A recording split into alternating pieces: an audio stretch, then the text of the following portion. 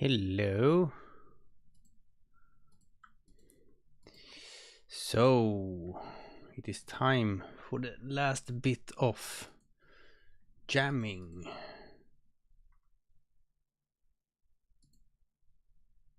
If I set everything up correctly. Seems like it.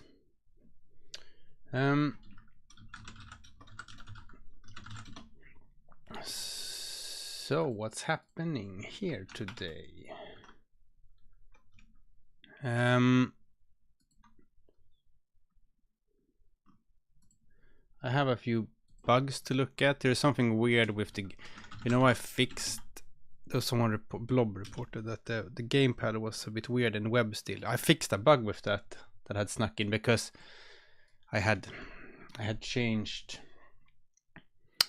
some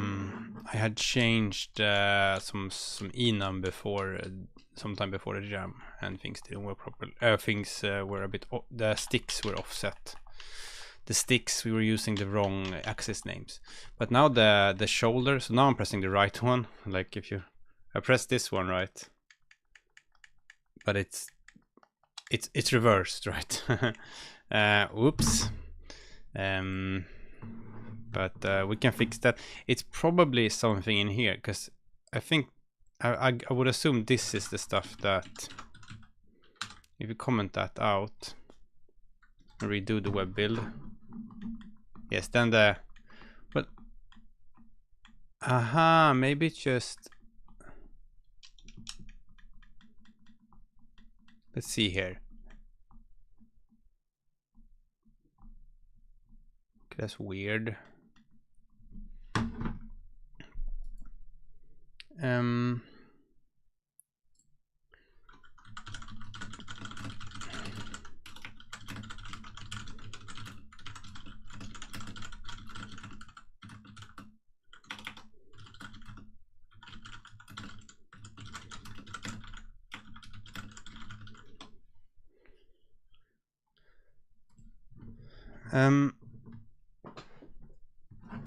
So something is weird. Let's look at the buttons first, because this the left shoulder button goes to the right, and we can verify that, like gamepad, the Windows one here, it's correct, right? So let's have a look, shall we? So we can ignore the axis for now. It's just get game. It's the events procedure, maybe get events. I should.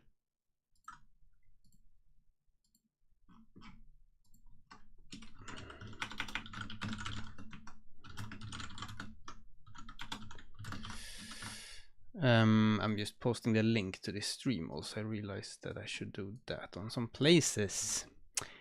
Hold your horses.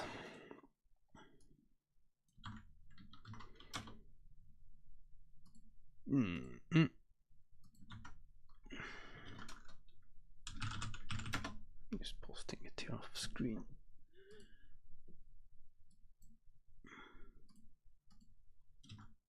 There we go. La da doo dee dee doo dee.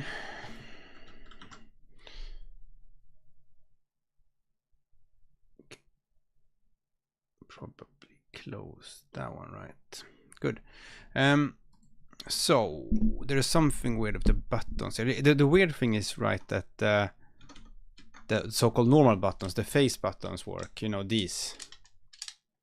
These are correct, and I think these, the start button or whatever you call it these days, and the sticks and everything is correct. So there's something else going on. Why would this have gotten messed up? Because I wrote okay, these numbers are hard coded, but is there something with the axis that I've forgotten to update?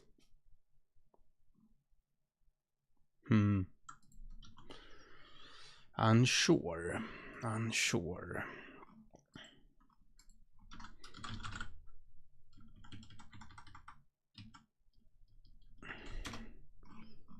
Right. Well, let's. There is this. I think someone linked there is this tool you can use to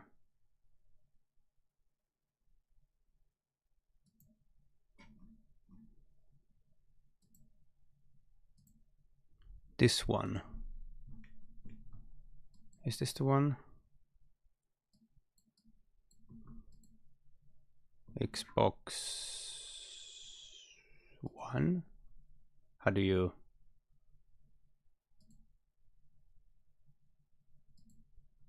Okay, maybe this is not.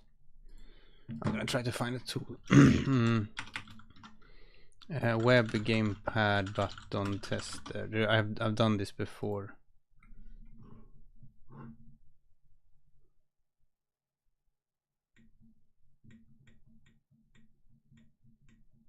The none. Yeah, but so this one is button 4. This is the left shoulder. Okay, get. Am I stupid or is?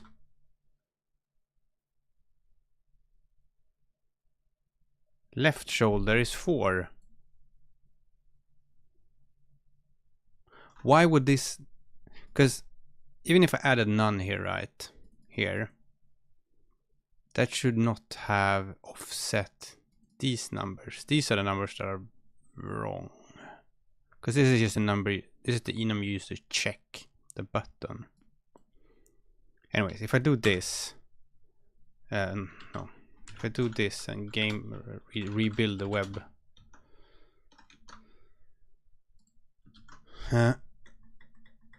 Okay, now they're both onto. Okay, wait. This one.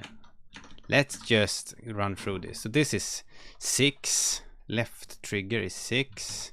So it looks like an off by 1 error. This one is 5. Right shoulder is 5.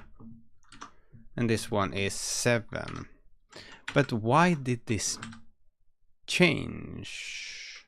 If someone, like, I added none to this one, but these numbers seem to have changed. Or maybe it was wrong all the while and I just didn't notice. Because now it's correct. Now it's all correct.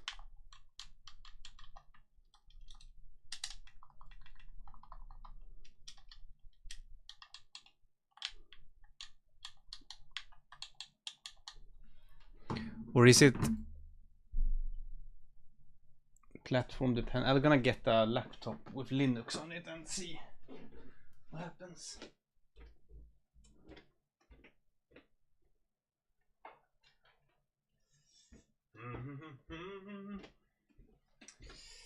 Do-dee-dee-doo.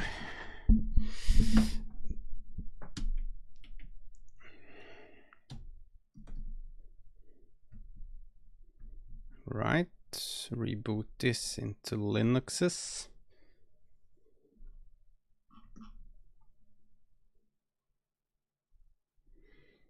I mean, I have a hard time seeing how adding that none. If I don't know if I think it was always one in the button. I think I only added it to the axis one. But yeah, I'm not sure. Yeah. So let's see.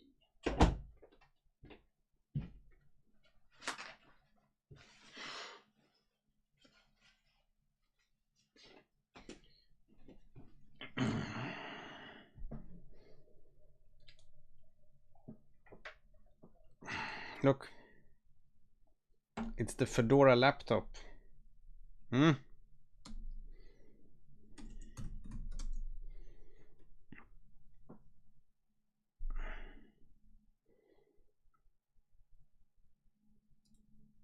Oi.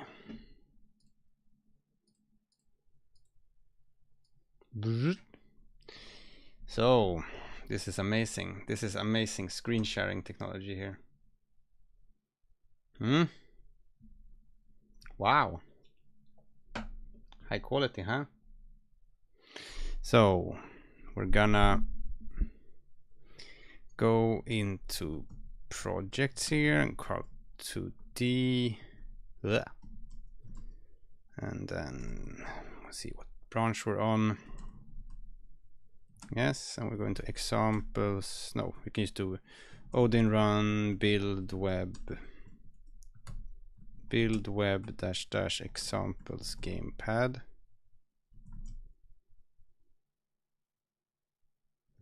Yes.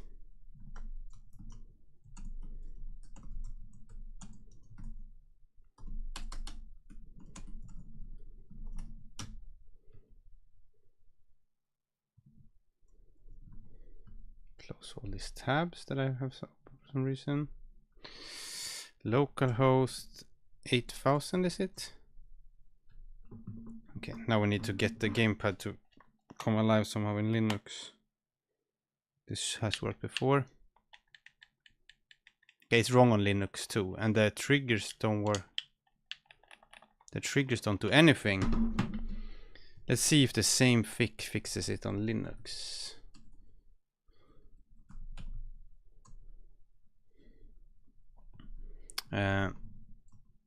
Let's see. Pad button. So what was it I did on the desktop here? I did 4657. 4, 6, 5, and 7. Oh no, I meant to do. Let's open another. How do I? New tab. Yeah.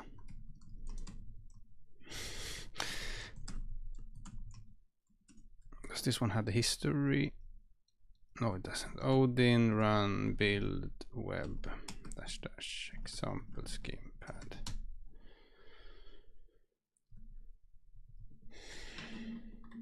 Okay, now that one is correct.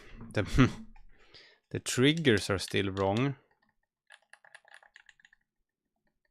Why doesn't the trigger work? I tested this on before. Okay, let's go to that same. What's the website name? Let's see here. Gamepadtester.net. Okay, gamepadtester.net. Yeah. Well, you're not getting any triggers at all. There's nothing.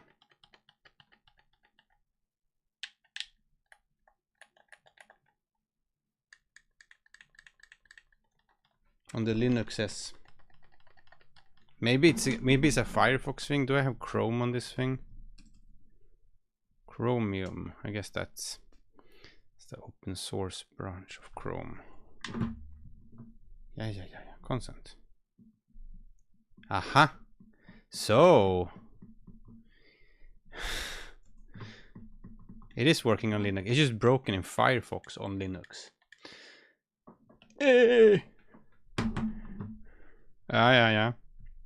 Is it really? Okay. Yeah, it doesn't pick up in Firefox on Linux. So I guess the most popular web browser on Linux doesn't work. It's the one. It's the scary Google one that works. Why is this one not scaled? Oh, whatever. Anyways. Yeah. I don't know what to do about that really. Other than like Firefox Linux shoulder triggers, gamepad triggers don't work.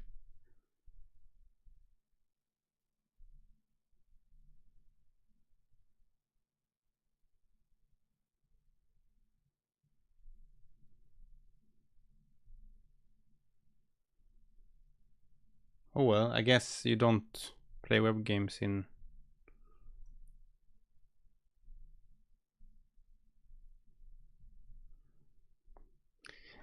Regardless, this seems to be a separate issue. So the numbers are wrong in the fix is the same. Regardless, it seems to be standardized.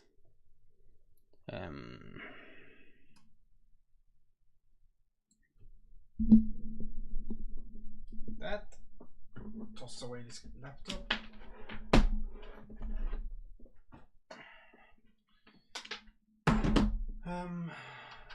And then the gamepad again.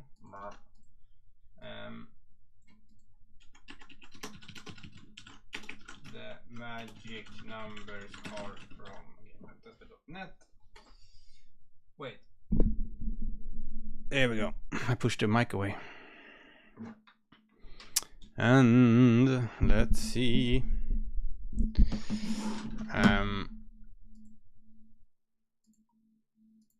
Right.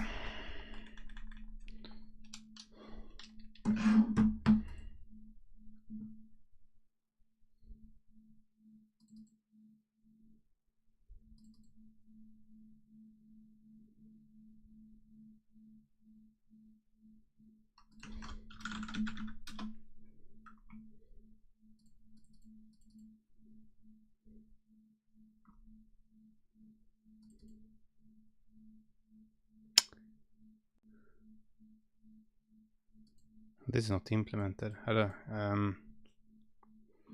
Anyways.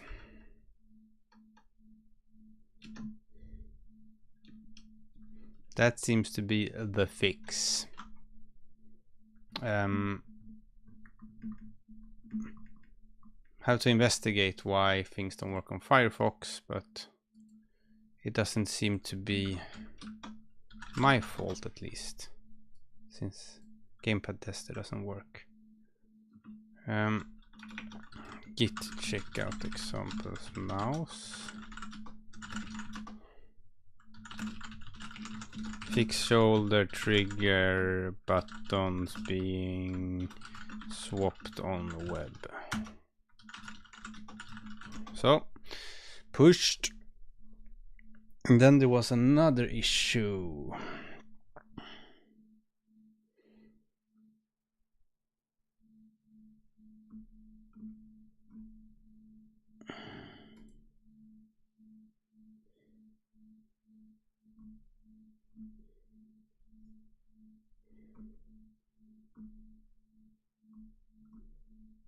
Let's see here, what was that?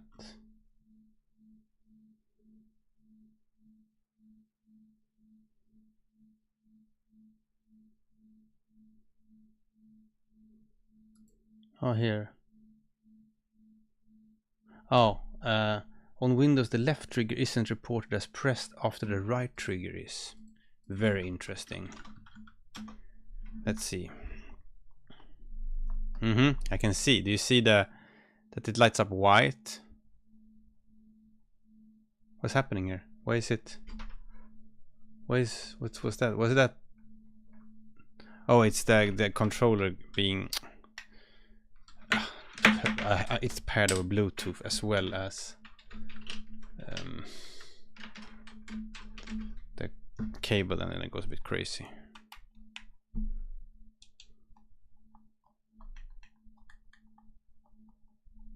So that it lights up is that the button is pressed. There's a little dead zone there that you can start getting like a. Exactly how big that dead zone should be is a bit unclear, but yeah, you don't get the button press. So let's look at why that is. That's a platform, Windows, gamepad, axis. It's not the axis. It's not this.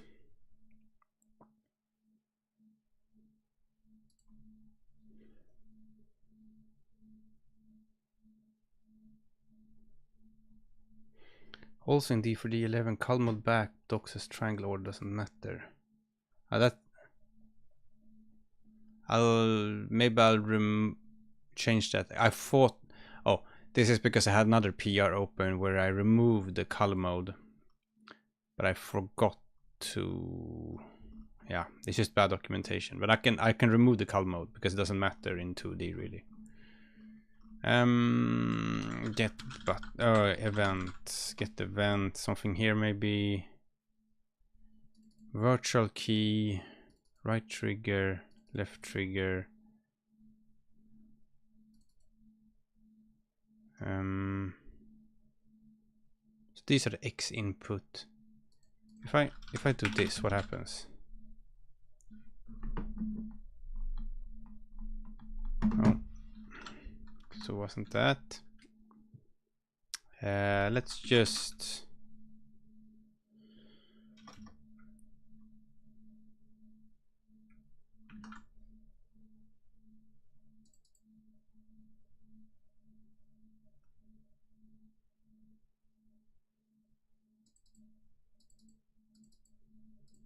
Left trigger and right trigger.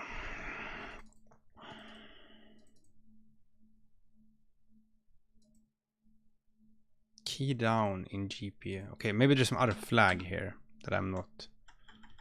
Where is it? Oh. Sys Windows.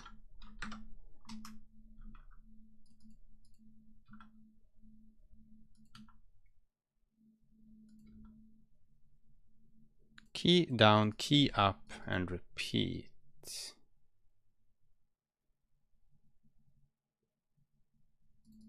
Okay.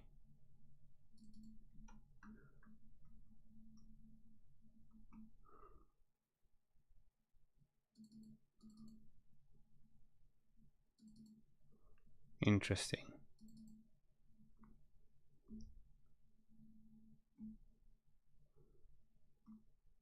Oh, here is before I added the none here, so it uses this doesn't need to use a maybe. It could just use none. But that's not important. These work. I mean, every other one works. Maybe I'll Google this a bit or something.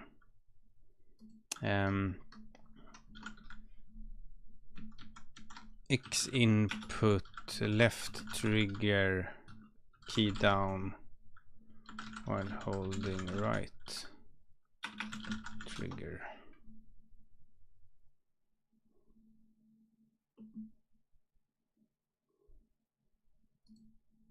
Oh, this is video games. I don't care about this.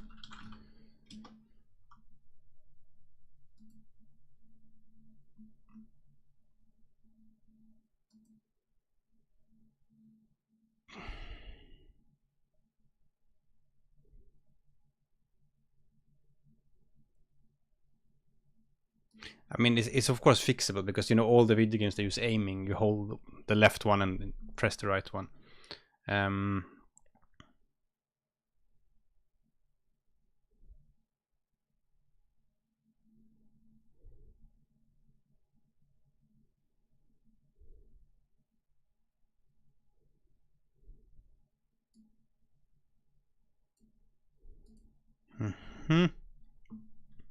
But that doesn't explain. Like, I'm able to pick up the. You can see that I can. I mean, one workaround is just to check the axis value if it's above a certain value, because you can see that I can always get the axis value. Wait. Oh, okay, that was on web. I was like, oh, what's happening? Stupid.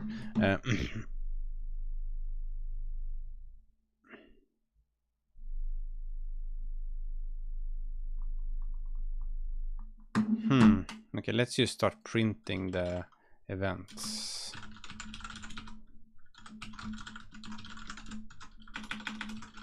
Hopefully this.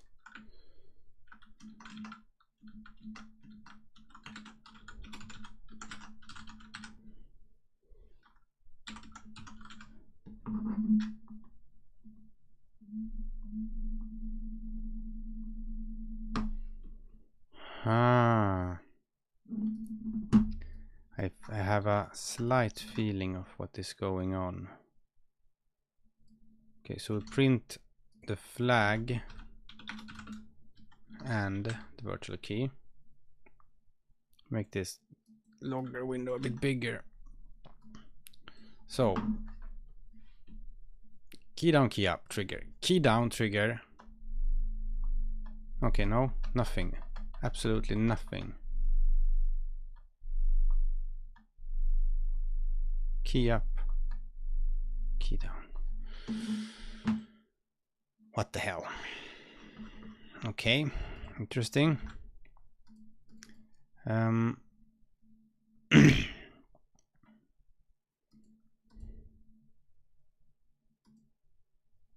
Keystroke,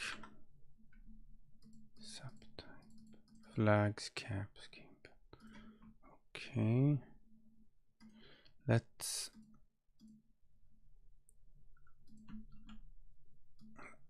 also ask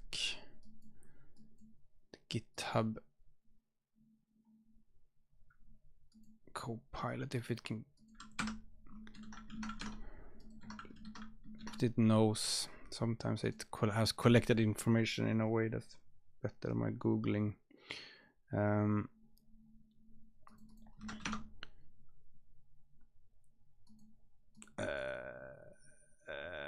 How do I like that?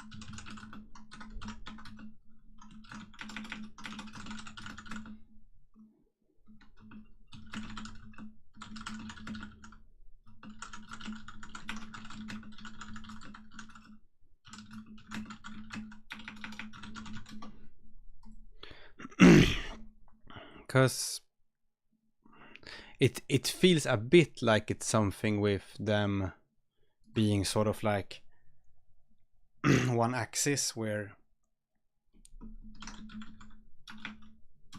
yeah,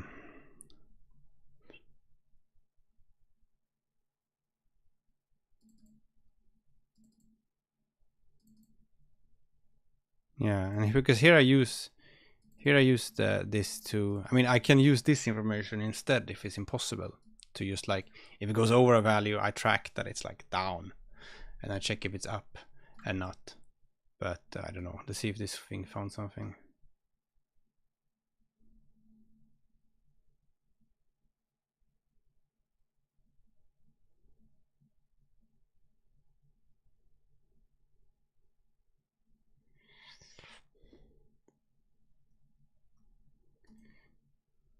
I think it's telling me to check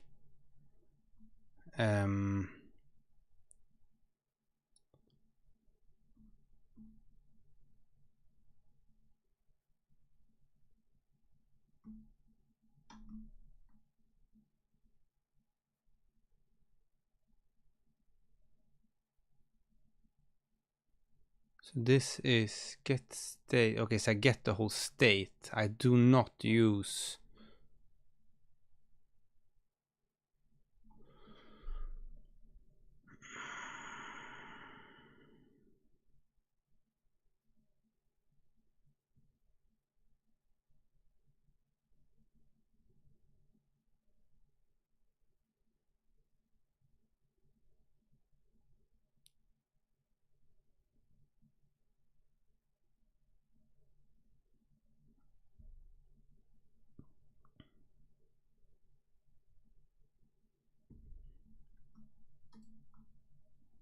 well, that's weird.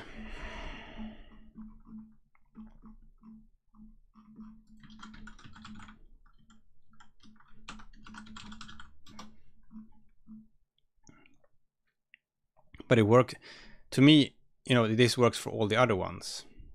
So to me, like,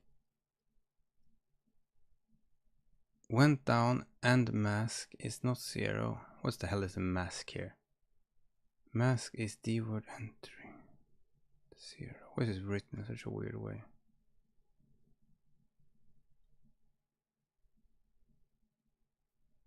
Entry, what the hell is entry?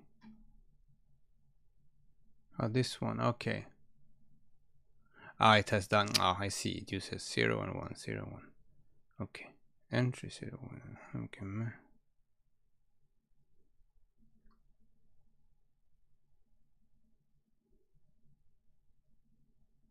Went down.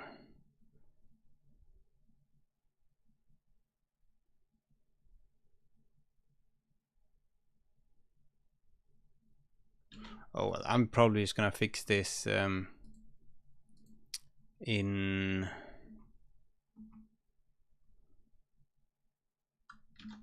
because you need to get key,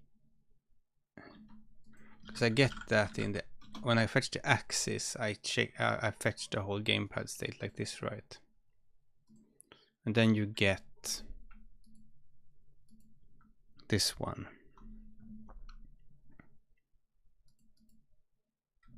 Wait, that's the Mac.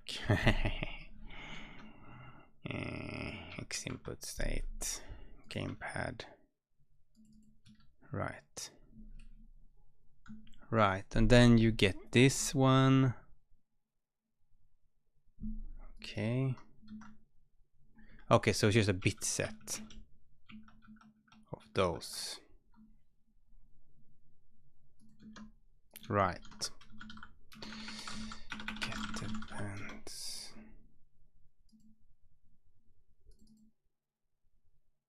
Well, I kind of do. I think I do this on. Is it on Mac? No, on. I think it's on platform Linux.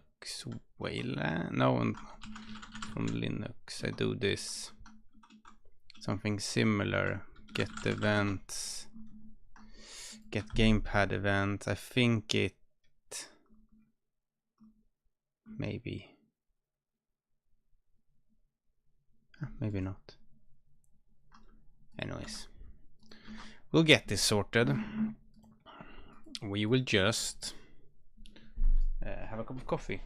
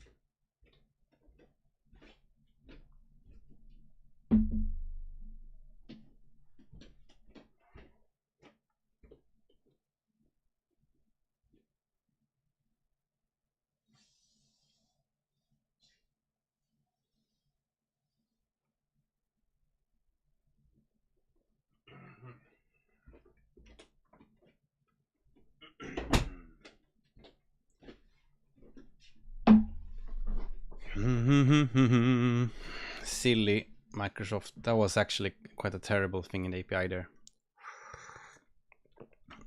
That this get keystroke is broken. It does not work. So what we will do here is the following. I will do something similar to what Copilot said, but I will code it out myself so I understand all the bits and pieces of it. Let's see here. GP state, X input keystroke.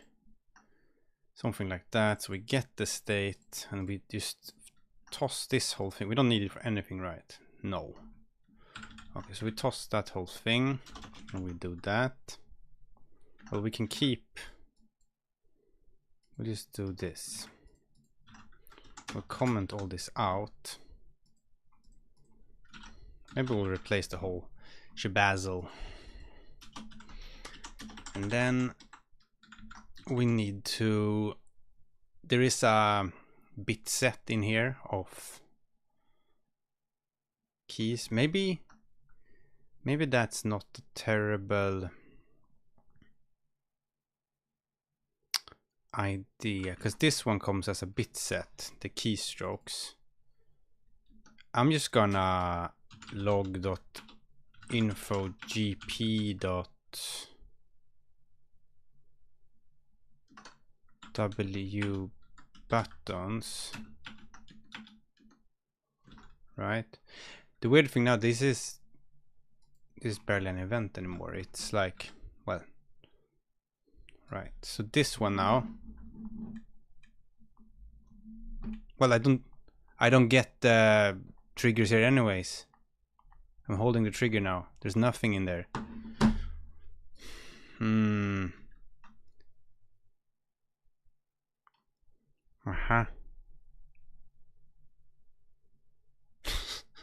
This one doesn't even include the triggers. It does. Oh, it's down here. Okay, maybe. Wait, does it? No, did it forget to show the rest of the?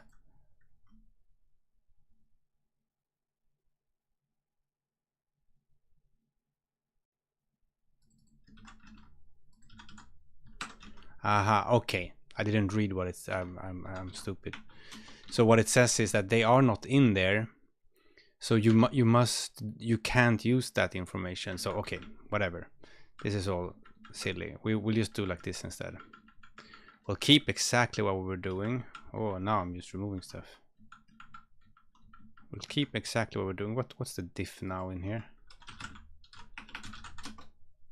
We will not.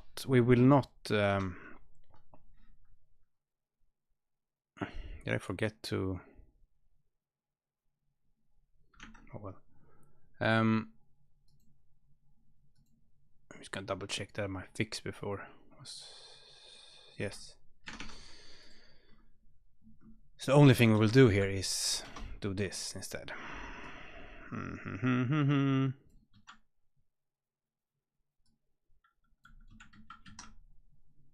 then we will not consider triggers here.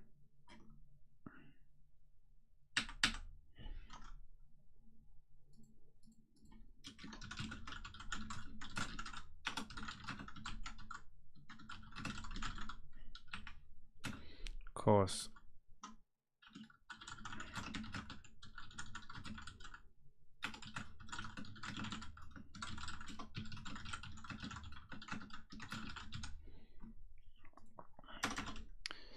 so do like that. So for each gamepad we get this. This is yes, good. Maybe this should be a pointer because this one might be quite big actually. So we have left trigger is this one, and right trigger is this one. I mean,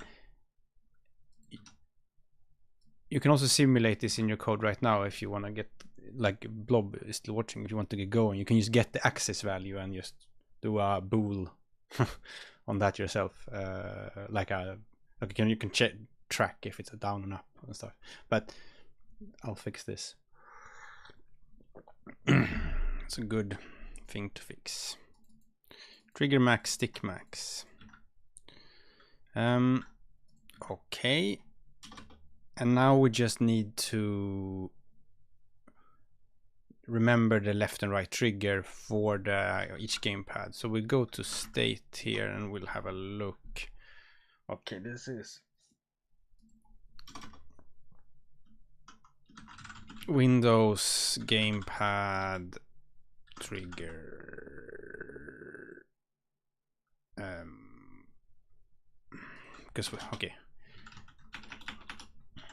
Because we essentially have like previous gamepad triggers. So gamepad index, what is that? Num gamepads, this is the one we want.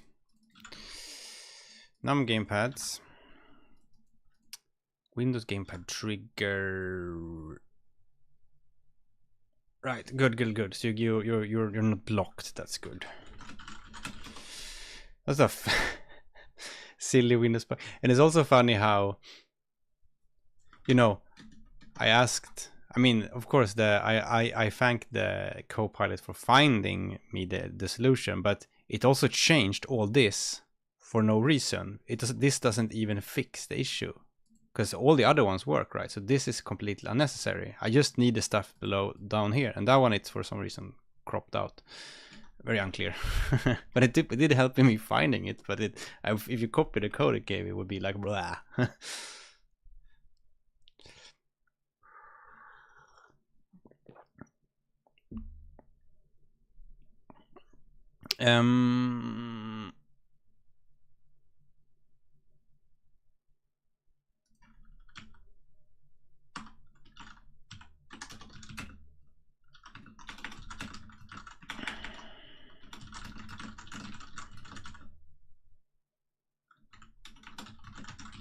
Whatever. Gamepad. We don't need a whole type for that.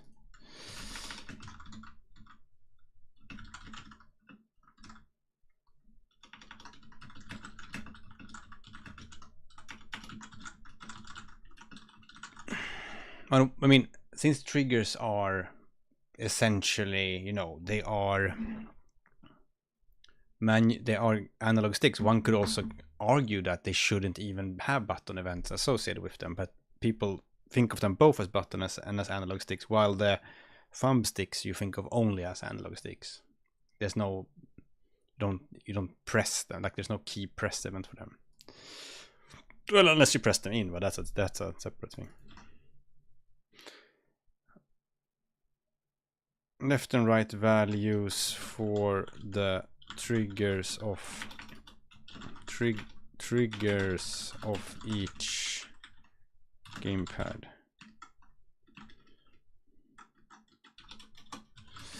Right, get events. Right. So we just fetch the cur is gamepad, previous gamepad triggers gamepad, like that.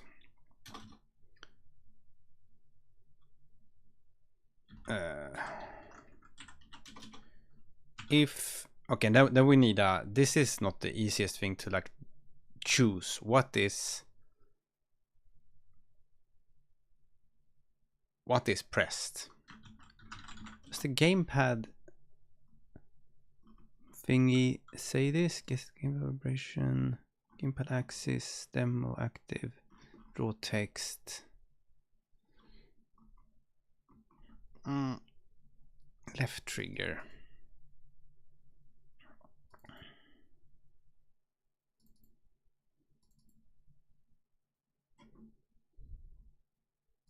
Okay, button is held.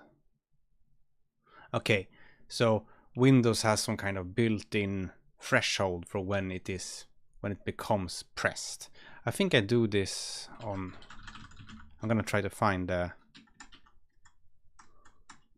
maybe it's on Mac. I do this. That there is a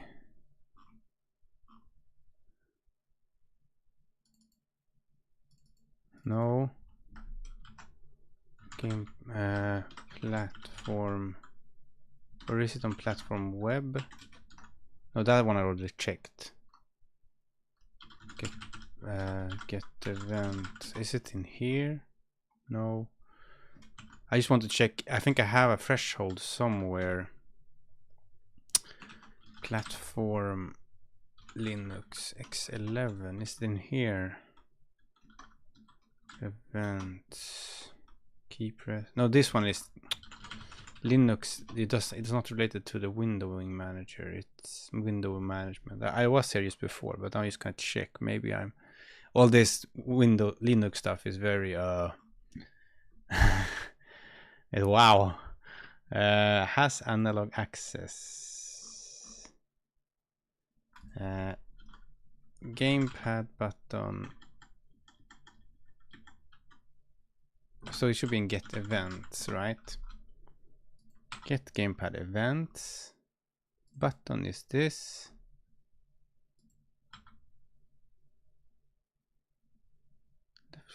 And okay, it seems to also. I don't remember. There was somewhere I had I think I had a threshold for that.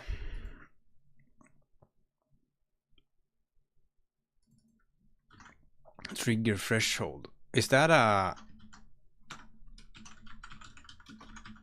Aha. Okay. So these are the... Why is the dead zone different for the left and right thumb? Is this the official numbers recommended by X input? Oh well, we'll just use this one since it's there. Good. And that means that get events. So maybe then we don't store we store the byte. That's is that a real byte or is it some Windows byte? You never know. What is a byte in Windows? Maybe it's like, okay, it's a U8. Good.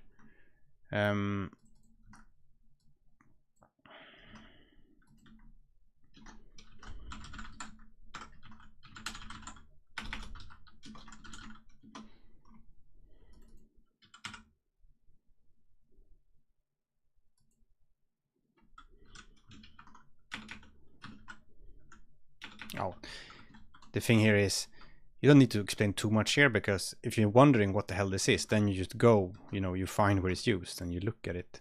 So what we do here instead is that we just say cur left trigger is S previous gamepad triggers gamepad 0, and then cur right trigger is 1.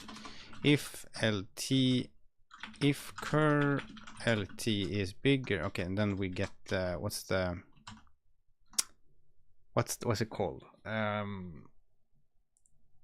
The dead zone.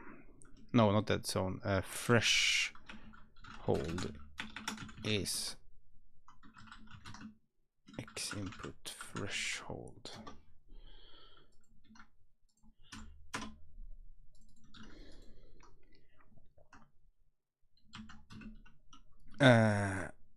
No. You can call this prev, of course, not cur, because cur is the one we have. Cur is gp.b left trigger, cur lt. Cur rt is gp.b right trigger.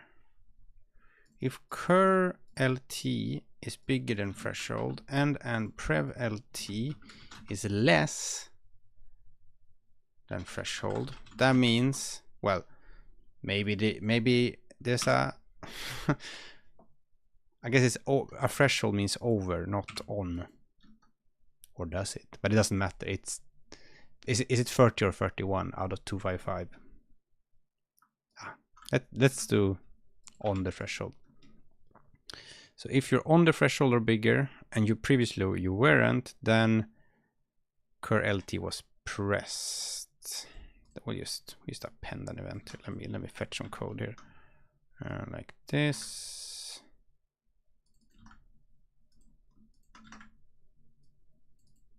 Ugh. Gamepad button is left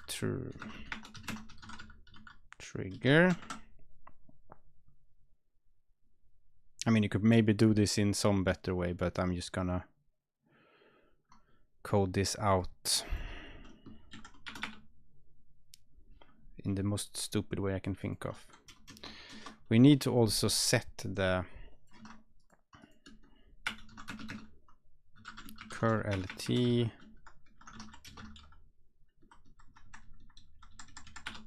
cur rt like that. Maybe we can do like this.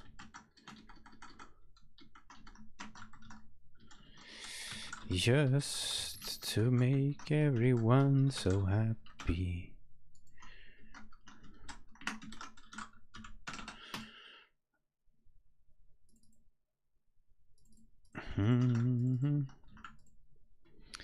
So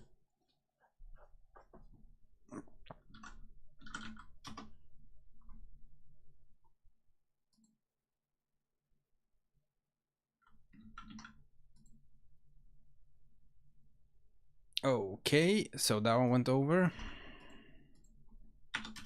If RT is bigger than, but it wasn't, then the right trigger went down. And finally, we just need the other two combinations. Well, there can be an else here. Else if, I think it can be else at least. Else if cur, wow, it just went into Chinese there. You got a giant EM dash. Whoa, what happened? Whenever you press Control Tab in Sublime, you can never ever get back to where you were. Because it's like cur lt is less than threshold. Prev lt was greater or equals than threshold. Right? That sounds correct, right? Oh, that's not how that looks.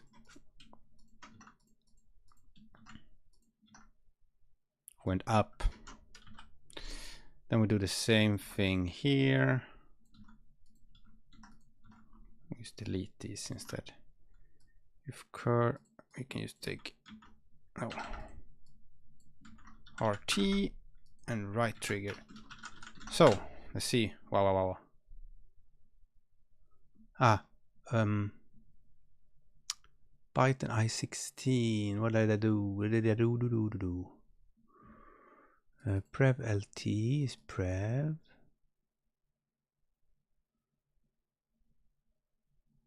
Gamepad triggers U8. Left trigger is a byte. Aha. Wait. Oh, it's a short for some reason. Can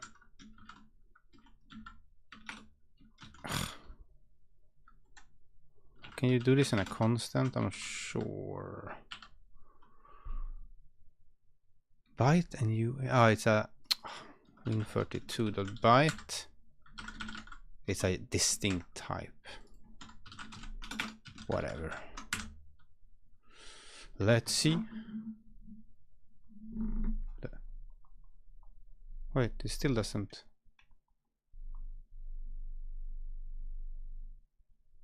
Wait, what's going on here?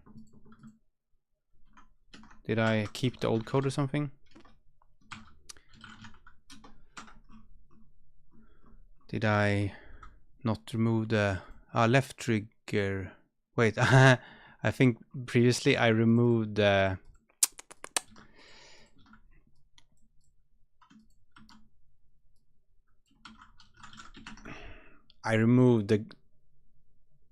the whole left or right group, not the. There we go. And it seems to be roughly the same sort of threshold as before.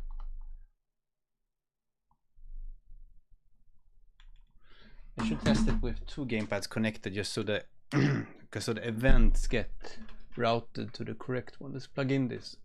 Oh, this just didn't work for me, did it? Because I don't have the. Or does it work? I don't remember. Cable. I might not have like some DS tool thing installed. Yeah, this does not work. I think I uninstalled that for some reason.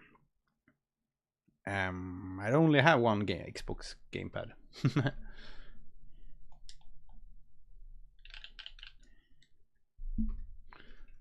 And I don't want to start installing lots of weird driver shit now. I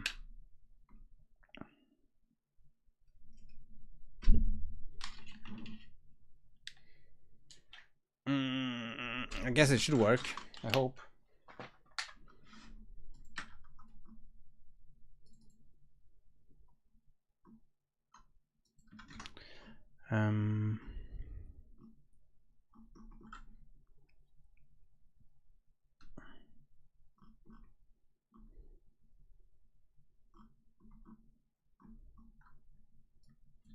This is more of a comment on this.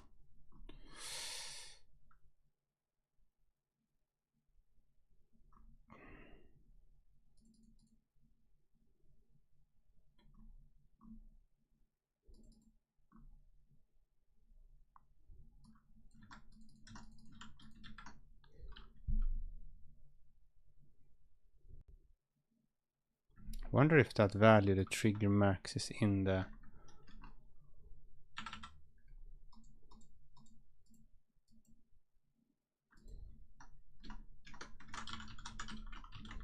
No.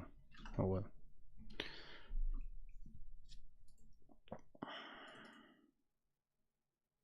Looks good, right? Should be fine.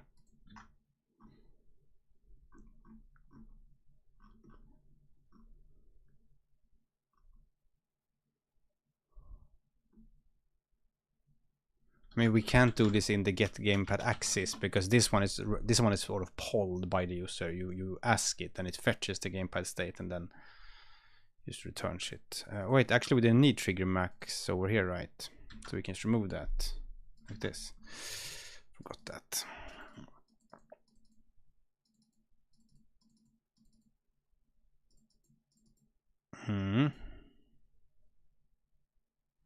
Okay. I'm gonna commit this. R trigger and left trigger gone. Add all this nice code. Left and right values for the triggers of each gamepad. We use this to record press events of trigger. Well, that's not really the correct comment, is it? We use the left and right values for each trigger in each gamepad. We use this to know if a trigger has been pressed, like a button has been pressed, released like a button.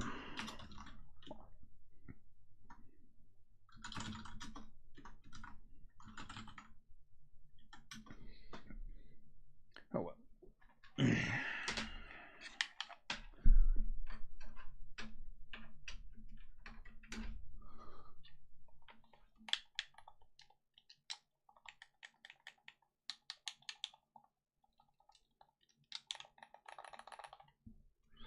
Amazing.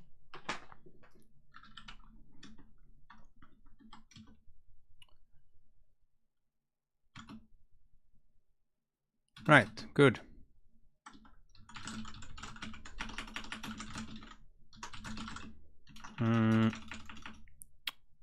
Gamepad Windows.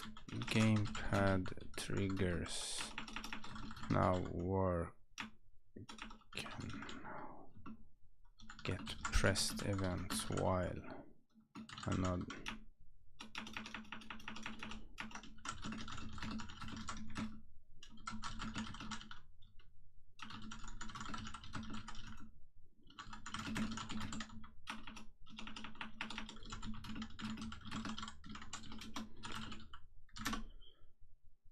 Push. Okay. Fixed.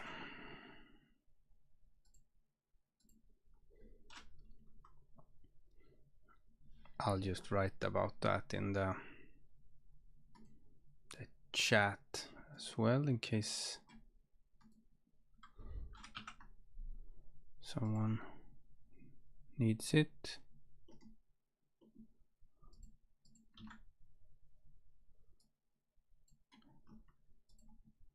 Fixed 2 gamepad bugs. Bug 1. Gamepad triggers shoulders were swapped on web. Bug 2. Left gamepad trigger could not get pressed.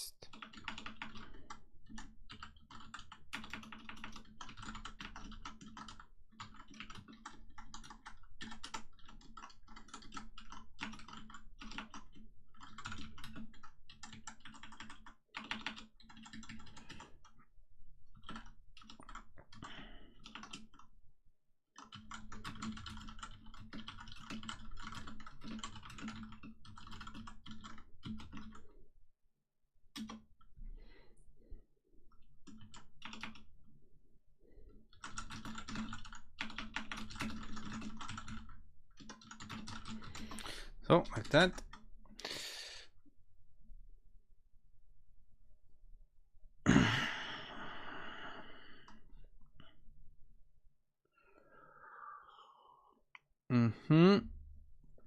Now, since we're 5 hours out, let's look at each page. itch.io. Got 6 submissions. Wow, we got 15 submissions already and 110 joined. So we're ending in 5 hours, 4 hours and 56 minutes. You know, there's been some great stuff going on the Discord here. We can make this a bit bigger. What has happened? I went to bed a while ago and watched some TV and stuff. Where did I? Ah, thanks a lot for reporting the bugs. I'm sure someone else will find it useful also. Little line art thing. Oh, some kind of polygon drawing. Very nice. Cool. And then this person is doing some kind of incremental farming game, they say, but it looks like looks good. Tractors, amazing. Brick breaker that just seems to really go. Whee! Very nice. FTL with earthships. I love that my my UI button has found use. This is my very experimental UI button that I just threw into the library. I think it's that one at least, or maybe someone made their own. Oh, this looks nice. It's like a little. There's arts and there's resources going around. Very nice. Taking a break. Alright. Oh, this looks. There's still a little artillery or something going on there. I'm not sure, but it looked nice. Zoom, zoom, zoom. Let's see here. This one says, no art but game works. This looks like art to me. Look, there's blue box and red box, and things are happening. Nice. It's like Hotline Miami, but with more minimalistic. Very nice. Someone's making nice art. What's happening here? Ah, this is the epic cat game. Feed the cat. Wow, look at those. Is that the debug collision spheres? Circles?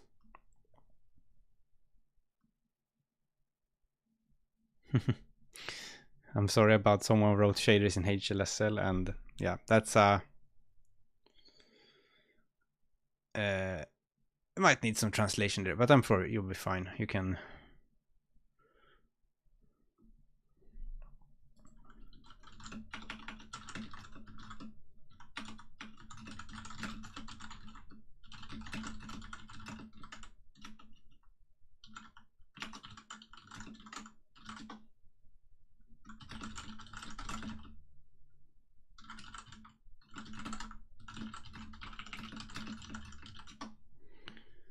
And that was, let's see here, there was some more stuff here.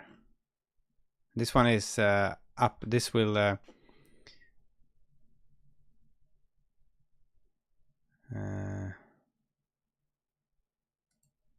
we can have a look. This is someone who made uploaded a game. Wow. There's some. Is there some? I was worrying that there would be some issues with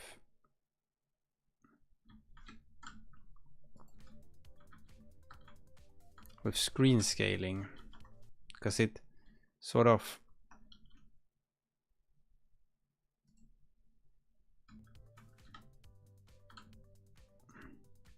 things set up outside. This is very nice. This is like Wolfenstein.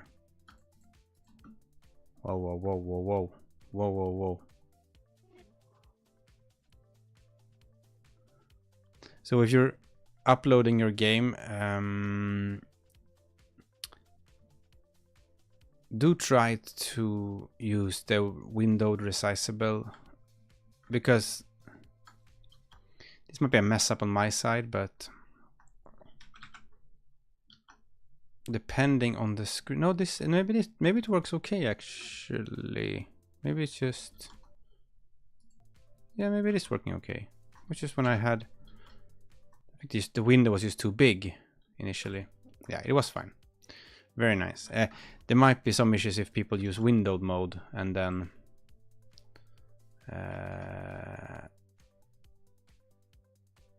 it might scale weirdly. Like if you use the non-resizable window mode. Cool.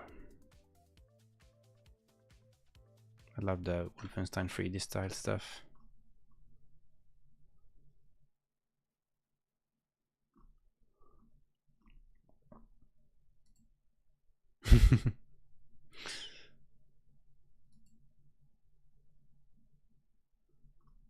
No, it looks cool.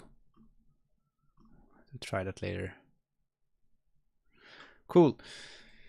So 4 hours 50 minutes left. I'm gonna write an email to send out to people with like a bit more detailed instructions on how to submit, especially about the web build and stuff. Just some tips and tricks. I can maybe send that email out. I can write it here on the stream. Who cares?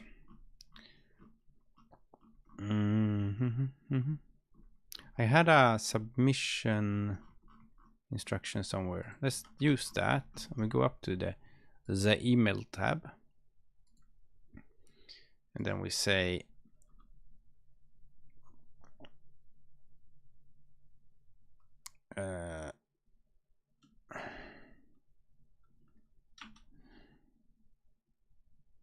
soon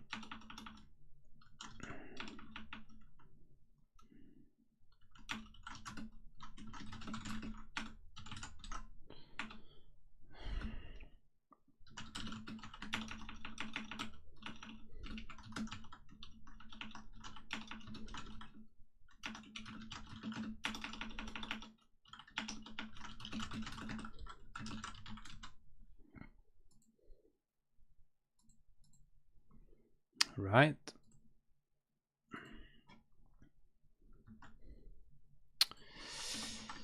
Hi, jammers.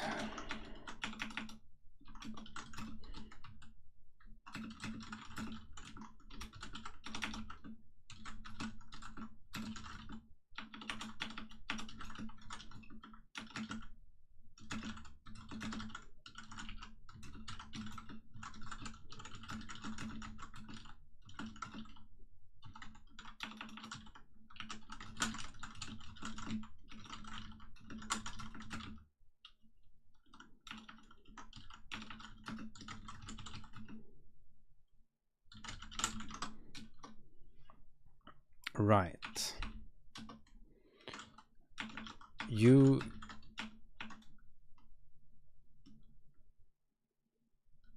can, if you haven't submitted yet, then remember that you can submit early and then update the game.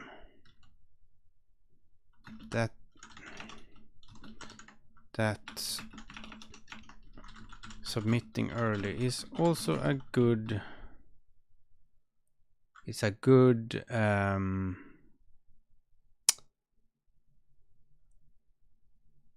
way to test the web build.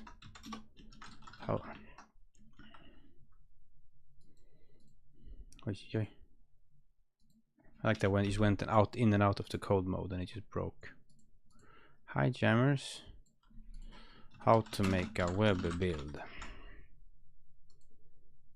So okay,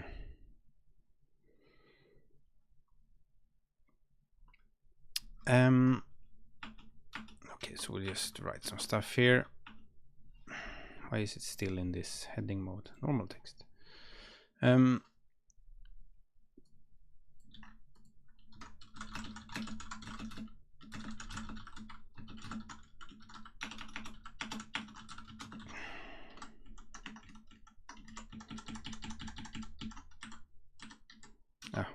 We can just also, there is a short guide on GitHub. Okay, so we write like something like to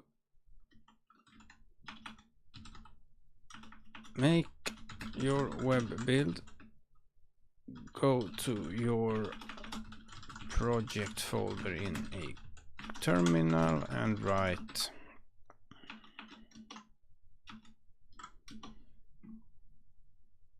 do you have like a code? I guess you would have to use the whatever.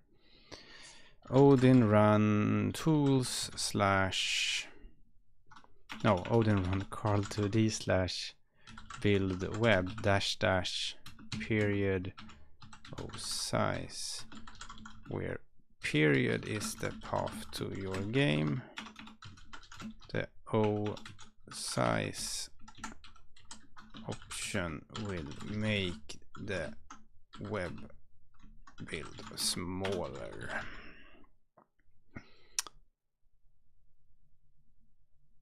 Maybe I go into the code mode here. Oh, yo. Code /code. Does that work? Yeah, I guess it did. Or maybe I'll just do like a remove this one and do like a pre.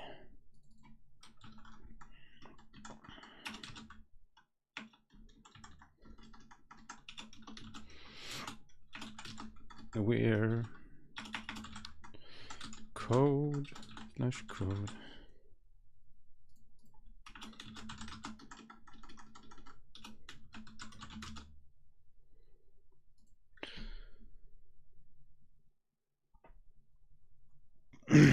I'm just gonna double check that I wrote the correct thing here.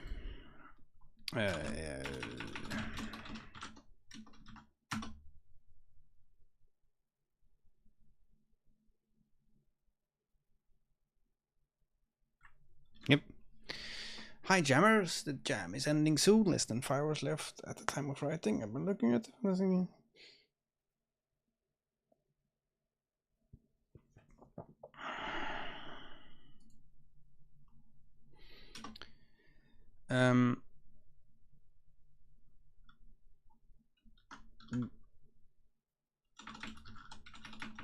When submitting, choose HTML. What is it called? I'm gonna check that. h.io.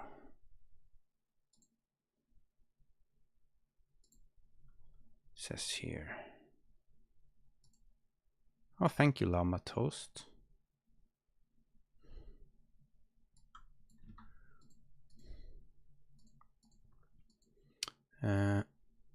When uploading, choose HTML as kind of project. Thing to itch.io. Then upload a zip with all the files in the bin web in the folder that build web script created.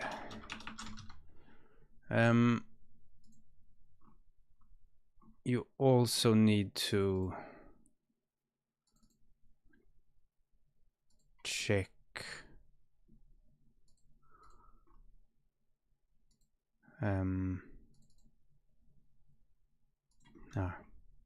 test. You also need to check this button here. This file will be played in the browser. Right, because you can't choose that unless you must choose up here kind of project HTML and then you click this.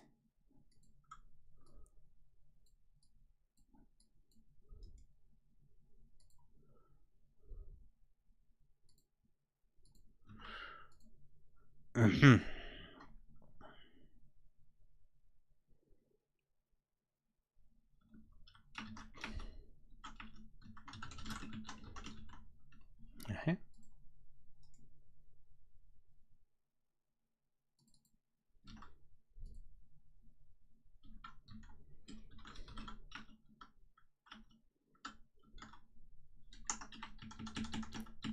Check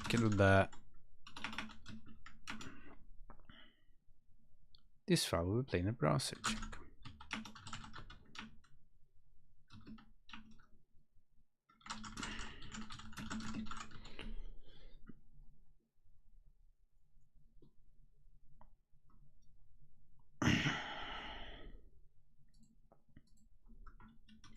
Some other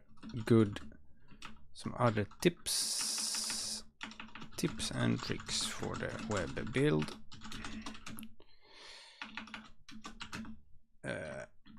Oh my god, this editor is not very good.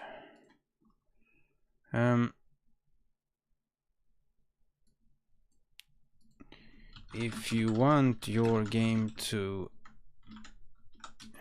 you can choose the view, choose a suitable viewport resolution to each project upload page. If you want your game to adapt to any viewport size, including, check the, there is a button down here, check the full screen button, check full screen button on each if you want the game, want it to be possible to hop into, want full screen support directly in the browser. In order to make your game adapt to any viewport size and any full screen resolution, try feeding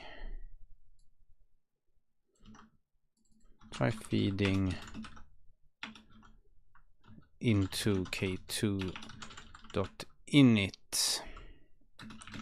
This will make your game always use the full, always use all the what's it called, use the full area of your, the full size of its canvas, or now it's not a canvas, container.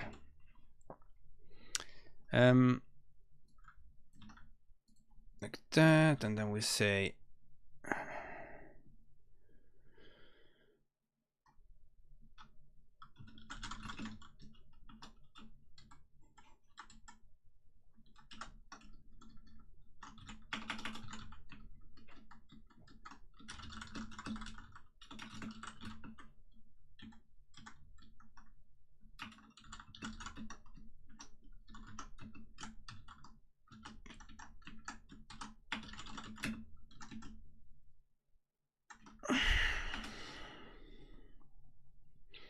so let's see what I wrote.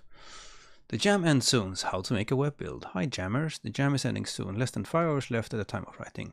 I've been looking at the games in the Karl2D Jam channel on the Discord server, and the games look fantastic. If you haven't submitted yet, then remember that you can submit early and then update your game.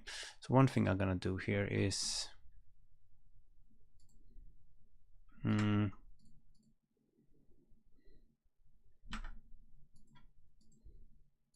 whatever.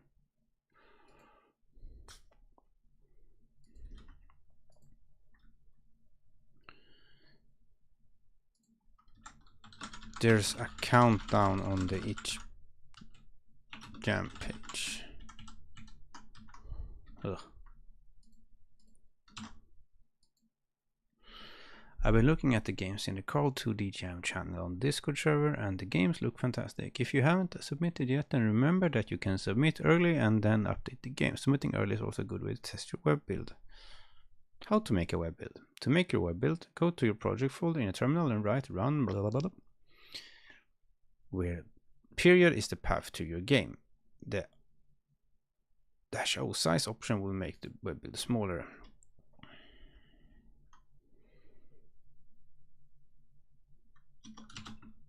Oh well. When submitting to itch.io, choose HTML as kind of project. Then upload a zip with all the files in the folder that the build web script created. Check this file will be played in the browser checkbox after uploading the zip. Some other tips and tricks for the web build. Choose a suitable viewport resolution on the each project upload page. Check full screen button on each if you on the each upload on each project upload page if you want full screen support directly in the browser. In order to make your game adapt to any viewport size and any full screen resolution, try feeding options window mode into k2.init. This will make your game always use the full screen container. you can use a camera in your game to scale it.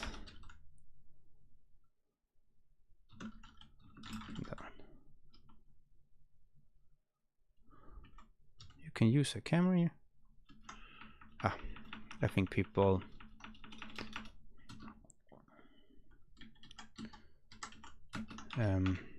see, for example, see examples space cat for how to do see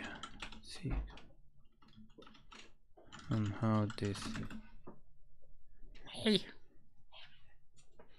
how this is done, including how to use a camera to scale up the game to use the full screen, to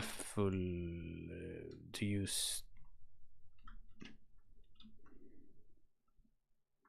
always appear the same size.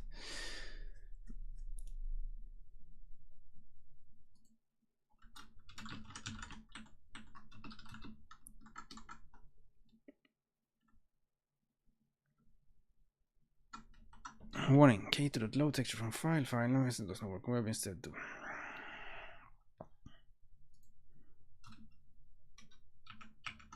It also has some notes on the hashtag load discussion above.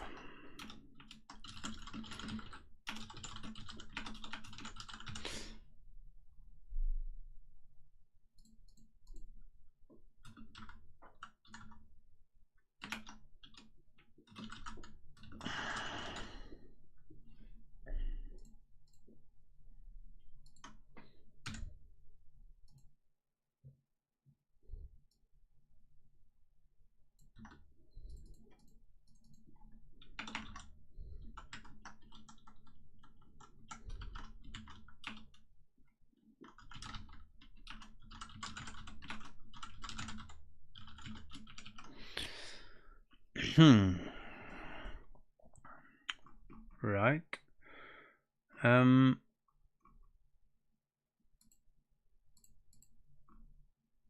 Do I dare go in and try to make these into... Nah, I'm gonna keep them with backticks like that because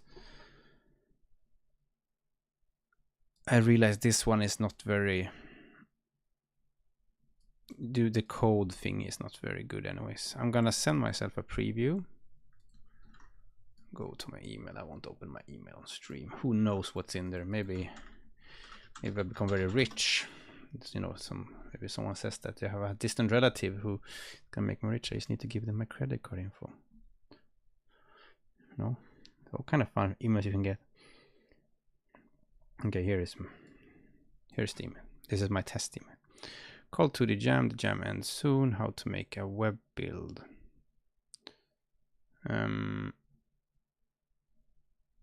Karl2D Jam has sent you a message. Karl2D sent me, hi Jammers, the jam is ending soon.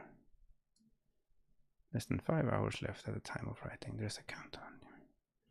Get the games. If you haven't submitted yet, remember you can submit early and then update the game.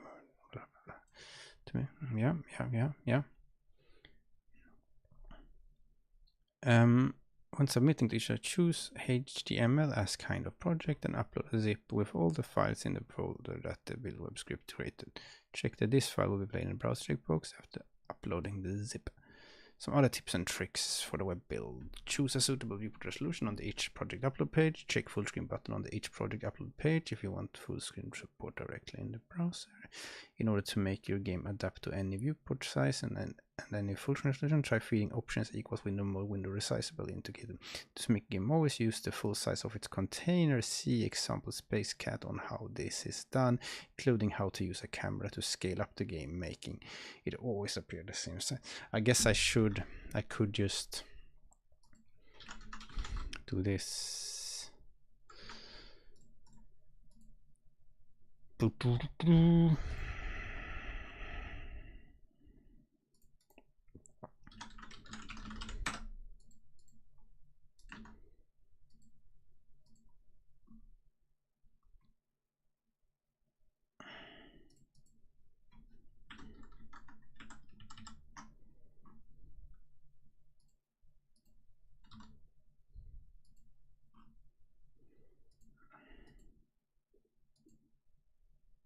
Checking that the link works. Good.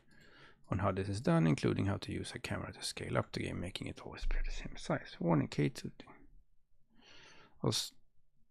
Also, there's a short guide about the web building.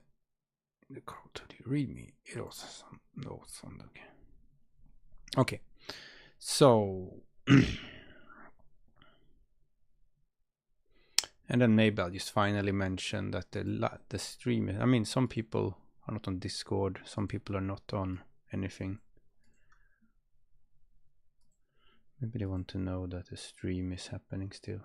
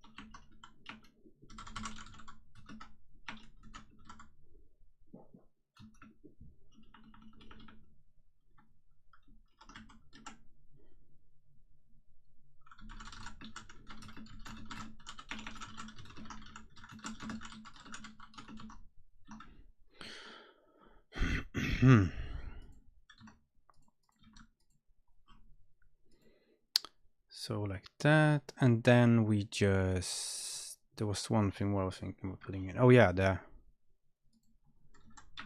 me do like this.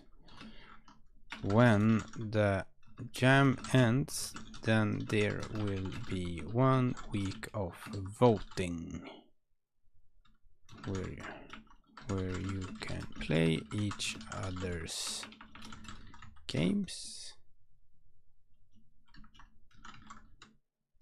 See the jam page for details on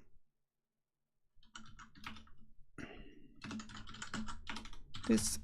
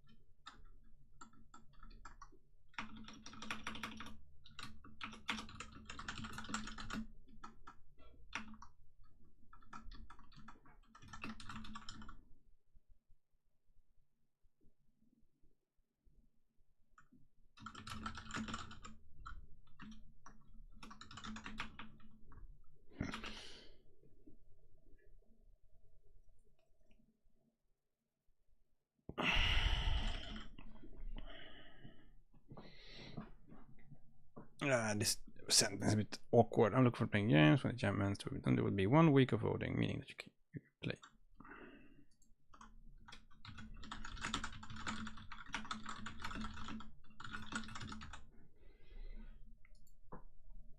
That.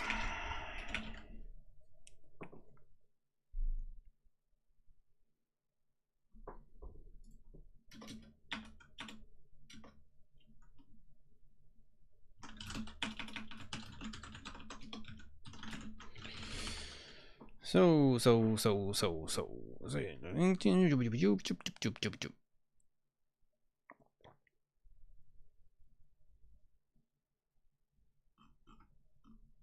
Okay, let's send it. So we save the draft. So we see the full thing here. I think that's it, right?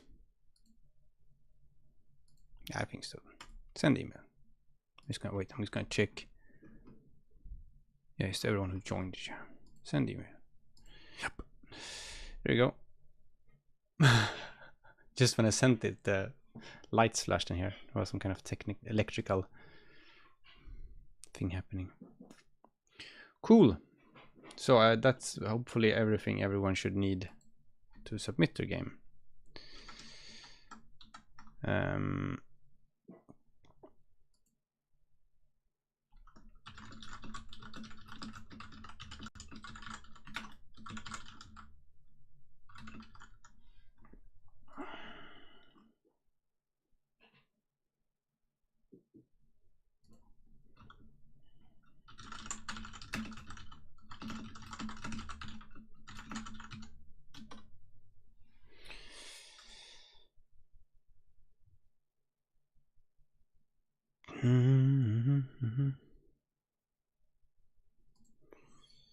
So update the example. Cool. Cool and nice. I don't think there's any more pressing bugs to fix. Blob said that I fixed both these issues. Yeah.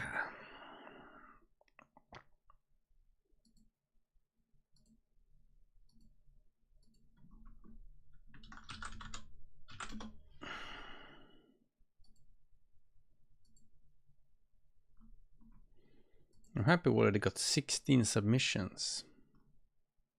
It's very cool.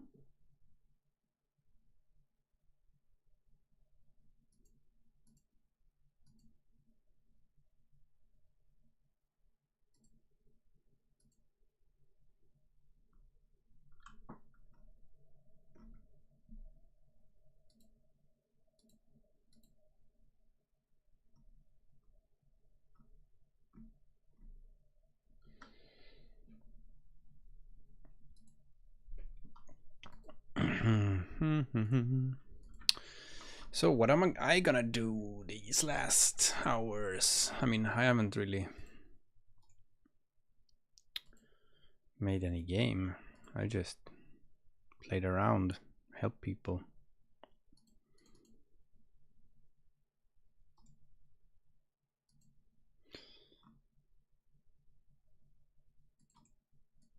Oops, I didn't mean to put blame.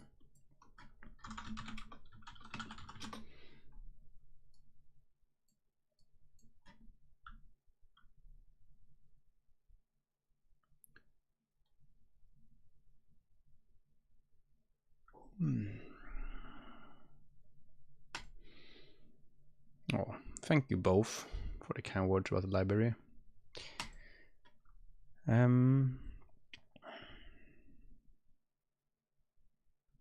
Well, what I can do is, you know, I can just, for people watching, I'll just do, you know, like general Karl2D, some show how things work. For people uninterested in the architecture of things. So this is my little game that runs both on Windows, and there's also a web version. If you go to karl2d.com, you can, there's a link to it there.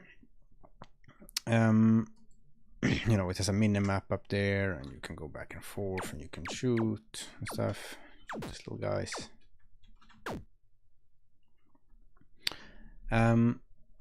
We can just, oops. So this game is an example that's included in the, if you go to index side of Karl2D repository, there is an examples folder, and then there is a space cat folder which implements this game, right? And this game is very, it does what it does in its most simple way. It just has this bunch of sort of global variables here that keep the state of the game. There is a bunch of types for the different things that appear in the game, and then on the desktop version, the web version goes to the init procedure and then uses the step procedure each frame manually to update the frames of the game. But if we look at the desktop version, what it does is just it's just a normal program. It has a main procedure, and then it goes into init here, and init launches the K2D Karl2D library, and that's just imported up here. And then it just says an initial screen size, and here it does this thing where it says window mode, windowed resizable, and that's just so that you can resize this with a thing like that.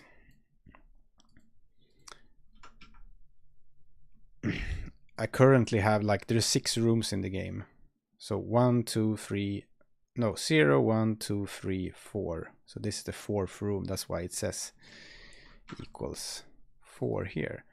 But we can actually look a bit at what K2.init does, because that's interesting to just see, because a nice thing about this library is that everything is written in Odin, and you don't when your game is compiled, the library is also compiled. So you can go into the library source code, because you probably just have it as a subfolder of your game. We had this little mini jams I did, yesterday. And here I used to have K2 is imports the Karl2D folder, and then that stuff is compiled as part of your game. So for example, if we go into Karl2D.odin, the init procedure is this one. And that one opens a window and sets up the renderer and sets up any state needed for audio stuff. And the way it needs to know which platform it's on, so Karl2D doesn't use any sort of abstraction for, it doesn't use a library for doing it doesn't use GLFW to handle all the different platforms. I just implemented it so that you don't have another, if you need to fix a bug in Windows, you can just fix it in the library instead of having to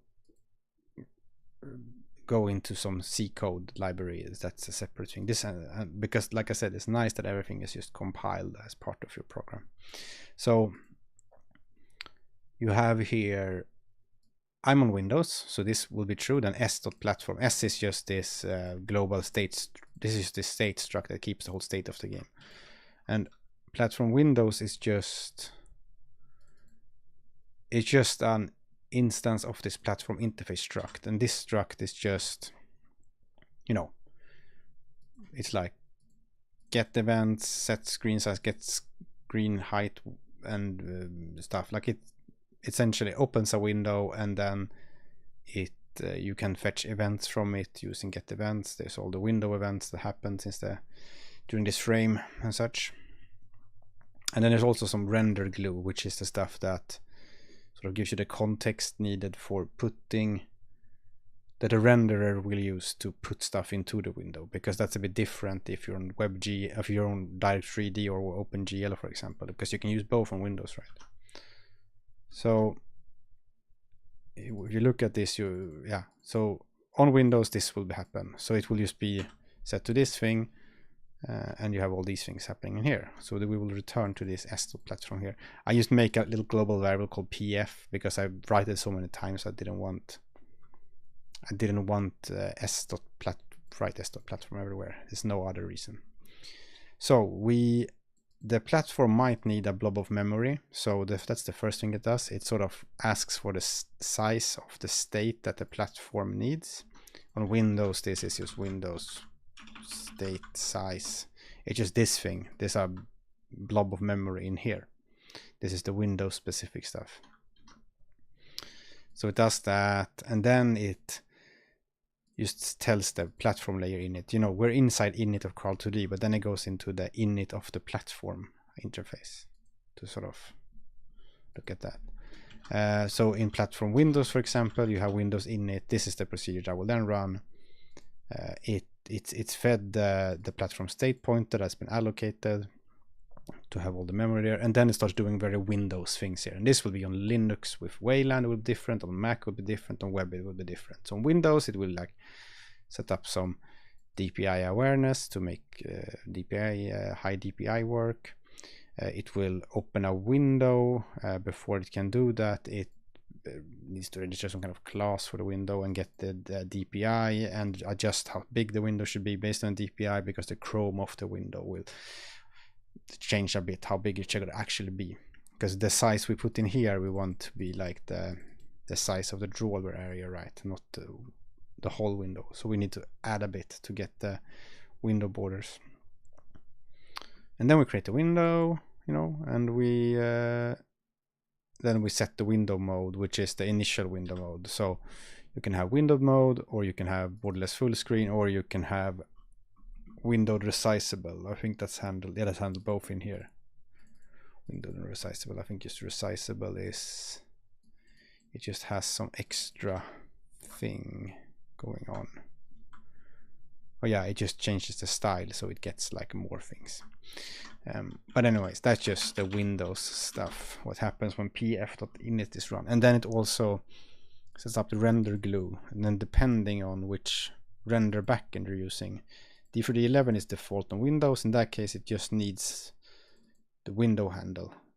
Then it just like does that.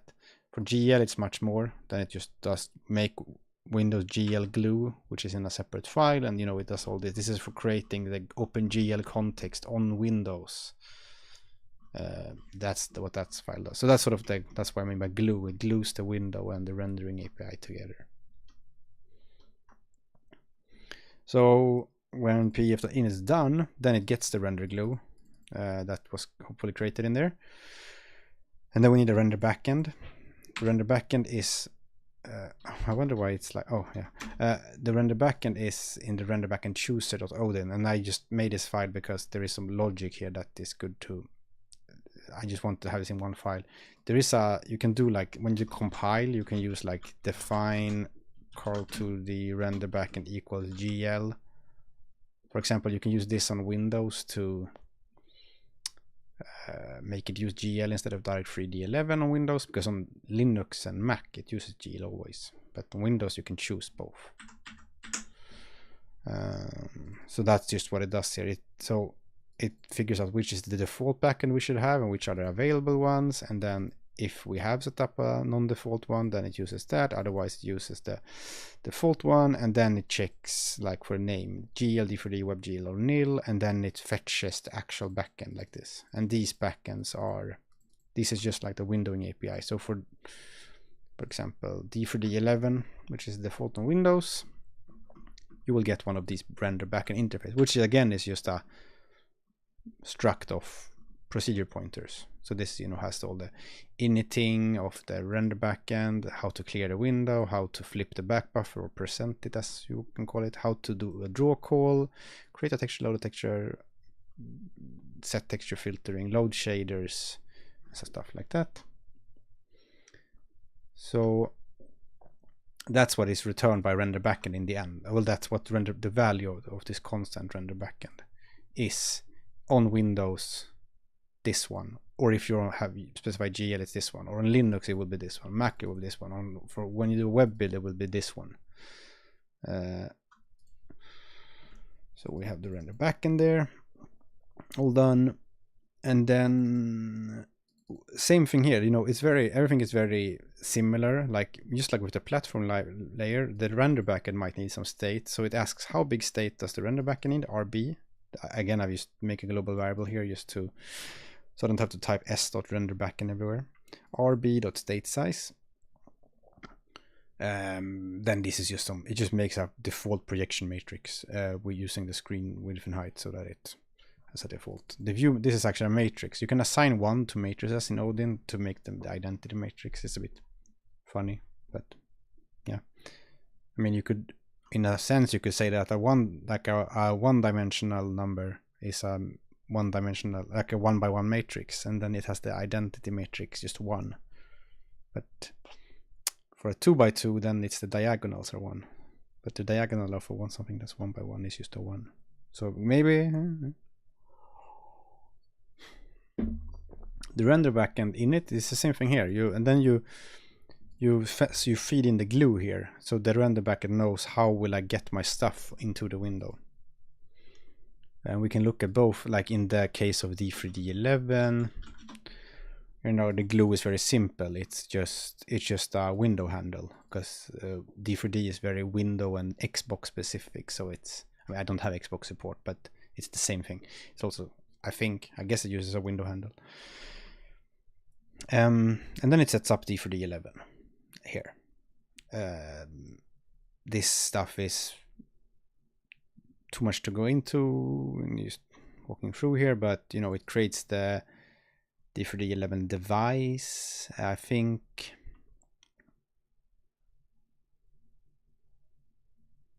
Wonder why this magic numbers here. It creates a device, and then is this the dummy device that it uses? No, maybe not.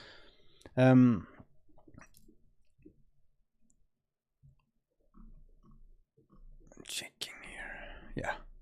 So the device is how it talks to the GPU for D3D11, and then it makes a swap chain, which is sort of the back buffer, and then the rasterizer is sort of how it culls and does scissoring and stuff. And then we make the vertex buffer. We have just one vertex buffer that we just update every frame. It's sort of similar to doing instancing. If in 2D, if you have quite small vertices, you can do this, since all of them will be, well, like the meshes you render will usually be quite small, because you have like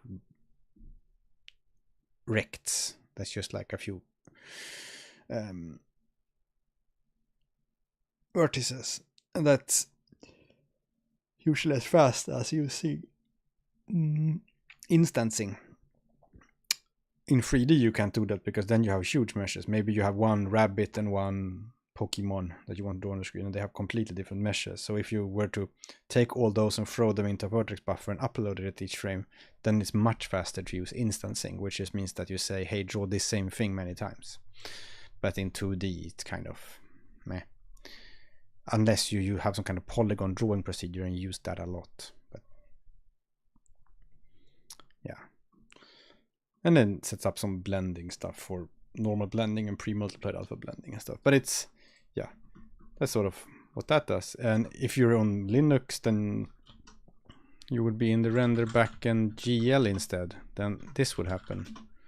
You know, we would set the glue here, and then the glue in GL, it's more complicated because you must use the make context procedure on the glue. So Windows glue GL, they will have to run this procedure, which both knows about the window handle on Windows, and then knows how to select the correct back buffer format, and up to lots of things. Make the OpenGL context into the current one. There's a funny thing here in OpenGL on Windows where you first must get a dummy context to be able to make the real one if you want nice features on it. Because like if you want RenderDoc to work, that's why I did it, at least. RenderDoc is a program for doing graphics debugging. I wanted that worked, and I needed a nicer pixel format or context made by this thing. This actually even opens up a little hidden window, because you can only have one context per window or something like that. So I needed to first open up empty window, then make the context, and then using the context I query some other things. That's why I need a context, and then I do the real context. It's a bit silly, but it works. On Linux it's very well. You have the glue for Wayland, which is actually EGL. It's like this. I mean, something similar. It's just a bit less silly. With you don't have to do the double dip. X11 is different because you use GLX. So it's something similar. The make context Mac glue. make context. Yeah, here is the NSGL, which is the next step GL stuff. Quite similar to the Linux ones. Yeah. So now it has done all that. Close some files here. No, Karl2D init. Where were we? We've initialized the render backend. Then we need a vertex buffer on the CPU. This is the thing that we will fill with the things we're drawing, like in the normal memory, and then that will be tossed to the GPU each frame. We also need a white rectangle, and this is similar to Raylib. We're using it for drawing shapes so that you can, in the same draw call, well, it's essentially, you could bake this drawing texture into your atlas and that way get it all into one draw call. I don't think I support yet setting the drawing texture, shape drawing texture, so it's a bit of a moot point, but you know, it will happen. Then it loads the default shader, and that depends on the render backend. So it just fetches, this just fetches like D3D11 vertex. So it just fetches a file contents for that shader. And then it sets that as the shader. And then it initializes font stash, which we use for generating font atlases when you draw text. And yeah, and then it initializes the audio stuff. And here's the same dance again. Audio backend.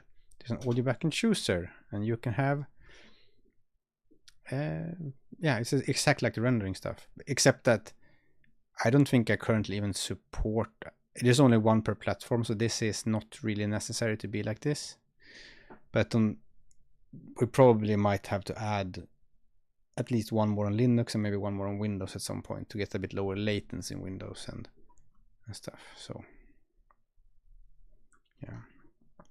Duck Typo says, I appreciate the attitude toward its external dependencies. Thank you. Yeah, has been it's a bit funny because if you look on Windows and Mac, this thing means that, you know, the Windows SDK and the frameworks on Mac are always there. So you can just use the OS APIs and you don't need any extra dependencies installed really. It just works. You can go directly to these APIs and it's all good. On Linux it's a bit of a different thing, because on Linux many people be like, oh, just use SDL, and then you go like, oh no, I want to try doing the Windows thing where I just go to the OS API, but there is no OS API really, because there's this, you know, oh, there's Wayland, and then there's how do you talk to a gamepad? Well, there's a few different ways. How do you do the audio? There's a few different ways. And then suddenly when you've done this on Linux, on Windows you get less dependencies. You don't even need SDL or anything. On Linux, on the other hand, you both get more and less dependencies. You get more dependencies in the sense that you suddenly might have to install more development libraries, like you need lib Wayland dev and lib alsa something, so you know, all those. It's in the readme, so you need all those suddenly. That doesn't happen on the other platforms because they have a, you know, well-defined OS API, or at least some default frameworks that are installed that you can use. So you know, it's a bit funny how you trying to use less dependencies on Linux means that you need more dependencies installed, because, and this is, you know, maybe I'm totally wrong here. Maybe I should do this on Windows and Mac. On Linux, maybe I should just use SDL, because it's just so, like, maybe SDL is the platform layer of Linux because it's like, it makes it simpler. But meh, I don't know. I've done all this work to get X11 and Wayland and the gamepads and the blah blah blah. But it is funny because, you know, you get people asking like, oh, I needed to install these dependencies, and I'm like, yeah, it's supposed to be less dependencies, but on Linux it's more dependencies, but not really, because you're not depending on another C library. You're just depending on these more direct routes to these services and kernel things and window compositors and whatever they're called. You have a direct route to those, but yeah, it's a bit of an interesting thing happening there. The difference in how the end result feels is very different because of how the platforms are set up. But yeah, for the audio, we have the audio backend is chosen, and it's the same thing as with the rendering. We have wave out on Windows, web audio on web. Also currently on, maybe I should add a pipewire backend here or something, but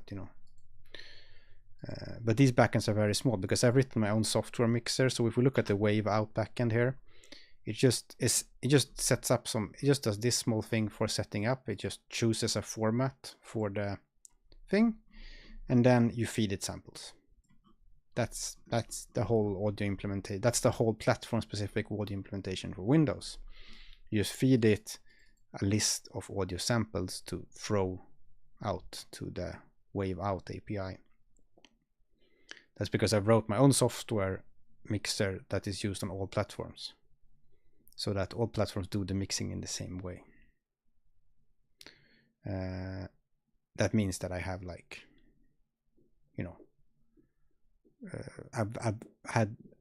I have to mix the samples. It's essentially adding samples to a buffer of these are the samples for the current batch of samples. Like you have like a mixer buffer essentially that you add them into, stuff like that. We can look at that in a bit. And then we have, and it's the same thing here. You have an audio backend states. As you see, everything is quite consistent in how it's made. So the audio backend, if there was only one audio backend per platform, if that was true, then I could have merged that into the platform layer, like into the platform back into the platform interface. But since I suspect that it will be multiple per, then I have separated.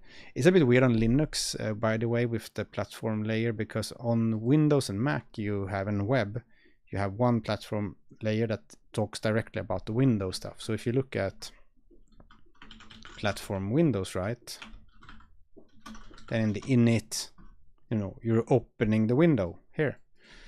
In Linux, if you look in platform Linux, then you go to init,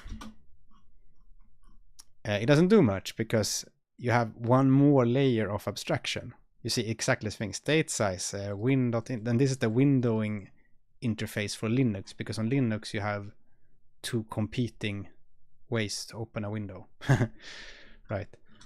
So on Linux you have this whole extra layer like this, and that's the X11 and the Wayland stuff. So there's a whole little Wayland platform Linux window, Wayland like this, that does the all the Wayland stuff.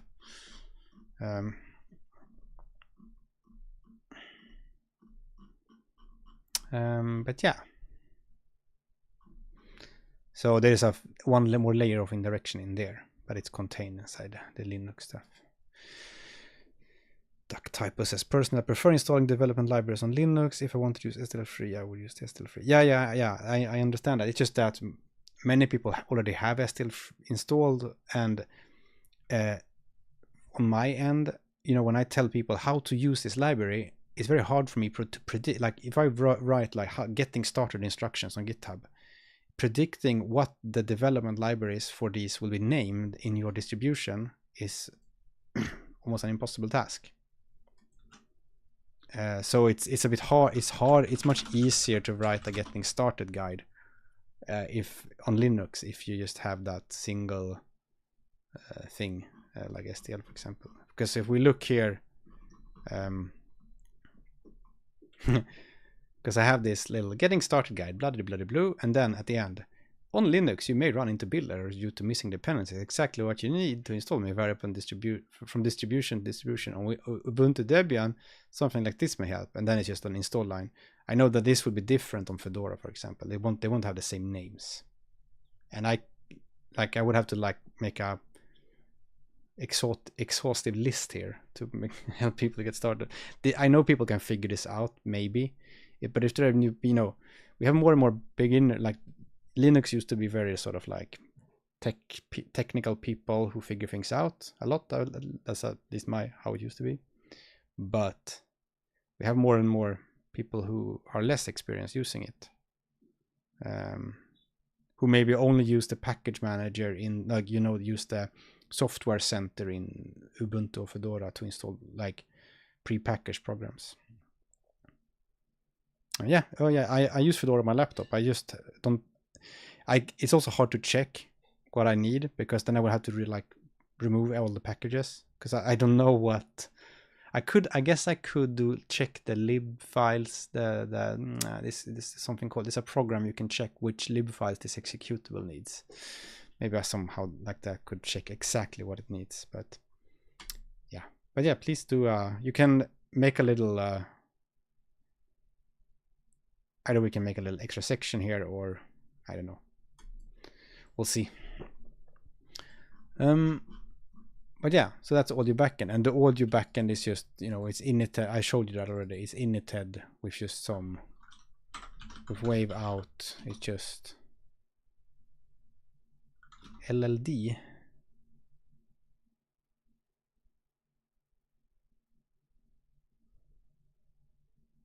The LLD might also be required for the web build, which I think is mentioned down here. WASM-LD. But for just building the desktop program, you might need like libasound and mesadev and udevdev and waylanddev and oh yeah, okay, sorry, you mean the program that checks which things your program needs. Oh sorry, I completely misunderstood what you meant. Okay, yeah, that one I can look at someday. Yeah, but yeah, the audio backend just sets up some stuff like that. So that's what init does. So if you go back to the game,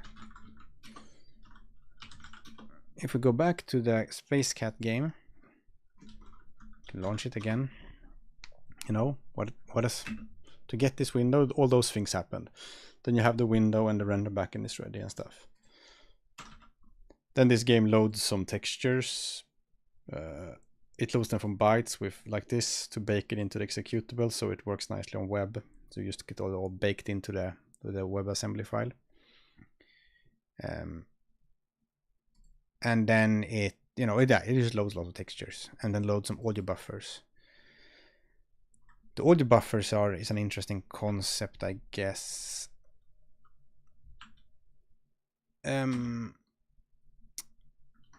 I have play sound, which takes a sound, and then you can load the sound from a file, or you can load an audio buffer from a file. And the audio buffer is the data that a sound uses. You can load a sound directly, then that sound sort of is the only one that uses that data. But if you want to reuse the same audio data for multiple sounds, for example, if you want to play them like slightly overlapping, if you press a key very fast, you don't want the sound to restart, you want it to play like multiple times at the same time. Then you can load an audio buffer and then just use create sound from audio buffer like this. And this is a cheap operation. It just takes the buffer and makes a sound object and adds it to a list, and then that will play and it will be destroyed when it's finished playing, but the audio buffer won't be destroyed. So that's why I do this here. And I load a level. I have a little level editor in the game you can go look at if you want. It's in the editor.odin file in the Space Cat example. But anyways, what happens then is it goes into this loop 4-step. It's just the main program finishes with init, and then it goes into this step thing here. And the step is just the main update thingy. So that will run K2.update. K2.update resets the frame allocator. I have my own, instead of using the temp allocator inside, like your game should use the temp allocator, but inside my library, I didn't want to litter the main temp allocator with the library stuff.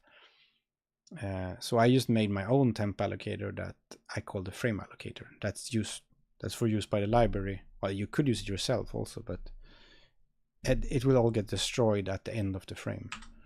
And it's just, you know, it's just a temp allocator. It's the same allocator as a temp allocator. So it will reset that so that everything from the last frame that was frame allocated is gone. Calculates the frame time. That's just using time.now in the Odin and then it checks how long since the last frame, and then it sets the time and such, and the frame time, the time and the frame time.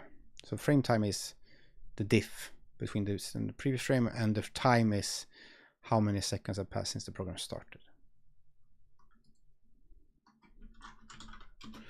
And then it updates the audio mixer. This one is big. This is the whole software mixer. So it, you know, it will only mix if we're close to running out of samples, which is this thing.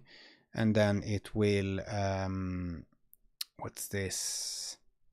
Oh, this just wraps around the audio buffer, the mix buffer. It's a circle buffer that it mixes into. It's just like a moving window that it mixes into.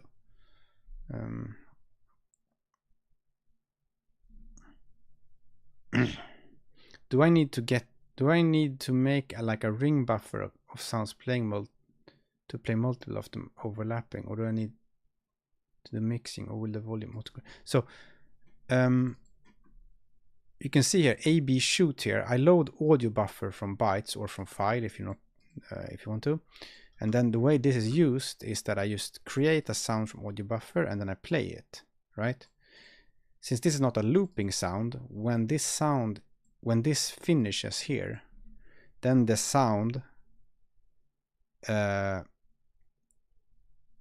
will get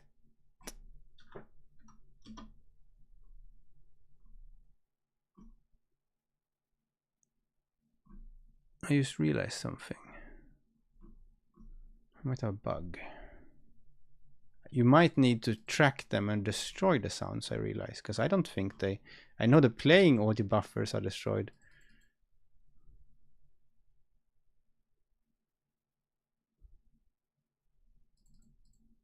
I just realized that I might have a little bug here.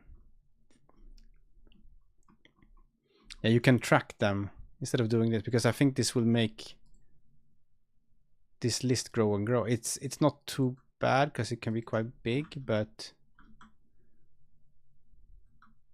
let me see here. Let me double check this. Update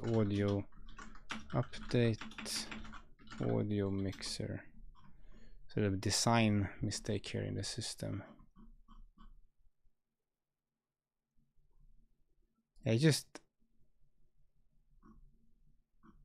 Let's see here. If the audio finishes playing, then it removes it from the audio buffers.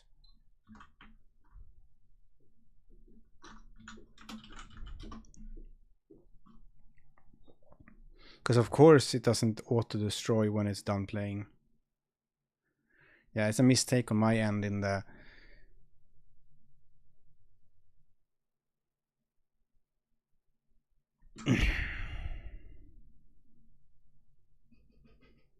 I guess it would be nice to have some way to say, like, I want this one to be auto-destroyed so that the library can sort of keep track of that.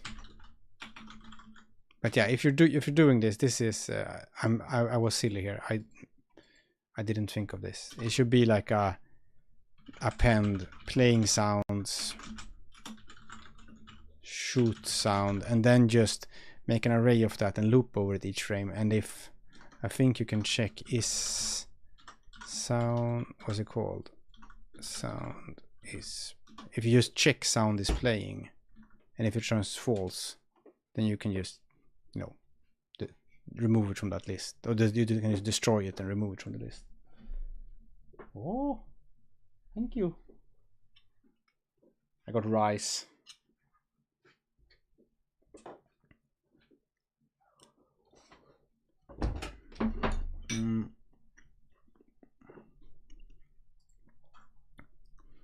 The volume will not out if you play all of them at exactly the same time. If you play all of them at exactly the same time, then it might sound very bad. But if you for example, use a bit of pitch shifting automatic or something like I do here, then it's fine. Anyways, this was a good catch here. When I explained it, I was like, wait a minute,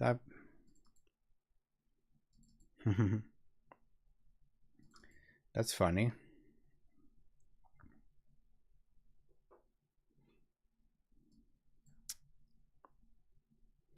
I don't think anyone's game is going to crash because of this, because the sound list can get quite big, and it's not iterated, it's just indexed. But I'll look through the examples at some point and think about it. Or maybe I'll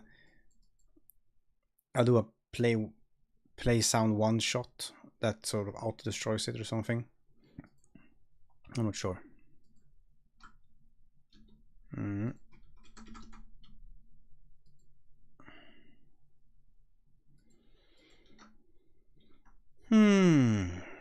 Let's see. But that was a good catch. Little bug there in my game, not in the library. But maybe there's a feature missing in the library.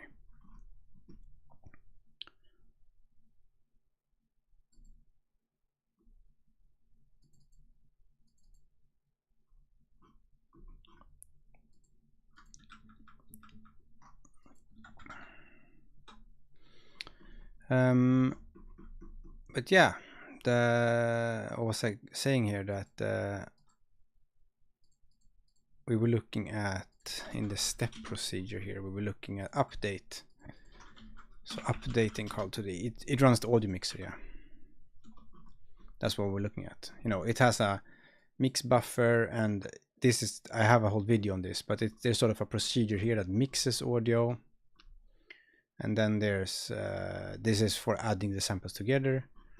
And then it loops over all the playing audio buffers, which can both be sounds and audio streams, like, which is sort of like music. And then it, you know, calculates the panning and all that, and it mixes in stuff, and it checks if it needs to interpolate because the sample rates may differ a bit. And then it has support for looping, automatically looping the sound. And then it finally just feeds the data out to the audio backend, which is what we looked at before. For example, it feeds it into here. Right. So that's what that does. And you know, in your game, like in this game also, I support, when I'm in debug, I constantly check the file version of this space tile set thing. This file version just checks the modification time. That way I can sit in Sprite and resave it, and I can work on this thing here. I can modify how it looks while working on it, while you're saving and seeing the game update, because it just destroys texture and reloads it. Yeah. Oh well, so that's sort of the init and the main library update stuff. And then, I think I'm gonna go eat now. That's just a little overview of what happens when you start up the library. Maybe I can talk something about the drawing here. No, I should go eat this nice food I got, because I forgot to eat lunch. Be right back.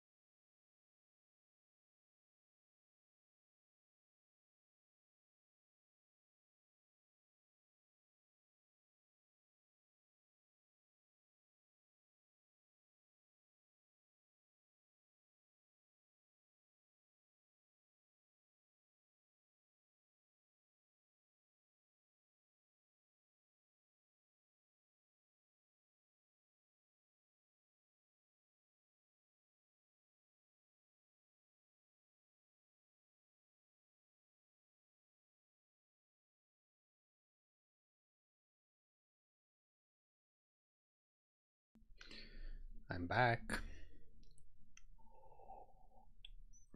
So,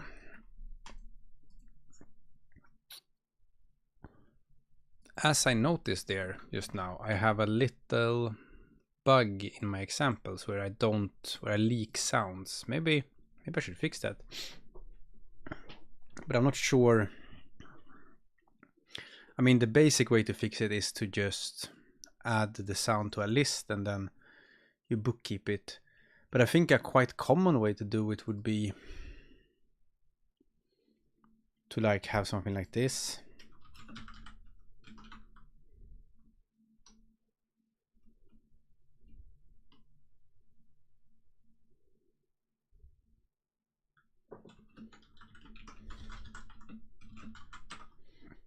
Or something, and then the library just has a list of those sounds, and when they are no longer valid, it just.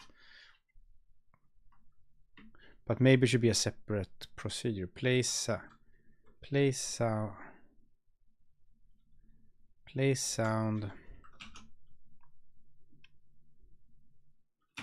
Is it called like a one-shot sound? One shot. That's not what I meant.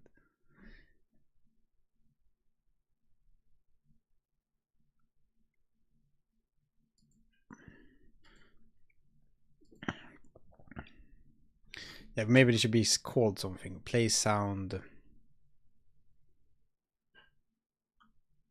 once or something. I don't know. Or play sound auto destroy. I'm not sure.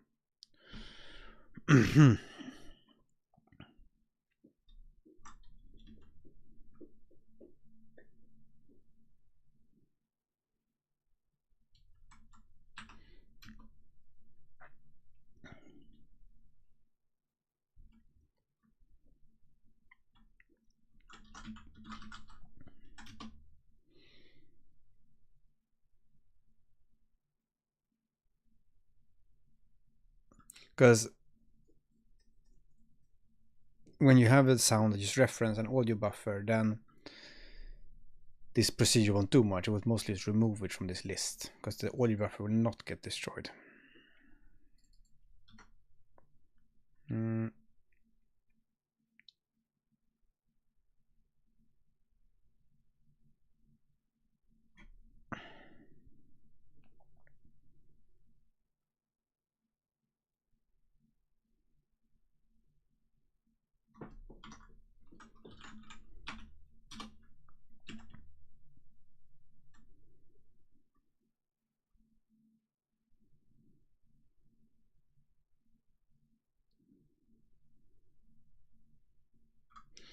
Oh, well, maybe for now we don't fix it in the library. Maybe we just... How often do I run play sound in here? 3 times. And playing sounds.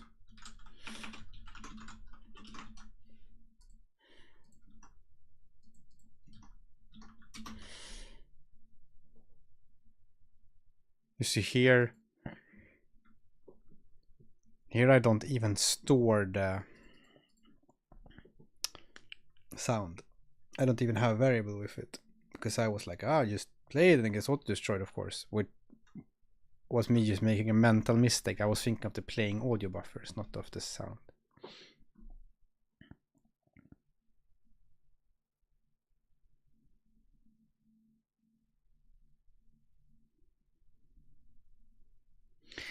There is it's almost like there is this, like you would like some kind of separate thing that's just like play. No, we don't want that actually. I think if you wanted like a play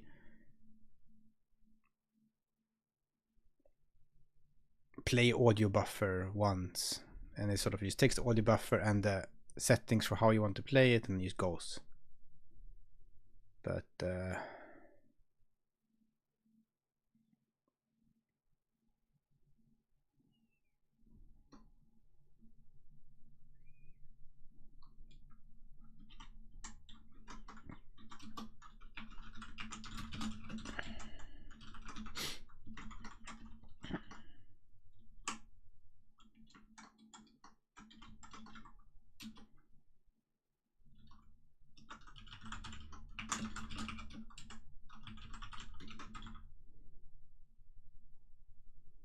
Because I think it's a very common thing to do in games where you want to play a sound with some custom settings, like you have an audio buffer and you just want to play that, but you have some settings. So maybe what I should add is just, because it's like this, if you load a sound not from an audio buffer but from a file, then you probably don't want to auto destroy it. It's only when you play them over and over again from an audio buffer that you probably want to destroy it automatically, and maybe then also set some settings. So then it would be like, yeah, like I said, it would be some kind of like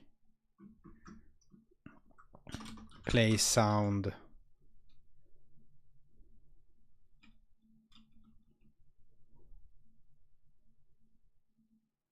play audio buffer. It's a bit weird because it's like this.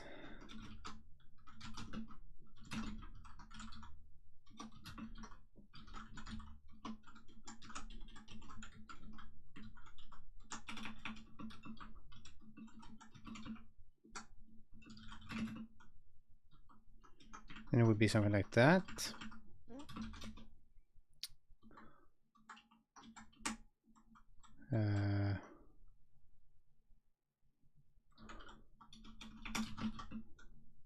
And then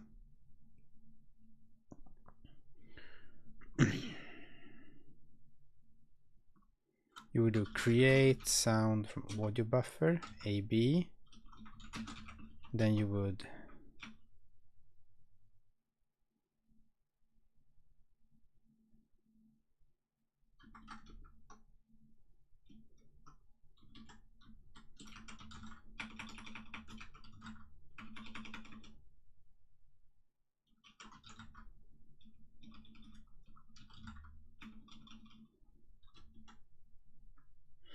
I just want to make it really obvious that this one is sort of auto-destroying. We'll see how I feel about that. Go check the Discord.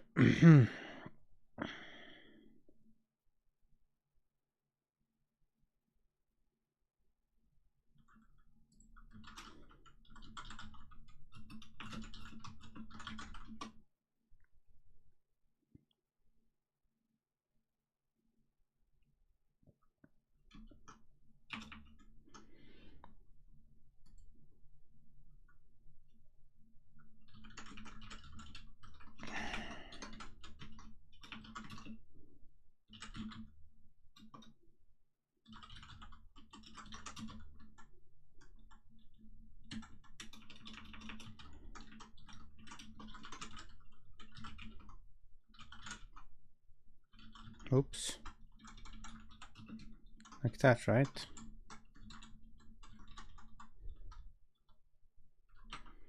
And then you used to play sound SND, and then you append this to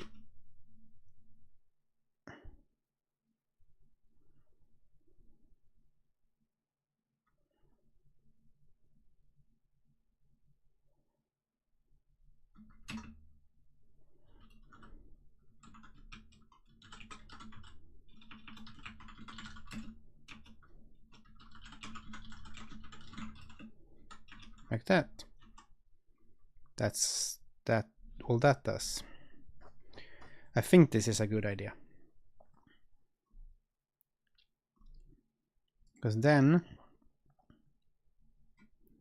question is play audio buffer. Play sound. You play a sound and you play an audio buffer. You play. This sort of plays a sound, but it's not a sound yet because the sound is created in here from the audio buffer.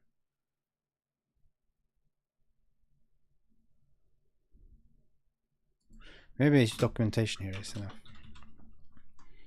Create a sound from an audio buffer and play it. Any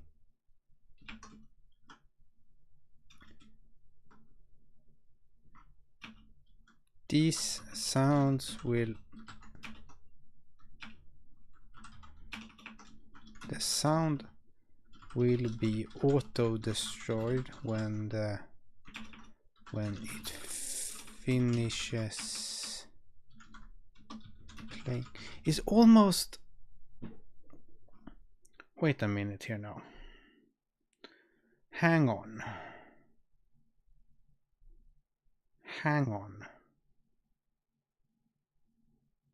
I just realized something. I can implement this without anything extra, I think. Because what does this thing do? Well, it does this stuff, but I don't need the sound. The sound is just a handle for being able to mess with the sound while it's playing, or between it's playing, or. And if you look at this thing, what I should do here is not what I was doing. I should just do this. If I just do that, there is no sound. Go away. Sound object, playing buffer handle. This is not needed either. Playing audio buffer, okay. We just take the AB. Playback settings. Playback settings is audio buffer playback settings. Volume, because volume is volume. Pan is pan. And pitch is pitch.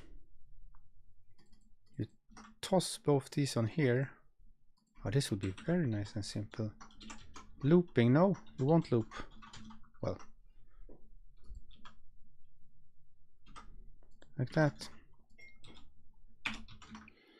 And then sound object, then you just do this.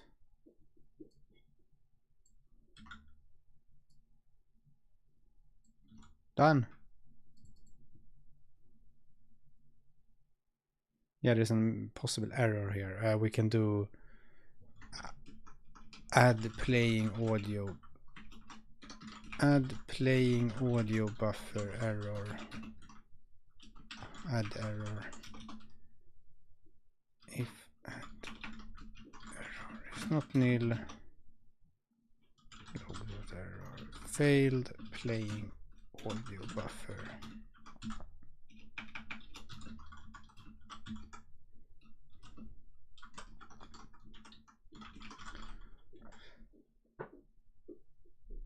This will, because these get auto destroyed.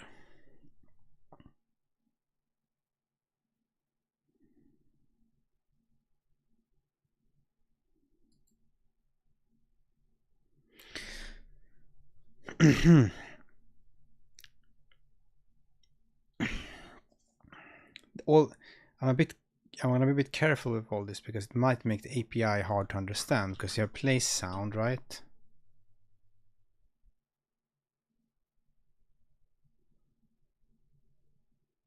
And this is good. Using this is still useful if you want to be able to play a sound multiple times and you want to, for example, change the pitch as it is playing. You can't do that with the one I just did.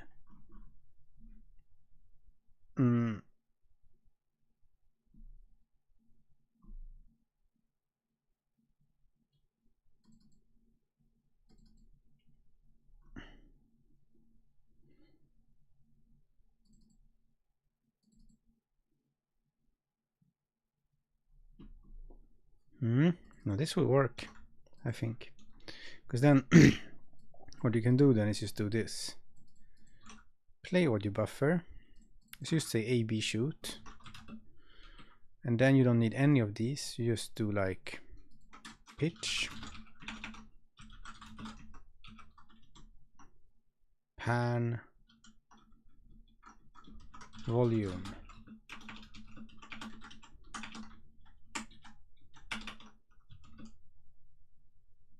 Volume, pan, and pitch. Okay, maybe even do this, like this. Maybe that's nicer to make it less chatty.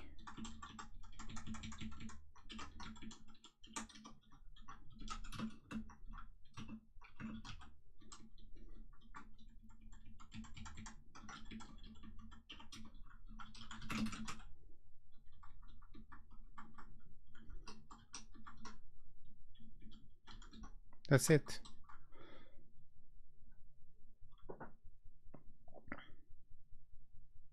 Very nice and clean.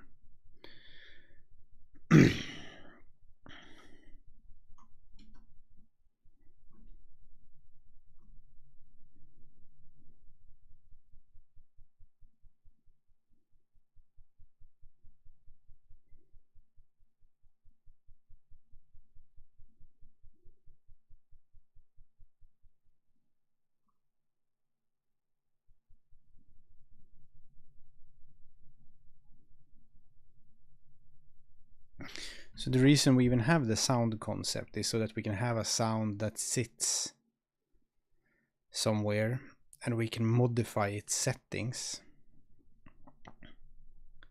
And if you modify it while it's playing, it modifies the one that's playing. If it's not playing, then it modifies the sound and then it can be played later.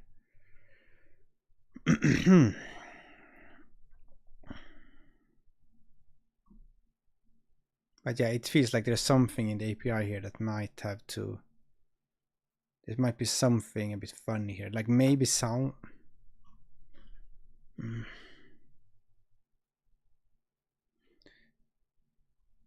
need to be able to stop sounds. Like some kind of sounds...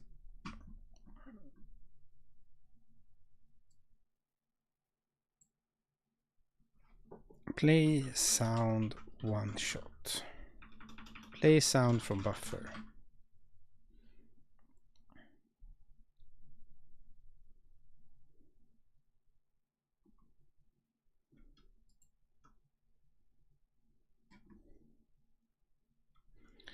Maybe what it does is play sound once or something, because it is useful when you want to play something once, but it's from an audio buffer. That it's just, you know, it's...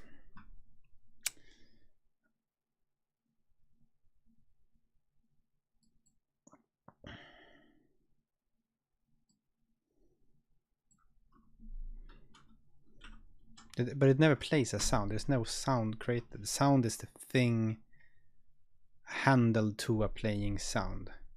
But it's a bit weird because we have playing audio buffers already. And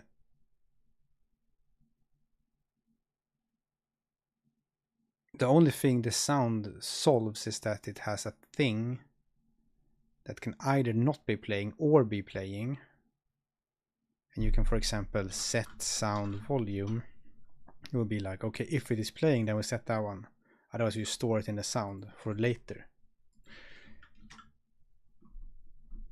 But I think something might be a bit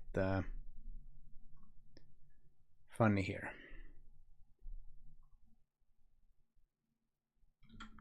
But yeah, we can test this. Oh,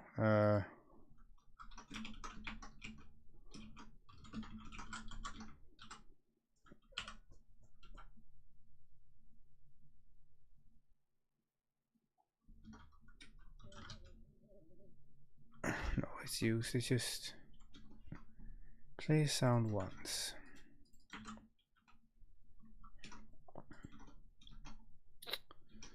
Yeah, I'm not sure what the best name is here. I have to think about this a bit, but we can just try that. Yeah, it's like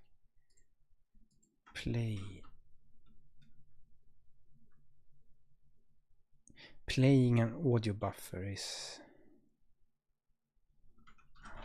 Maybe that's what it does. It plays an audio buffer.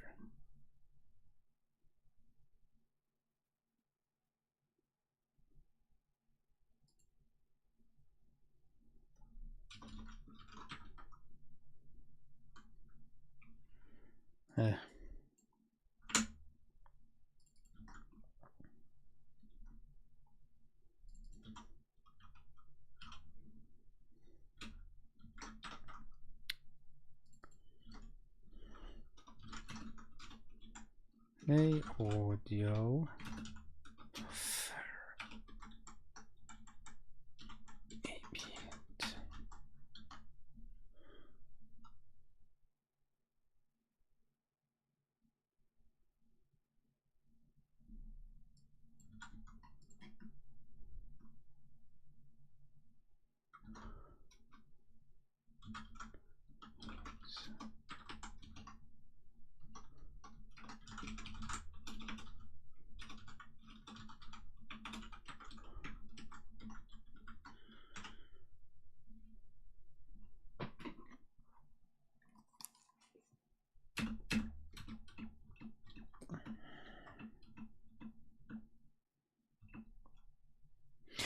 That works fine.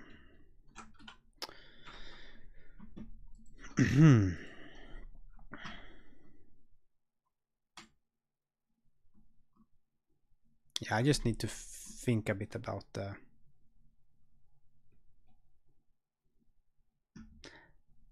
sound is sort of a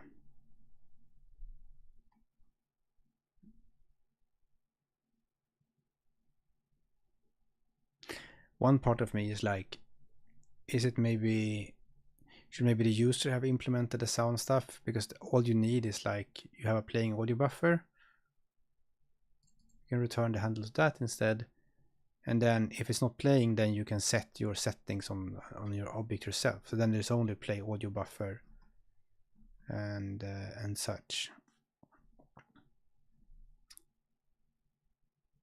But because then this could return the playing audio buffer.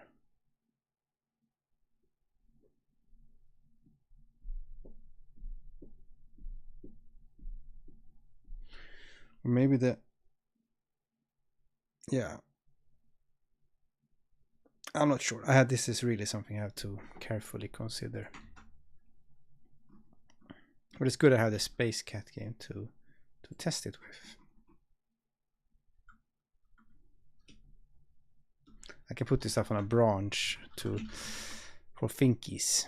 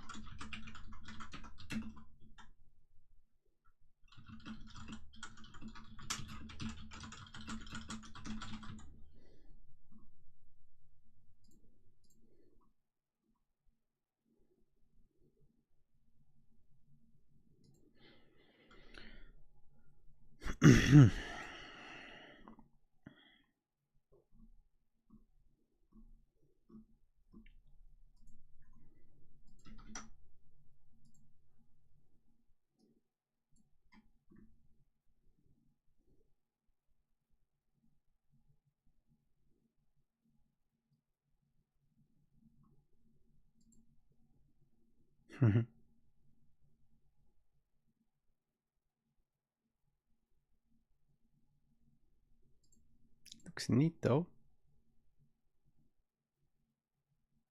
Even if you're not submitting, it still looks nice. Cool.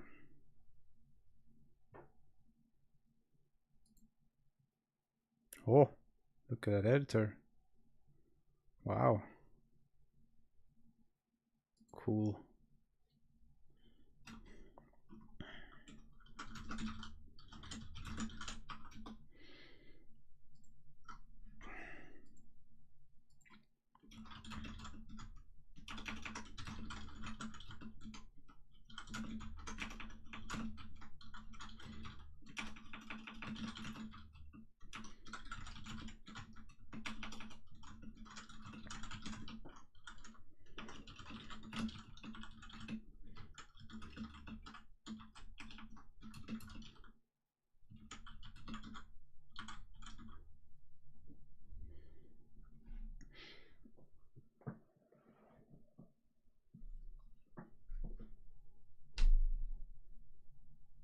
Oh, that's nice to hear. But yeah, good work. I mean, sometimes people say that you in game jams, sometimes you make a fun game, but sometimes you just learn stuff. Sometimes you can do both, but if it's nothing wrong with just also learning a lot of stuff or trying new ideas, and not like it's all good.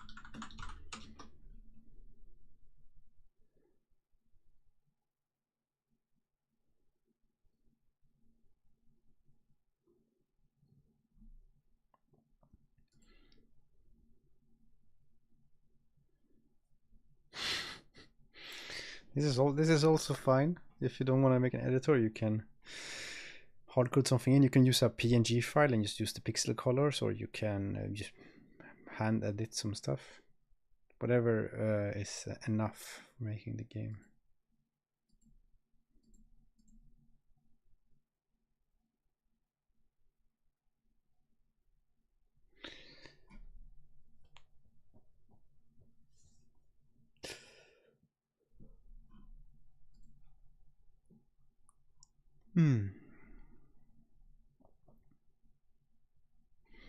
Yeah, using external editors can be a bit overwhelming also, because you, even if you manage to make something, is like, how do I now import it? How do I now import it? What's this? Not ready. Ah, it just says all the things that go wrong.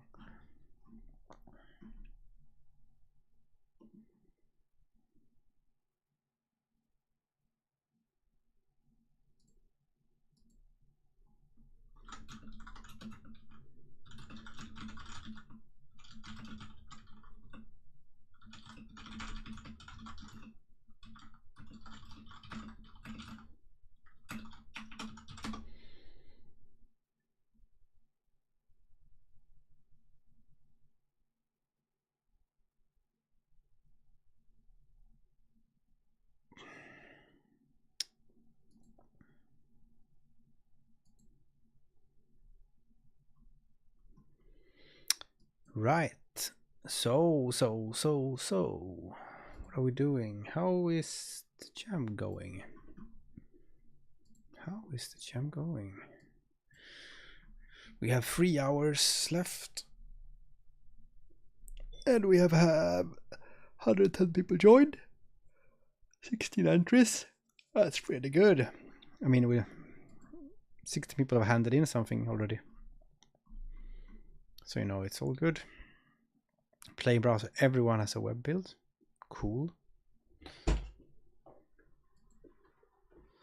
That's fun to see. Oh, I got a coffee delivery. Thank you.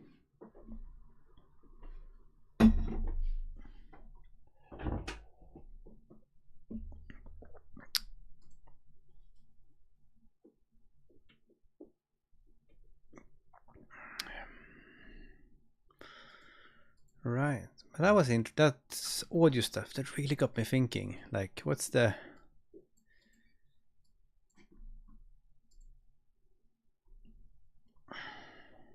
Because it would be pretty...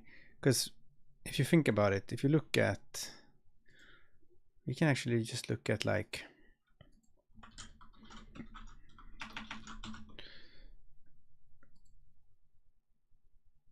This cheat sheet that Moomerman made.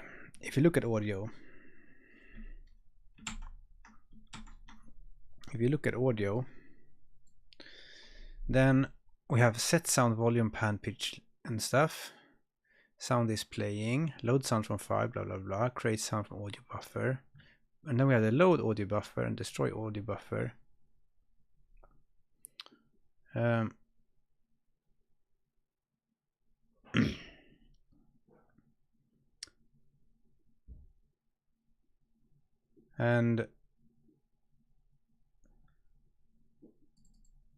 yeah, I should collaborate with Moomerman to like, maybe we can get the documentation like when you hover in here or something. Maybe we can make this as something official, because it's generated from the doc file, and the doc file has, you know, all the... It's this one. It has all the these, or maybe links to the procedures or something. I don't know. Something like that. But I'm just thinking, because currently we have audio streams, right? And then I have audio buffer, and the audio stream is something that streams into an audio buffer. Or you can just have a ready audio buffer to play. And what does play audio stream do? If we look in the real file, play audio stream. Play audio stream just tosses the stream onto the as a playing buffer essentially, but it has some it's a bit special.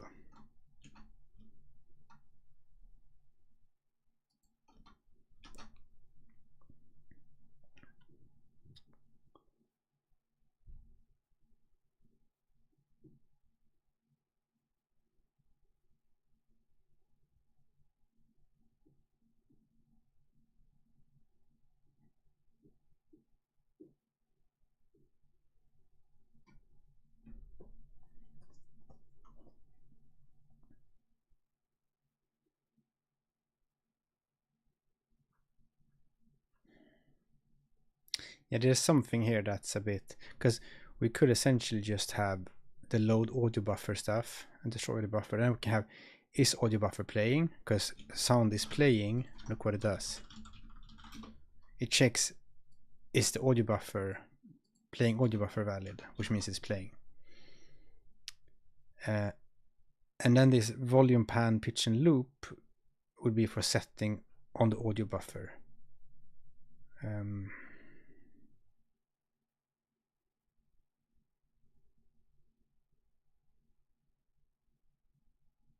But yeah, there is some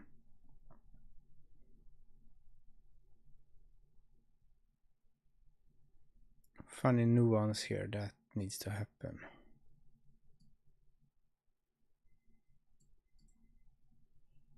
Destroy audio buffer. I would argue that most people would not miss the built-in sound stuff, that they would just like, oh, play the sound once, here is the settings.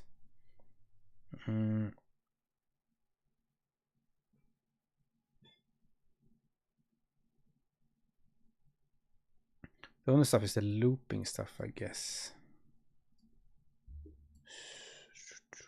Well, I'm not gonna change this now, just so, and if anyone, I'm just thinking of if what would be a better way.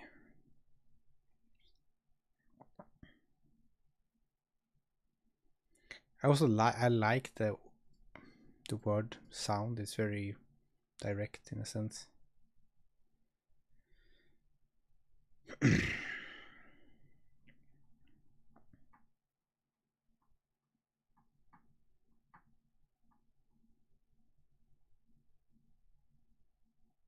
I mean, you could turn it the other way around and be like, just remove audio buffer and just have load sound. And the sounds are auto-destroyed when there is no play and stop. There is just... But I think people... I should also add a pause there. I have a pause audio stream, but I don't have pause sound. But people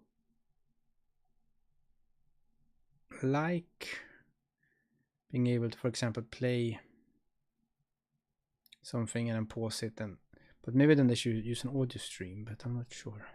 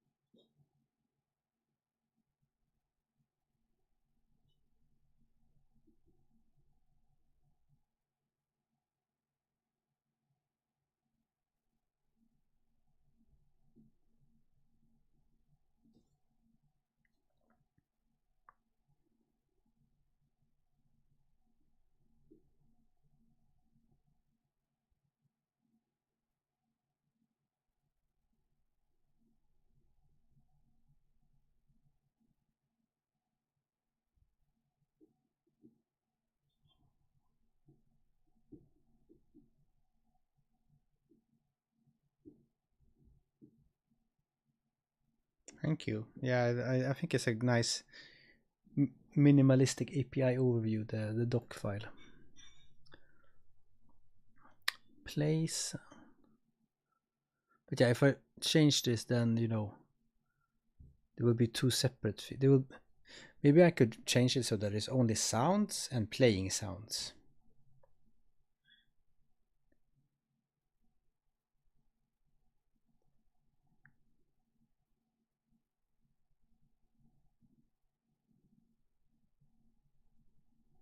Or maybe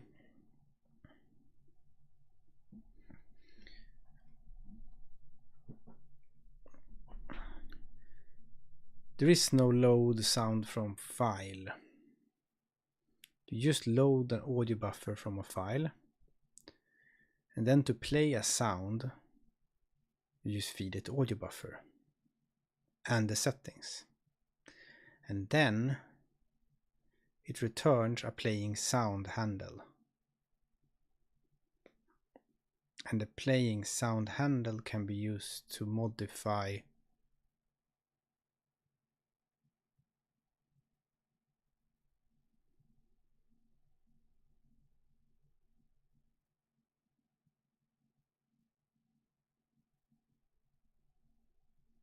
the pitch and pan and volume and stuff.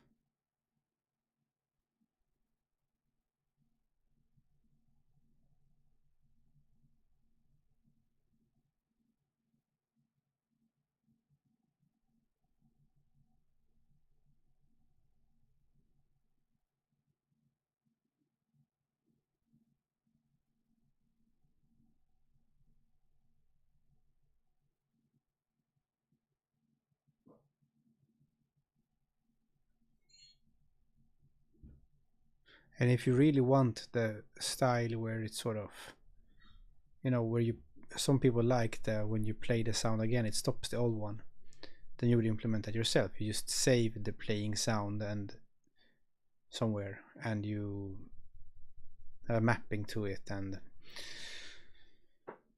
such. But yeah, I have to think about this. It's an interesting, because it's possible to make this really nice to use. It's quite okay right now, but it's just there's no reason when you already have a playing audio buffer thing in here. It feels like it's sort of like some kind of double dip of bookkeeping.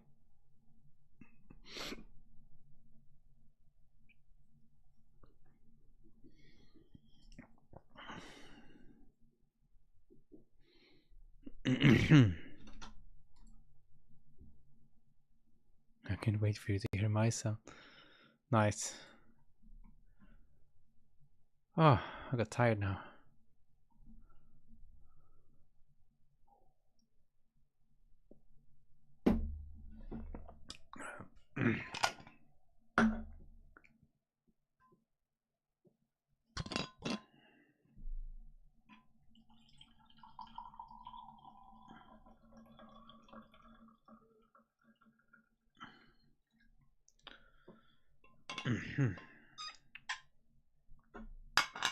I'll go on a short break. I'm just gonna step outside with my coffee cup.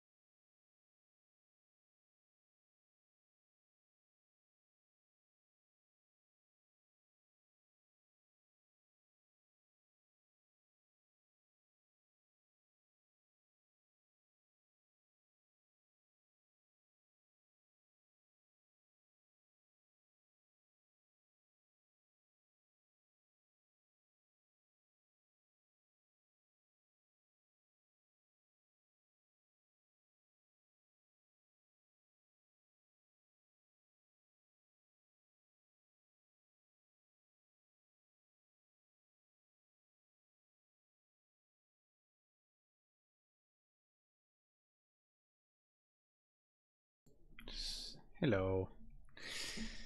So I stepped outside, but it's gotten cold. It rained the whole night. It was like super warm yesterday and on Friday.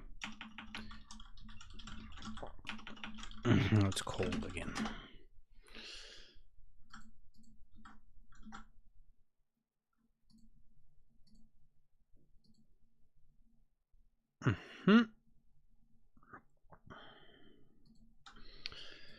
But maybe I'll fix those examples just for now. Because I don't like when examples are wrong.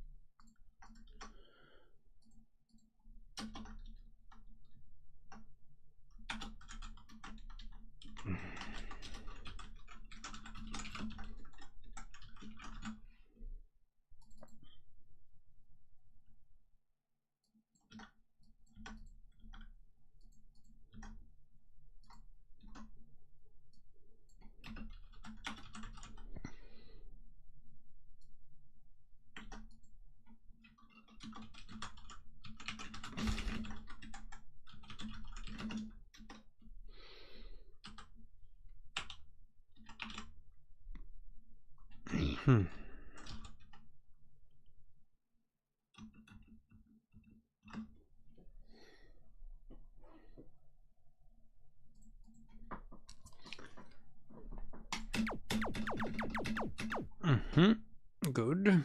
And then we just need to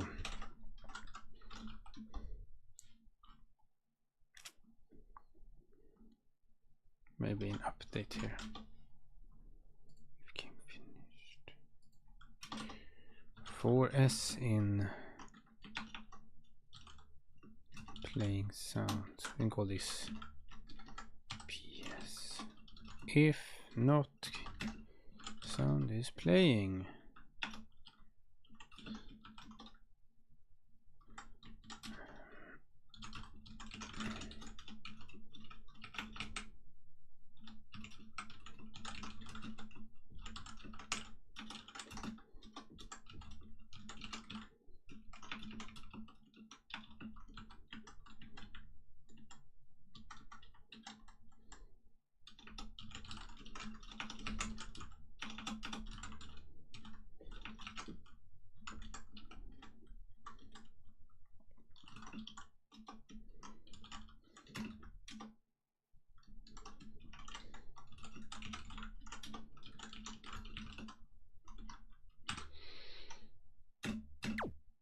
Then we can just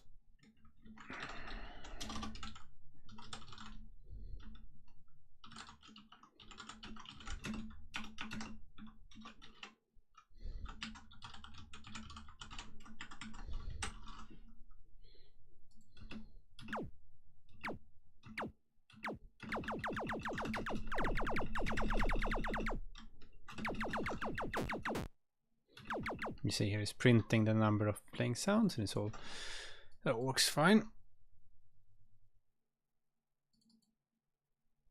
Wait, I didn't destroy. I like that I implemented all this and I didn't destroy the sound, which was the whole point.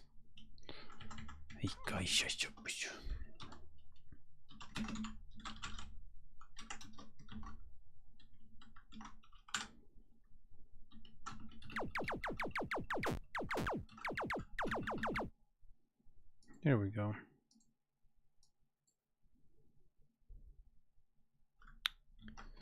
Then on shutdown, we go here and we say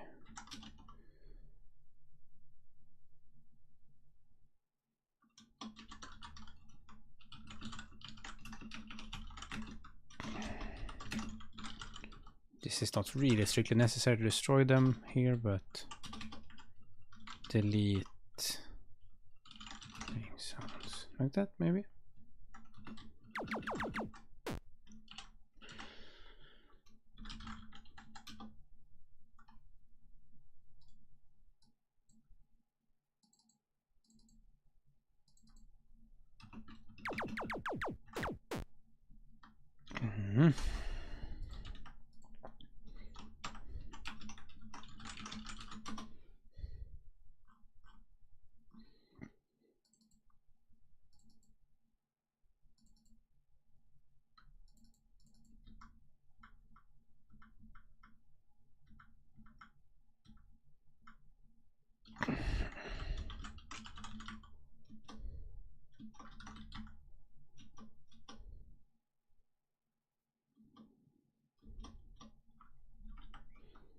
Okay, this one doesn't really do much.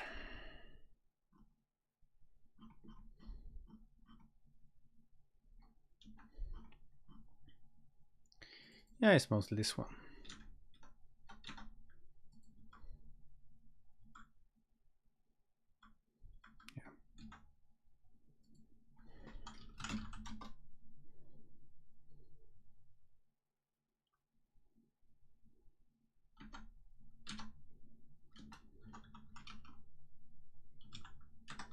Where is this one?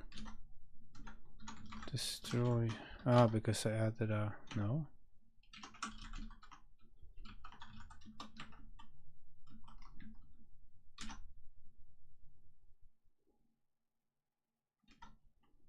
There was a space at the end. No. I had no idea. Whatever.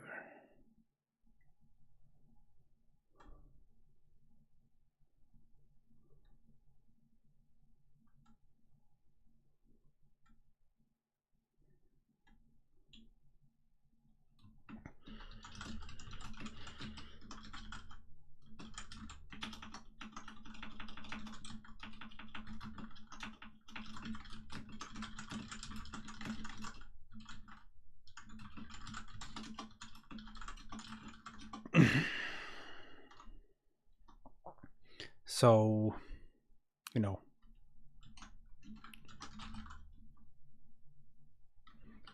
we'll see exactly where this goes with the play sound stuff. We're gonna get somewhere nice with that.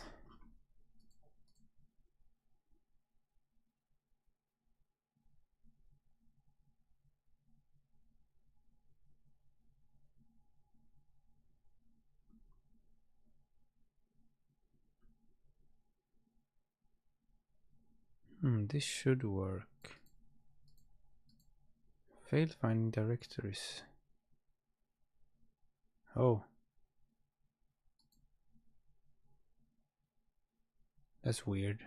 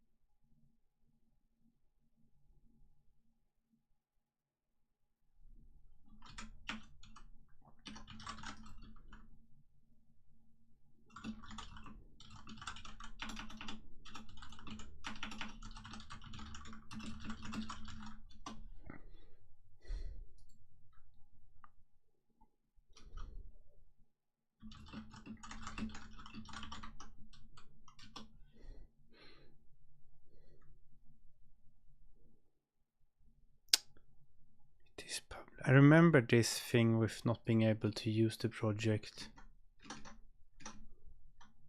We had exactly this thing in the last game jam, and it was something.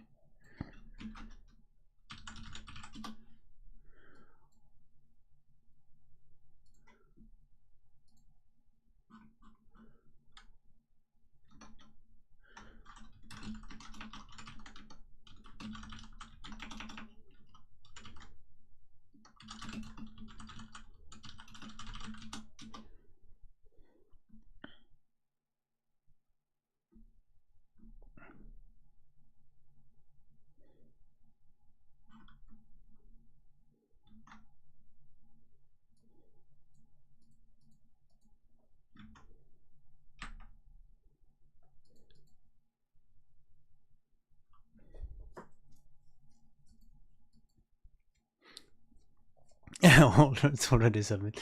I think it's when I think it's when you click submit and then you make a project from there, then I think it somehow auto submits as part of that chain of things.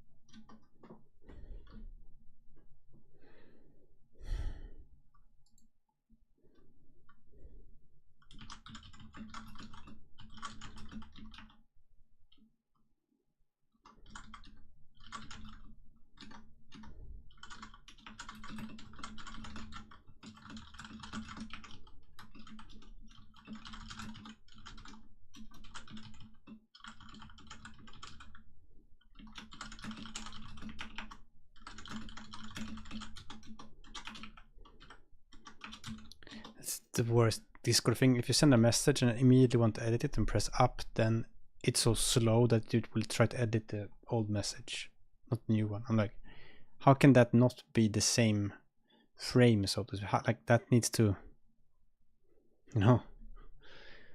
I know it's sending it, but if it hasn't sent it properly yet, then I mean, just let me edit the not fully sent one yet and then send the edit.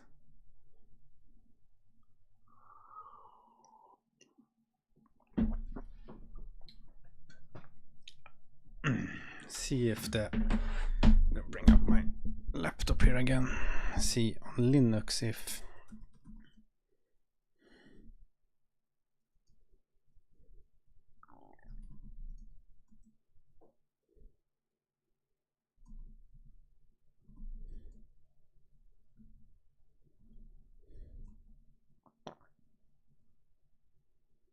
it was power. Aisha.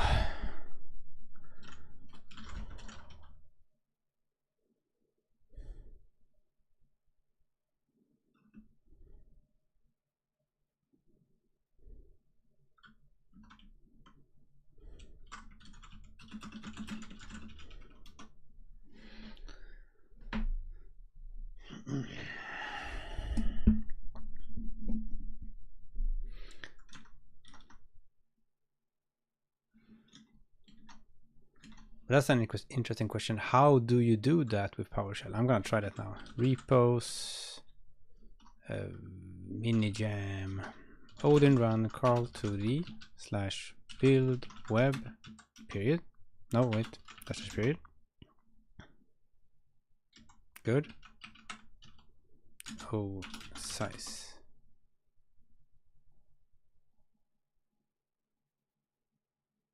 Wait, this ain't PowerShell. Stupid. I need to. You can make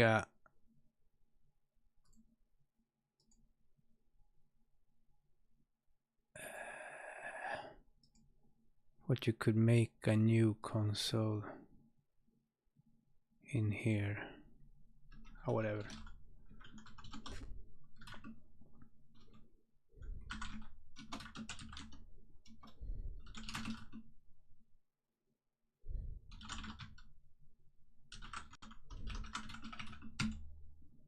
So this works, right?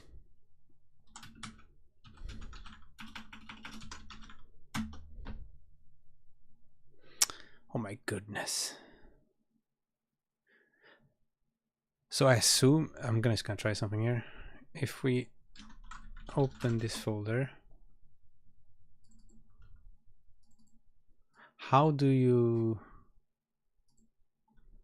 fmt.println os.args 1, I think.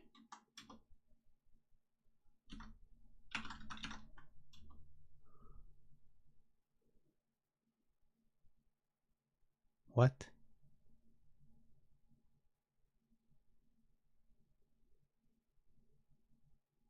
PowerShell.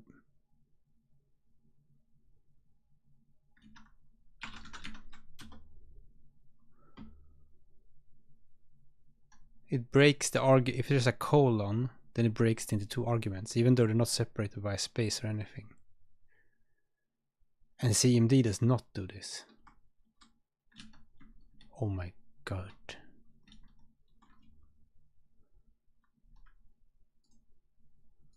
That's...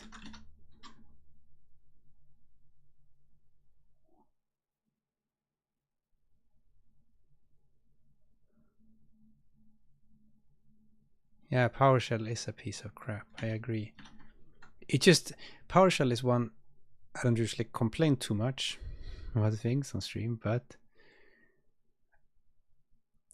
PowerShell is one of those things that has lots of features, so it seems like an upgrade from just the normal CMD. Because it has like nice features, but you can't just build a new thing in Windows that is incompatible with the old thing.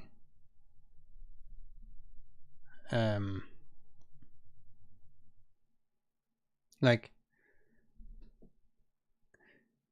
it just seems like it's doing something good, but it's actually doing a lot of things worse, and it has some terrible bugs that have wasted so many thousands of hours, like the thing that, you know, the dialogue with missing DLL when you double click an exe and start it. The PowerShell version that shipped with Windows 10 or whatever, 11 or something, that one had a bug where that dialog did not show up. So if you ran your program from inside PowerShell and there was a missing DLL, the program just silently didn't start, and you didn't know it was due to DLL being missing. It just seemed like it was just randomly crashing. It's like that's a basic thing in Windows, that pop-up comes up. That's like the most famous pop-up in Windows. Oh, missing DLL. Okay, I can know how to fix.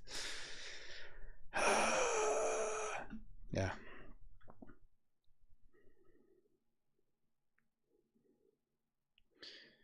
And yeah, and stuff like this. How can it...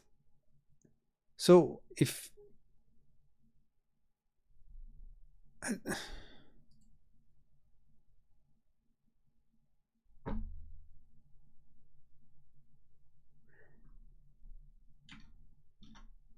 like the amount of extra work you have to do here to support both variants is like, well, you need to check if the current argument is exactly this. Now, if it is something that ends with a colon, then check the next one and add it back on so that it's... I don't even know.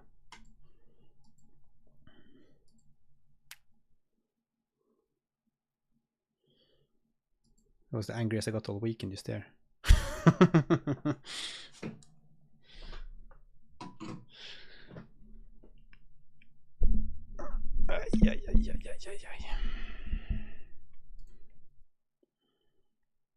This is just, this prefix thing here is just a little thing I do to hint at people to use -o size if they haven't.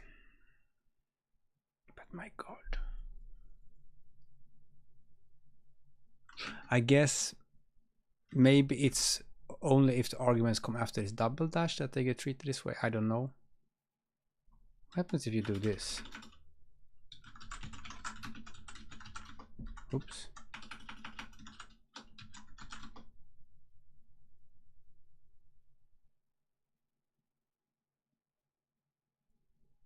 Oh yeah, that was my test in here.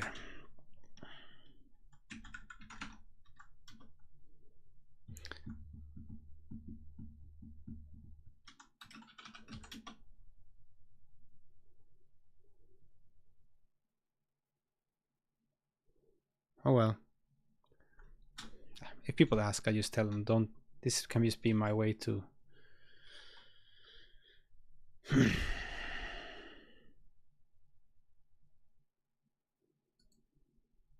It's also funny if you ever used like VS Code, and you know, if you use the sort of AI agents in VS Code,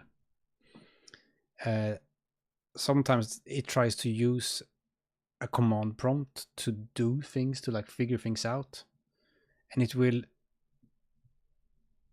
since there are so many different ways to do things in PowerShell versus the command prompt, it will just randomly try different things. Like some PowerShell stuff it tries, and it's actually not in PowerShell, so it tries it, and then it just comes up with this. It's just constantly doing random things with PowerShell that's not PowerShell, and sometimes it is, and ay.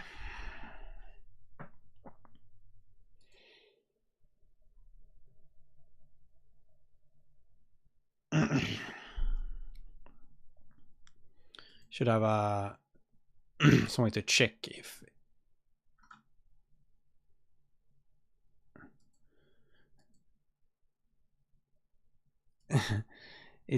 I should have some way to check in the build web program if it's running PowerShell, if it's running from inside of PowerShell. I don't know if there is a way to do that. And then it's like, you're running from PowerShell, please stop.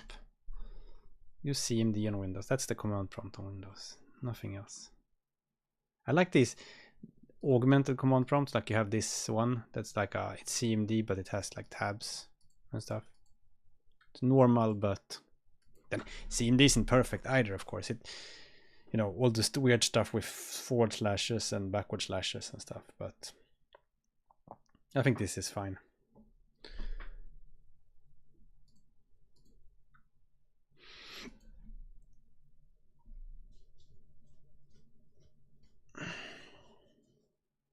Oh yeah, sorry, you asked about, oh sorry, I saw your message, but I was ranting so much. If it's allowed to submit 2 games, can you? I don't think you can. Because you can only, I think, maybe you can submit 2 games.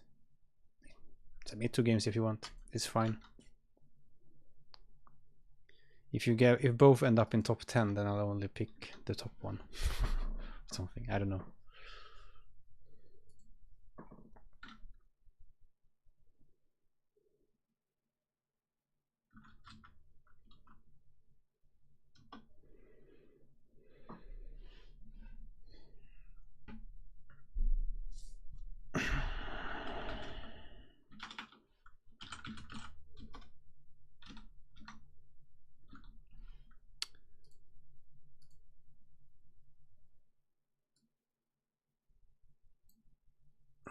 Right. Was too angry with being bad at angry at PowerShell. So I read your message, but I was like in my middle of my anger.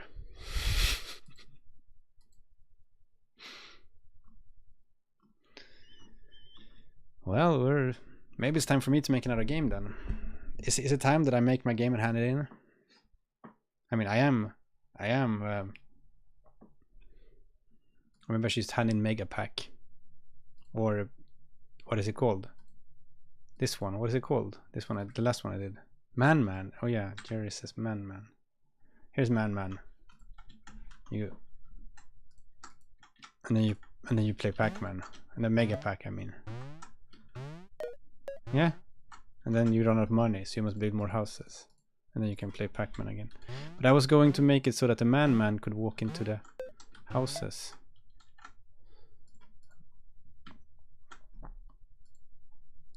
And then that happened. Okay, let's just work on this game. The limited amount of time we have left. Mega Pac-Man. Mega Man Pac-Man Pac-Man. Someone is like, I think he needs an ambulance or something. No. Step Mega Pack. I'm gonna hand something in. It's this.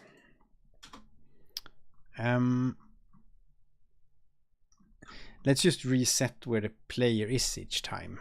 Reset. I think that's the best way to do it.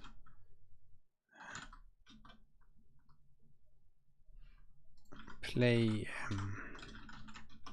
This one has a position, right? Yeah, we set that one back.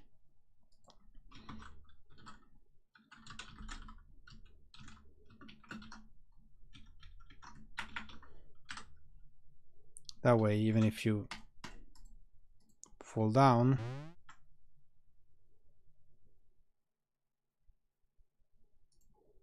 then you get to play again. Oh, the velocity maybe we should also cancel, because the reason I smacked into that thing so hard was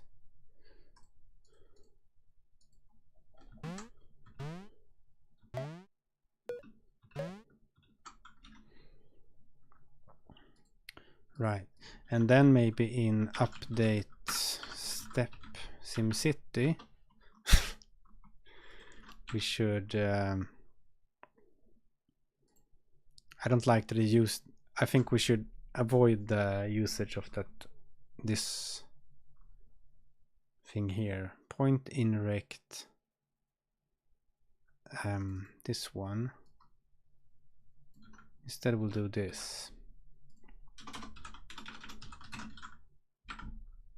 Wait, do I have a UI camera here? No, I mean Karl2D UI button. You steal this button.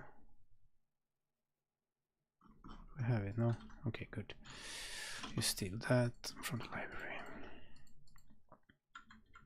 And then we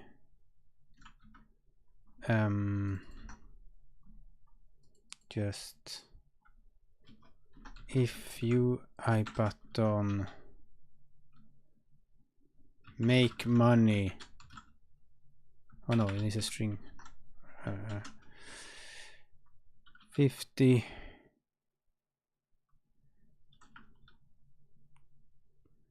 200. Let's do this.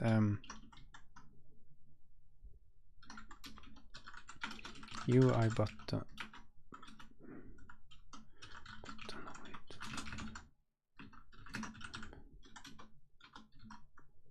Money button height would be like 40 maybe.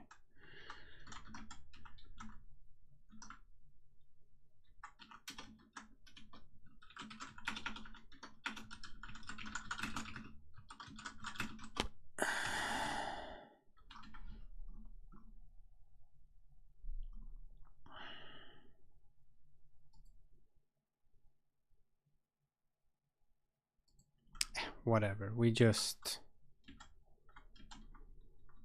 do this.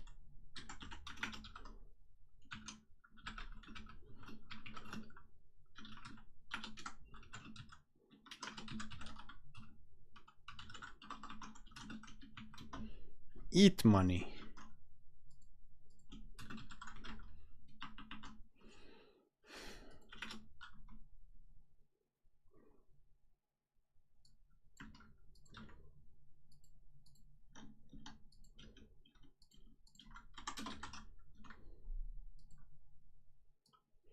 Move that. Then we need to go down here and fix these.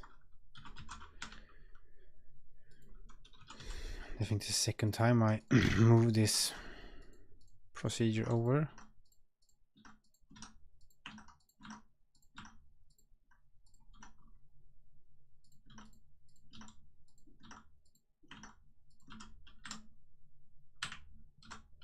Right. And the reason we do this is so we can do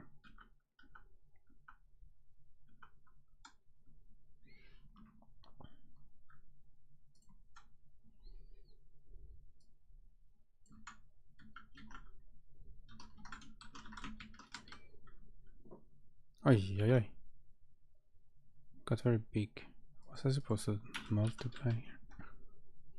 Oh, no, that's fine. That's how it's supposed to be. Yeah, it was supposed to be division.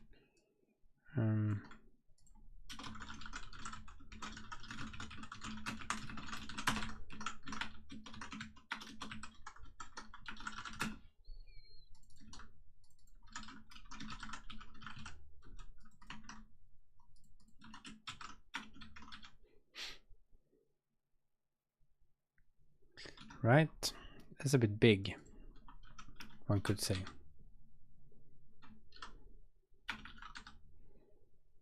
Wait, what am I changing? I'm changing the wrong thing.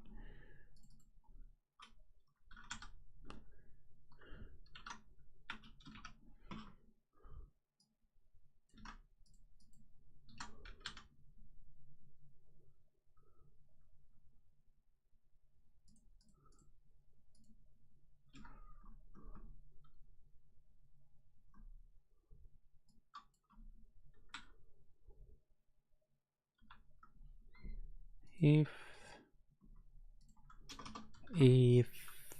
what's it called? Money.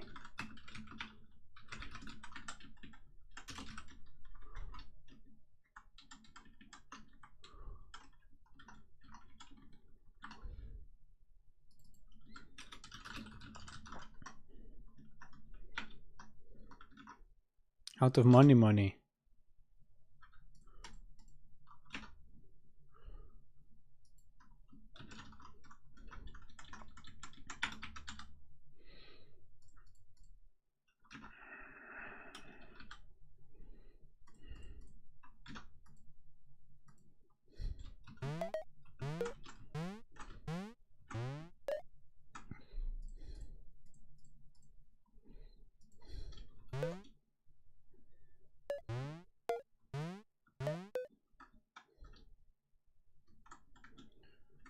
Oh, and then we need to do something with the guy that just walks around.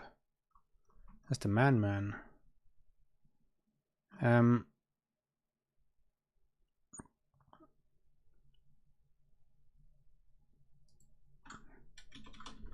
We can also do like this. House enter collider equals. Well, you just take this stuff, right? And then you're like, well, we can do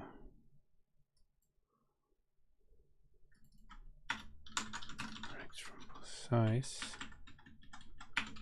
Then we do something like this. Rect bottom middle R. Take that one. Minus 4.0. Then we do 8 and 4. Let me try drawing that. Or if want to enter is k2 dot overlapping house enter collider PC and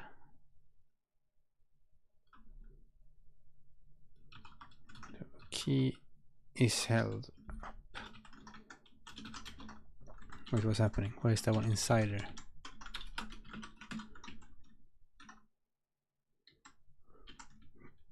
Oi.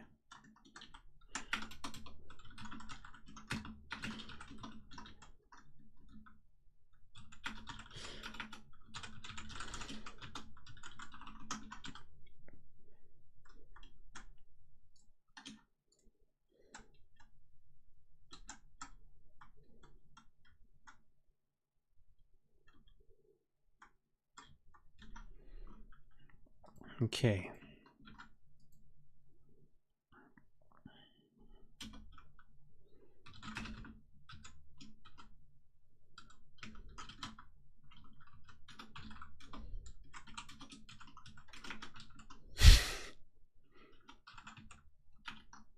No, it's not Sims in there. It's like we go inside a house, it's the casino. Of course.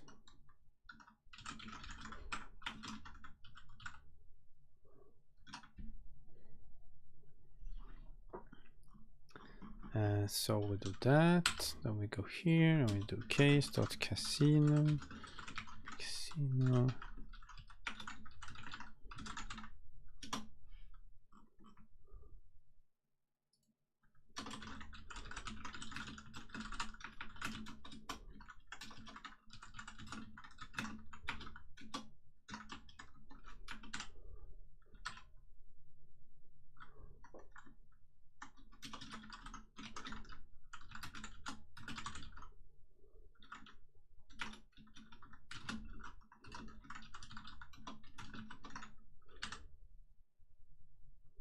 So now if you do this and you walk here, you went inside. Good. Clear.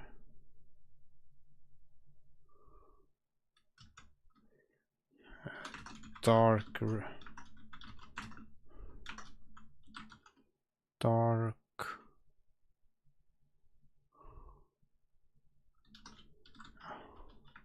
Like it. Right. And then we say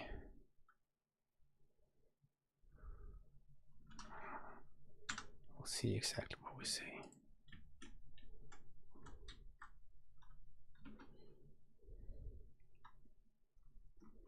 I think that collider needs to be a tiny bit smaller. 2 pixels maybe.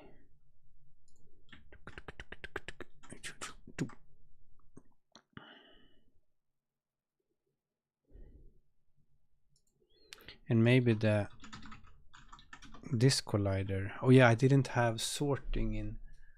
Well, let's add that then. Because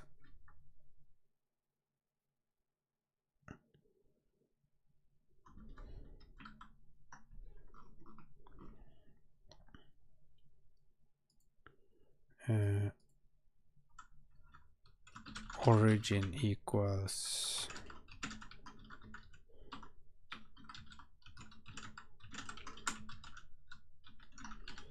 that.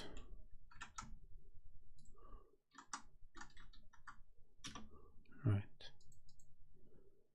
And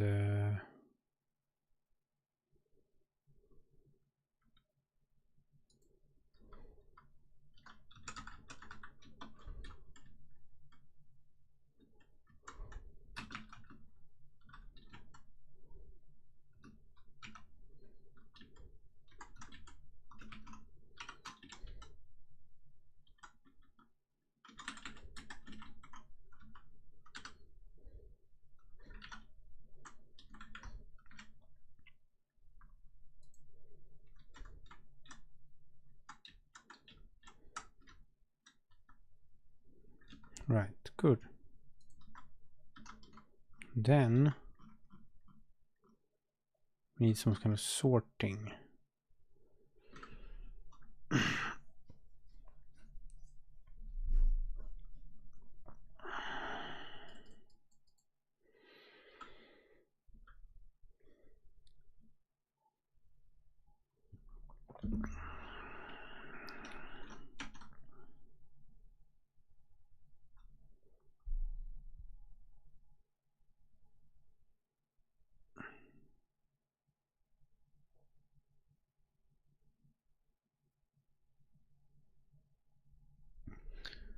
Some sounds don't support stereo web samples, don't they?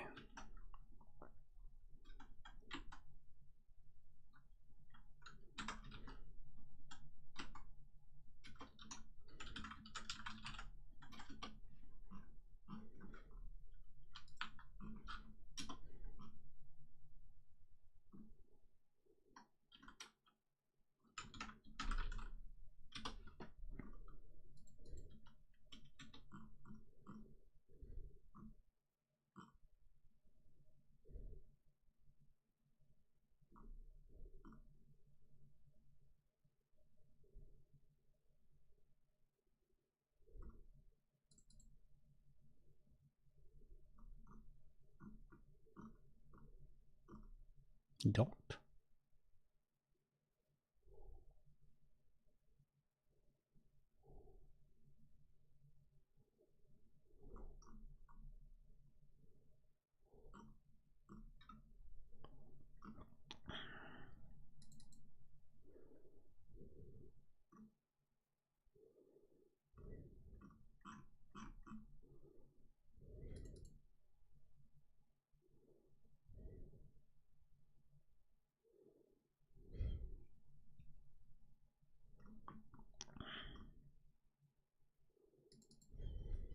Should work.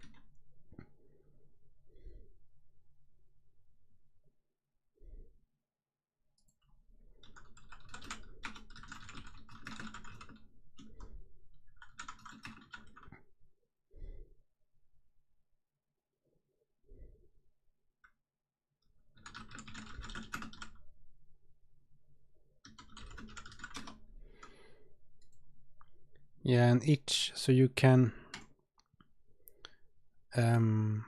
just when you submit, you can just go edit it and just re-upload. You can just delete the old upload. Like you can just either you can re-upload something with the same file name and it will just write over the old one, overwrite the old one, or you can delete the old one. But I mean, you don't need to delete the game. You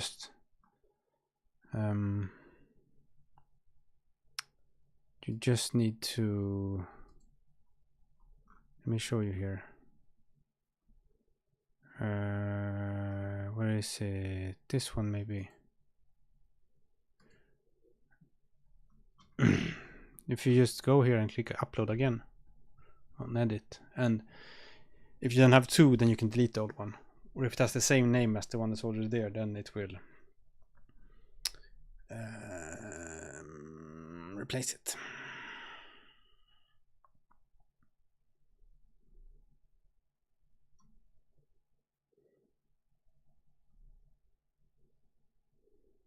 And this is what you check for the web build.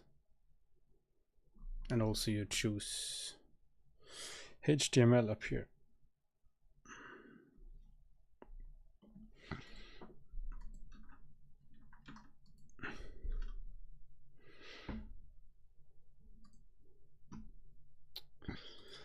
There's a draw texture there, draw texture there, draw texture there.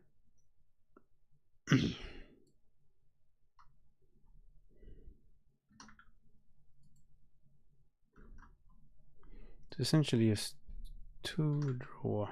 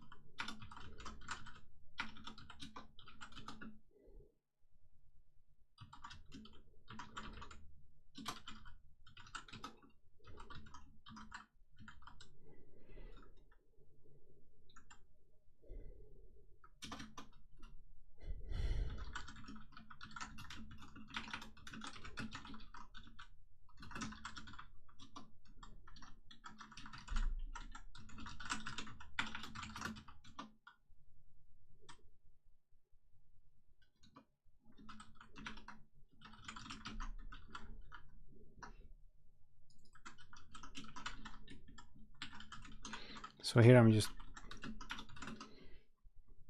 manually sorting this.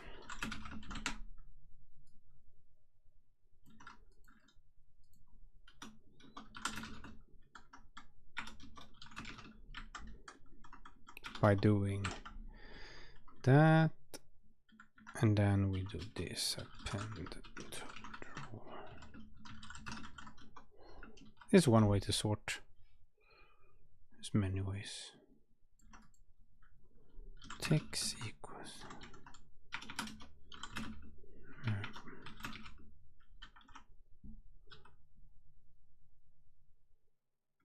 Well, I'm thinking that both can get, I don't know, maybe Man can go and play roulette or something with them, but I need to sort these first. Sort by import core. Maybe when you go in and play roulette, the house explodes, so you also lose a house. I don't know.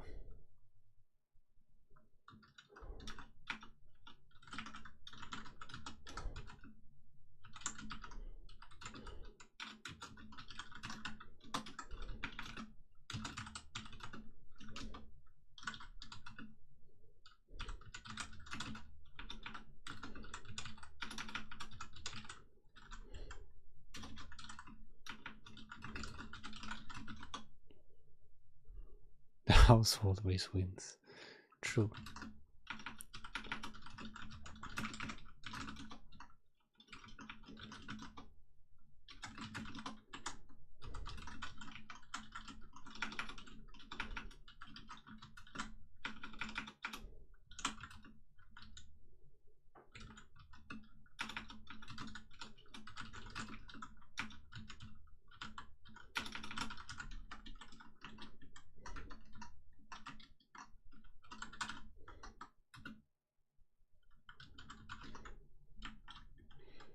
Something like that, maybe. Now it's sorted.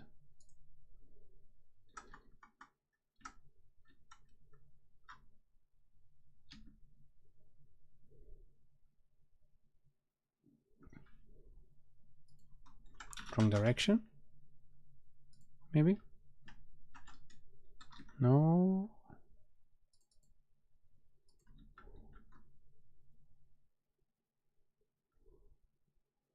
Yeah, 2 hours to go.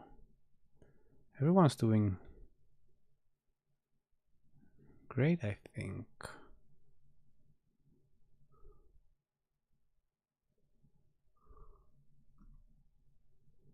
What the hell is going on here?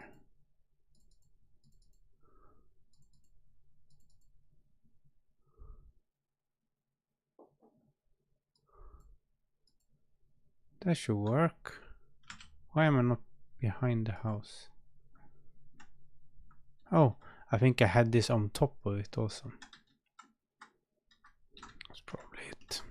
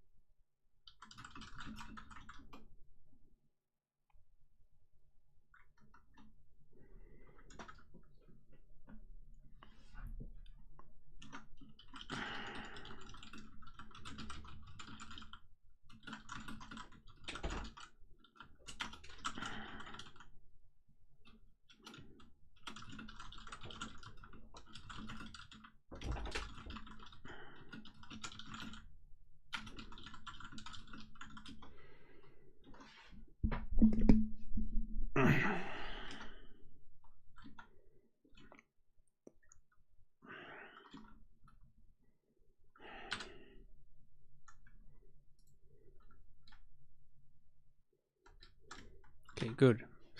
At least that works now. So now we can go to the casino.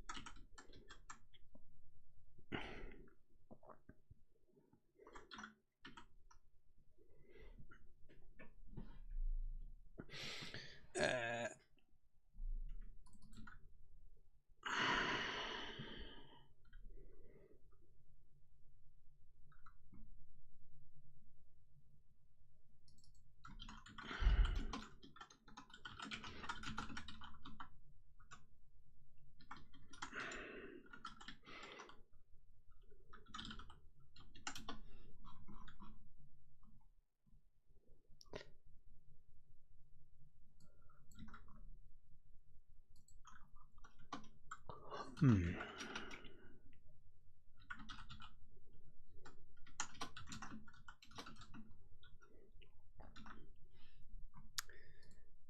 Oh.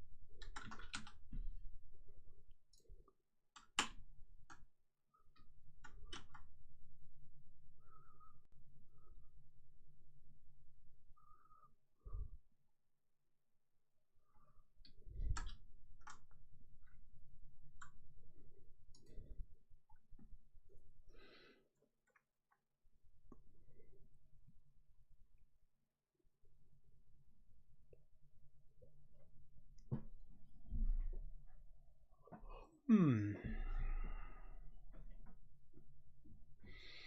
Do you have hot reload? Not in this one, because I just started this as a silly on the stream 1 hour thingy. But there is on GitHub there is a Karl2D hot reload template. It currently only works on Windows. Possibly easy to get working on Linux and Mac if you just change the script a bit. It's just something I didn't have time to finish. But maybe you knew that. You maybe just ask about if I use it in this one, but not in this one because yeah. I'm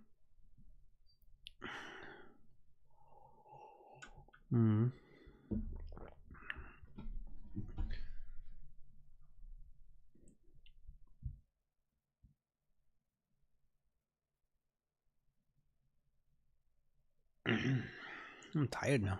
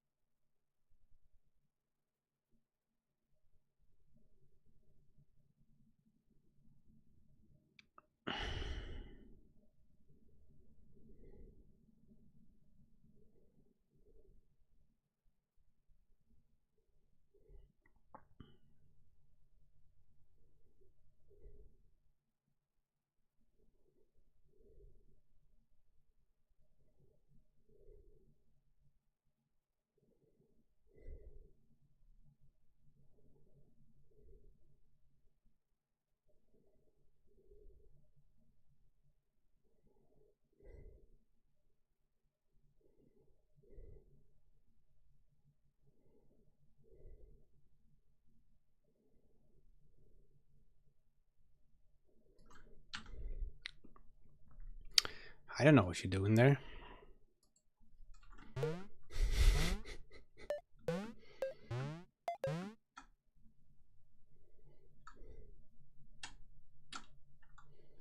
Go in here and bet your money on something.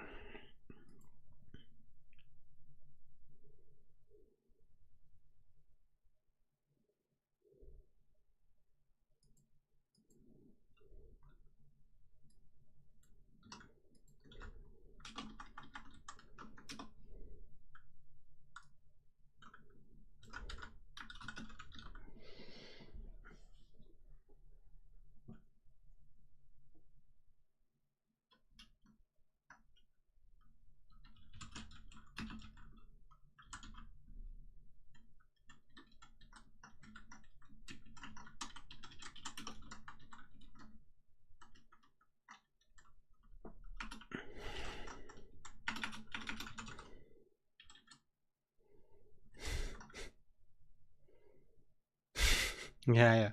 You bet money on how many, maybe like this.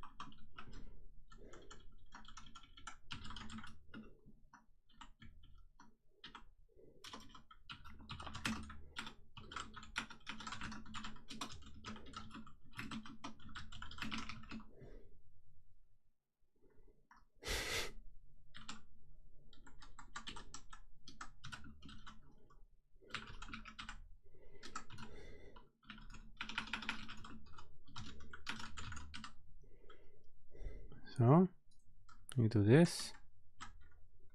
Oh yeah, it was tiny, and I don't have any camera.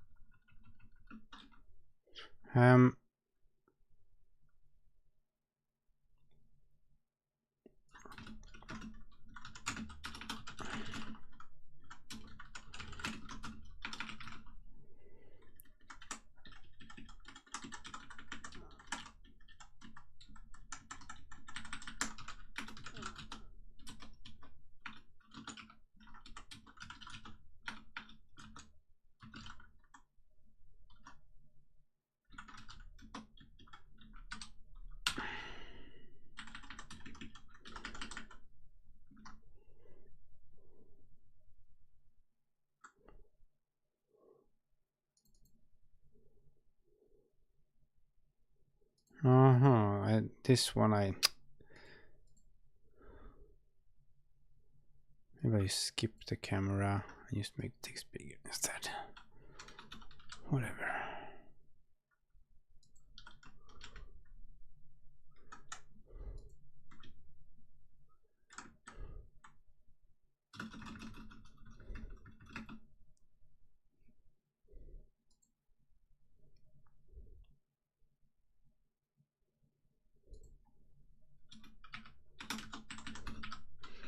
Right, so maybe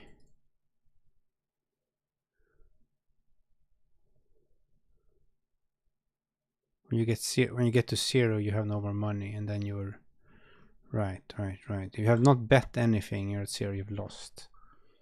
Right. So we do this. We go here. We don't need this button at all, I realize.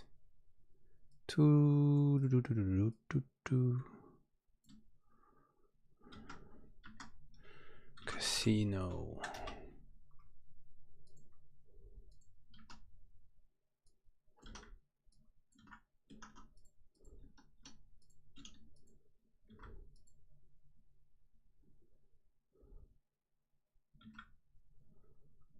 Right.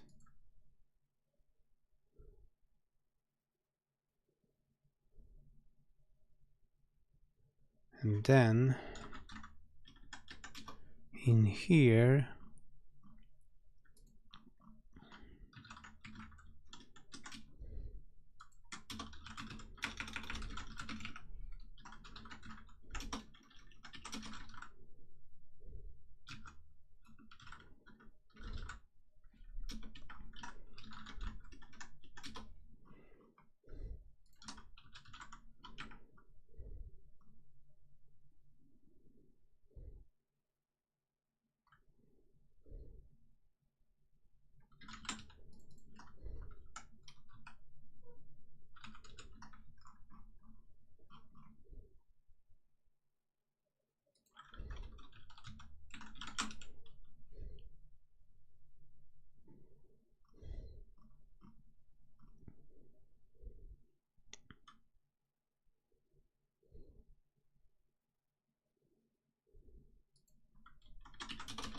if eaten is bigger equals to bet, then money plus equals 2 times bet.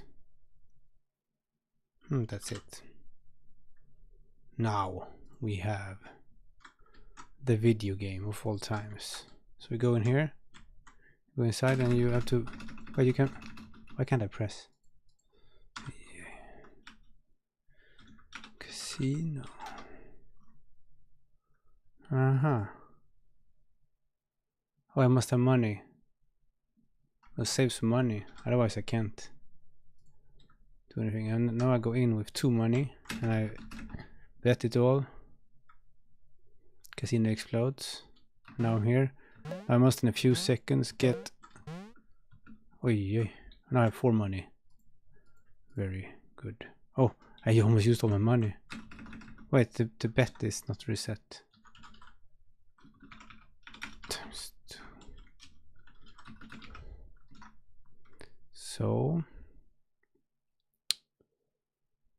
right, very good.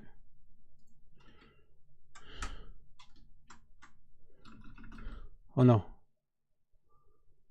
Well, it's good.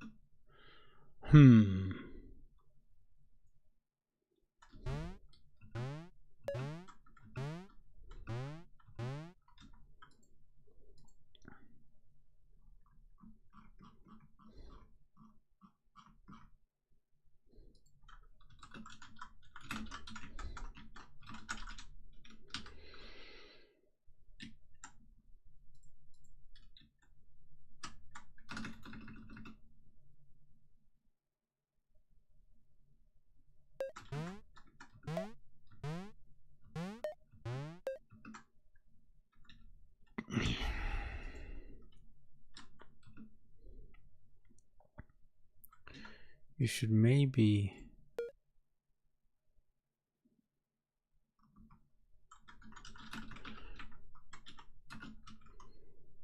plus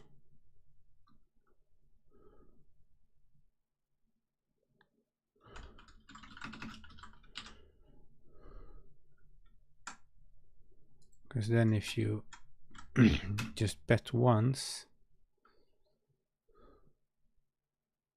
so you get something extra. Yes.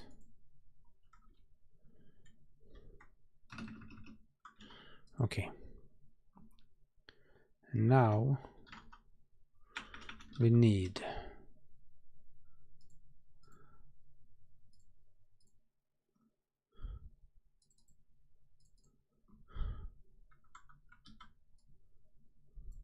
the house to be broken.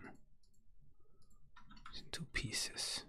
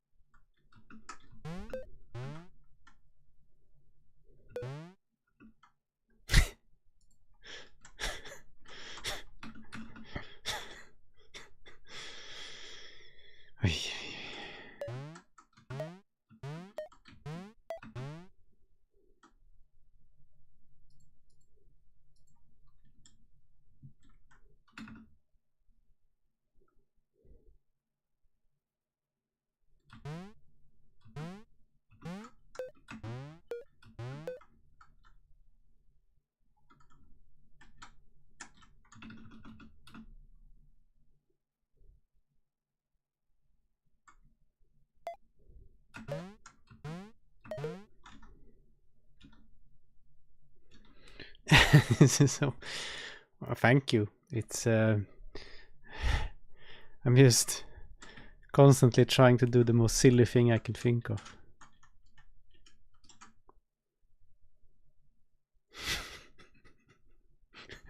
I have no idea where you go inside, you put money, and then the house always explodes, and then you play a game.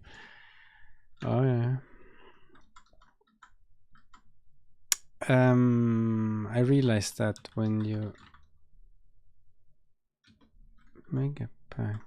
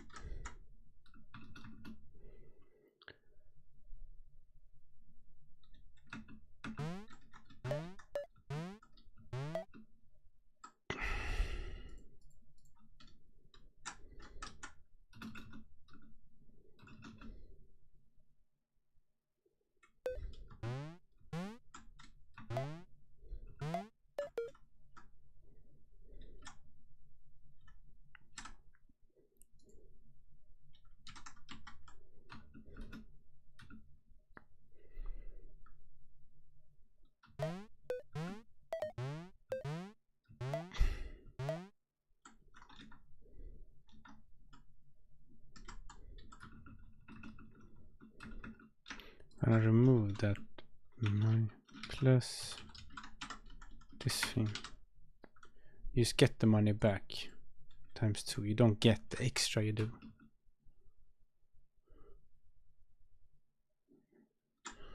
Because then it gets too easy.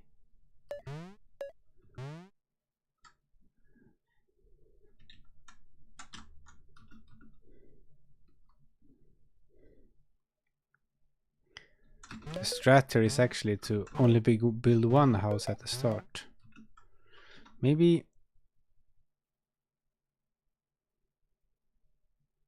his size should remain between each.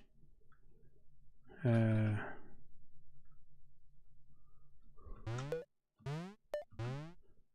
you just continue.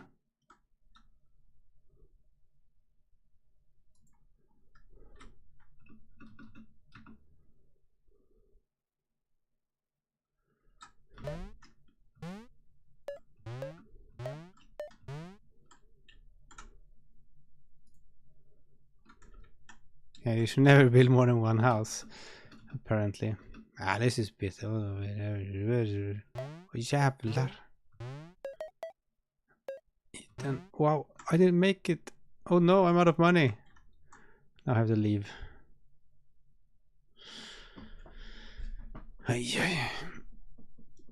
Because it almost becomes impossible after a while. Because you can't get more than maybe 10 in one go.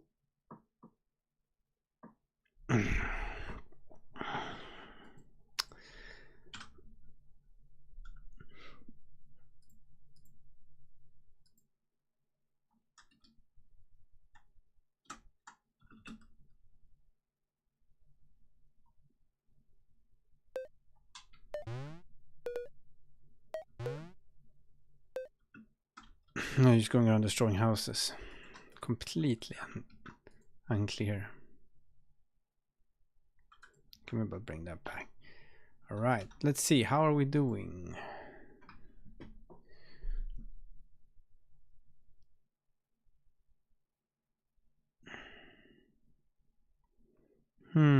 Is the scissoring turned off? Didn't I fix that? Scissor. I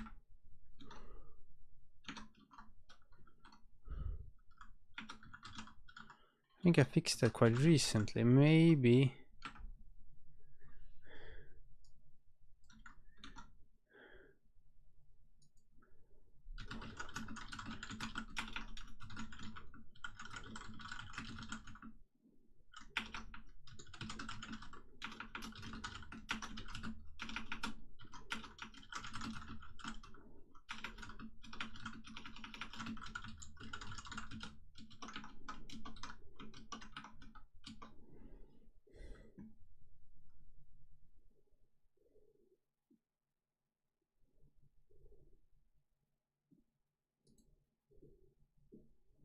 Ja.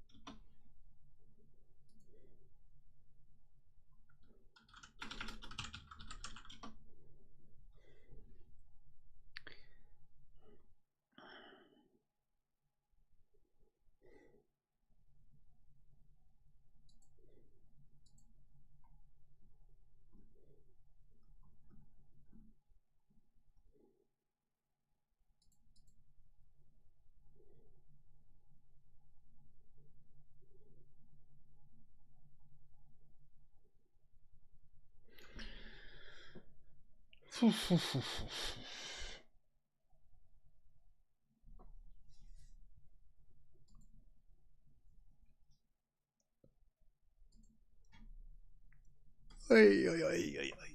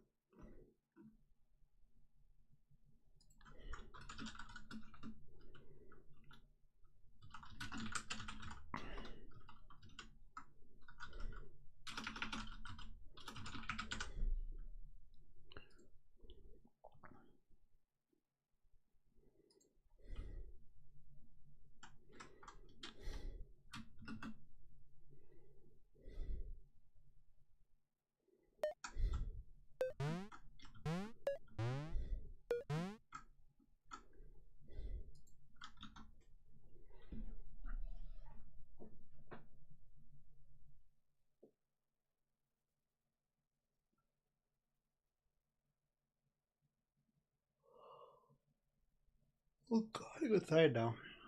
I'm about to step outside for a bit. Be right back.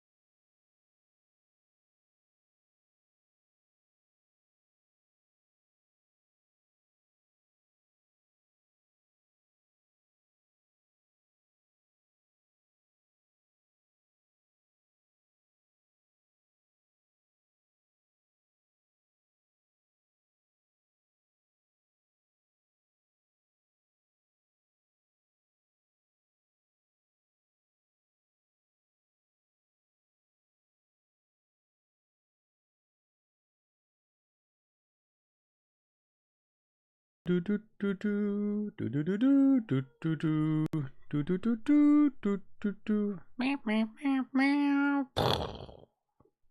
Huh? Let's see what's happening. I have this window capture. Where is that? Oh, this one. Select the window to capture. That one. Right. Maybe I don't capture that window. Sorry, I scared.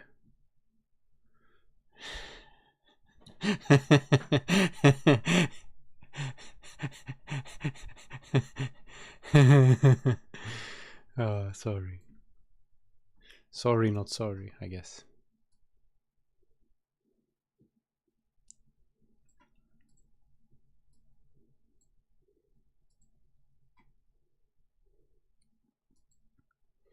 So we have a little timer here.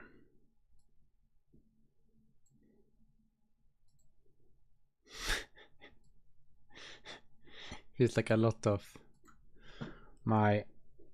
this game jam is me going away from the stream and then coming back and scaring everyone.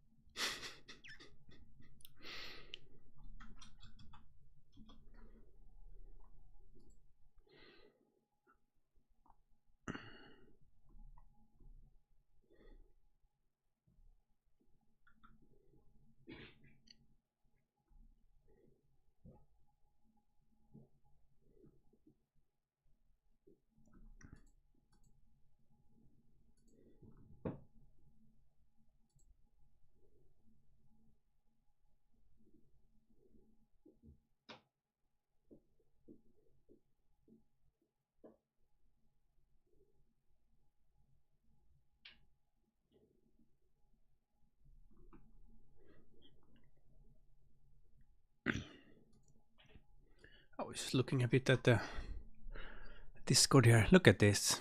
Nice 2D. Is this sprite stacking or is it whatever it is? It looks amazing. Little Kerbal Space Program thing. Wow. It looks cute. Nice animation of this sun or neutron star or whatever it is.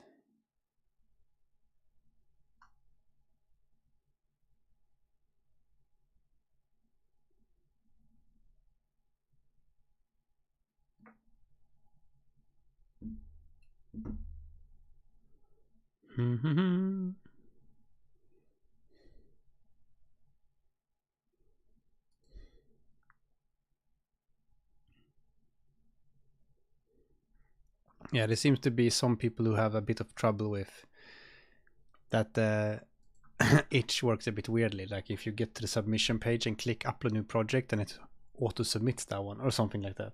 So you think that you would have to go back after submitting it, but you don't because it gets submitted automatically. It's a bit of a weird workflow. They should just not do that. They should just be like, either pick a game you've already uploaded or submit a new one. Or like just only allow you to submit something already uploaded, so you must go the alternate way. And I don't know. I feel like they have made a confusing flow. But yeah.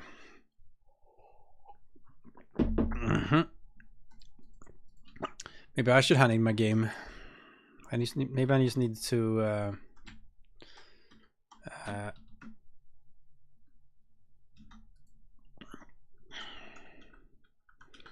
I'm just gonna do something like this. Maybe flash string flash text timer.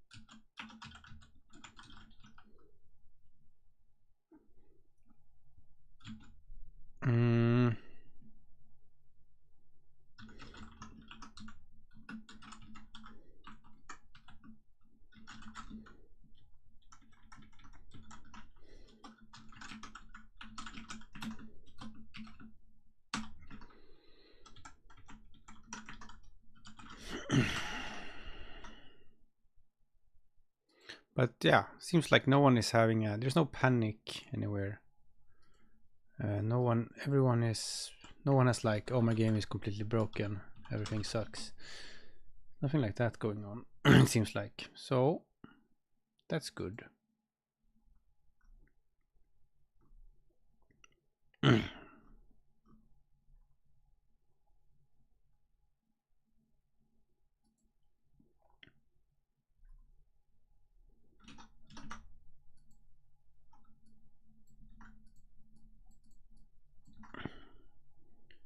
That, and then we go down to update, go down to here to step, if flash text time. This I just want to add some text on the screen. Raw text,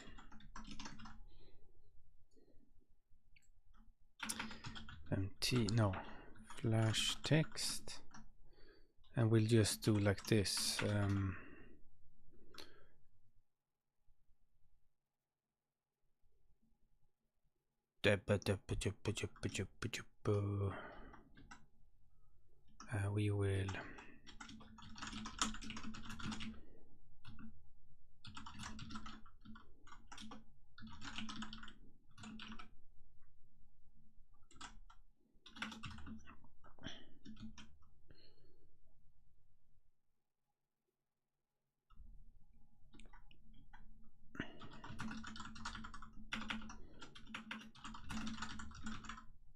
We will put it in the middle of the screen, and then we say that it should be 50 k to the black is fine, and then the origin should be flash text size times 0.5.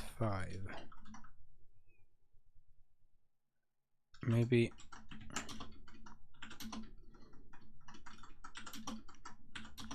can rotate it also. A rotation is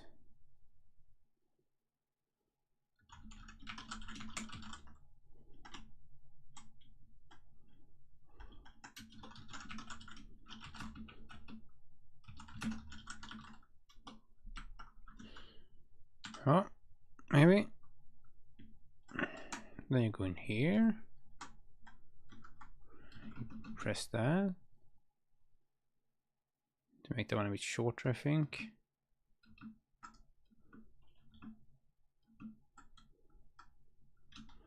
Oh, I didn't get any text.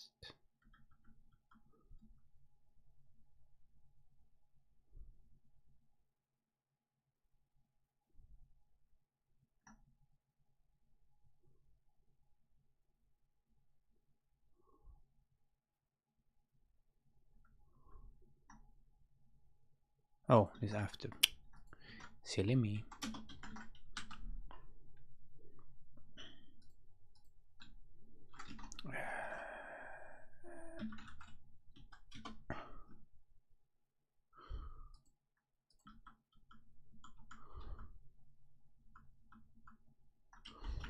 Three seconds.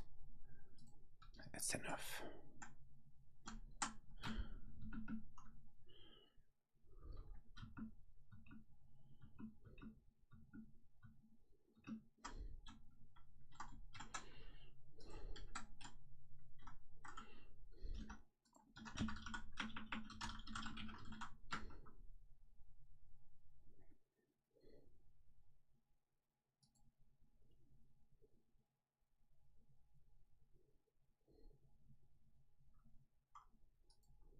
Increase.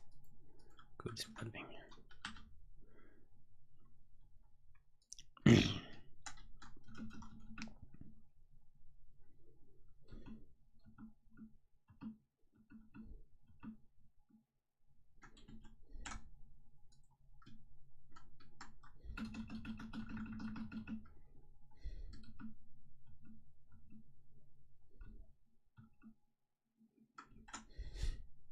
Oh no, I have no money left.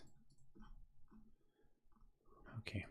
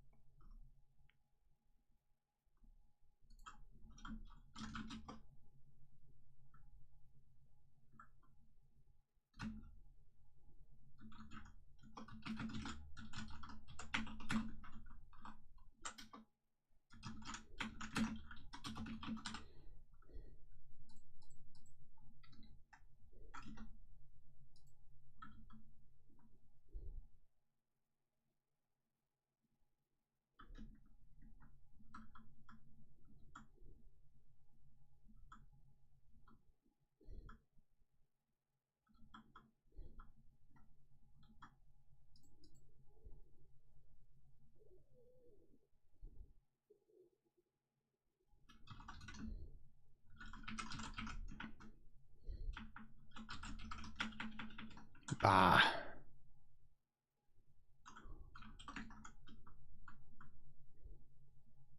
No, that's not good either.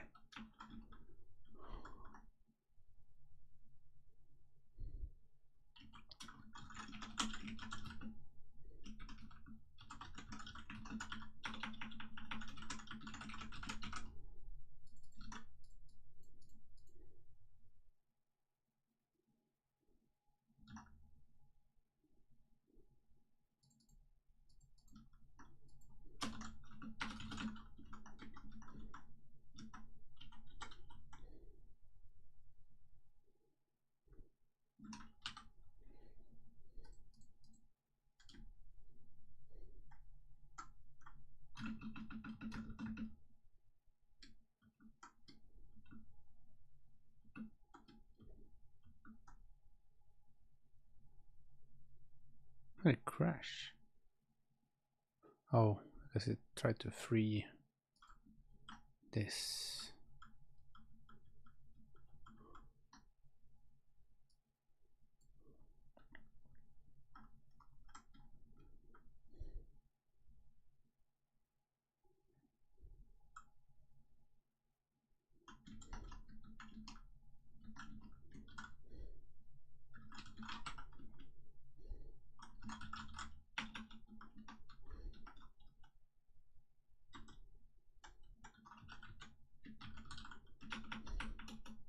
No, then we'll allocate.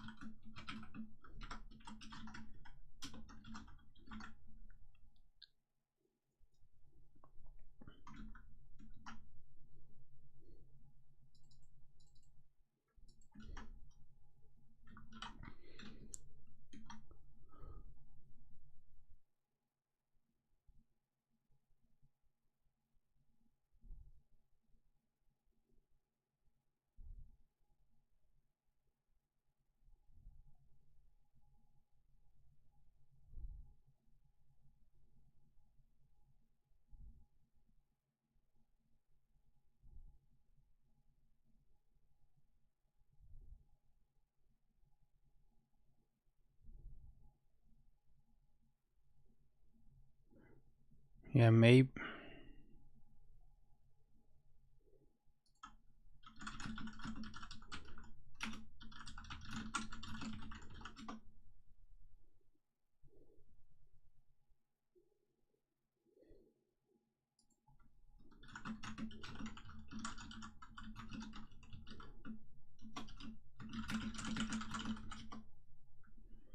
How do you load and play a sound? Well,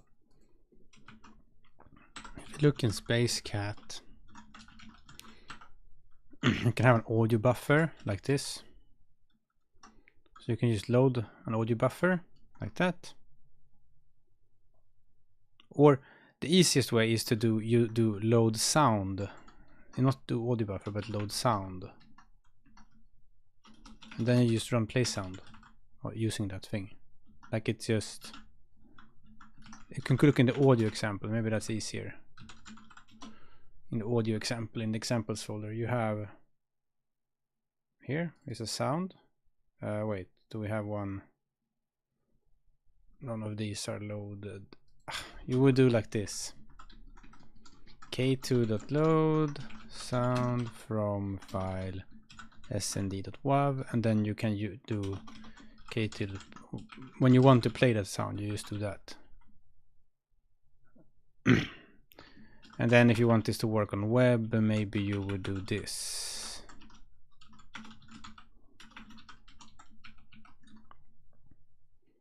to embed it in the executable. Wait, yes, that would work. Yes, try that. But yeah, look at the example. Look at the space cat or the audio example.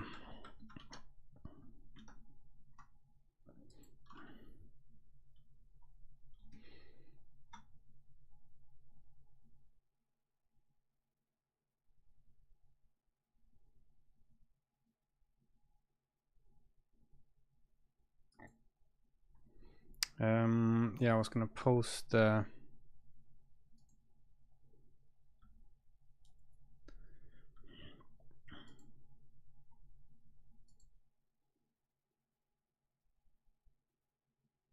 do I find the email here?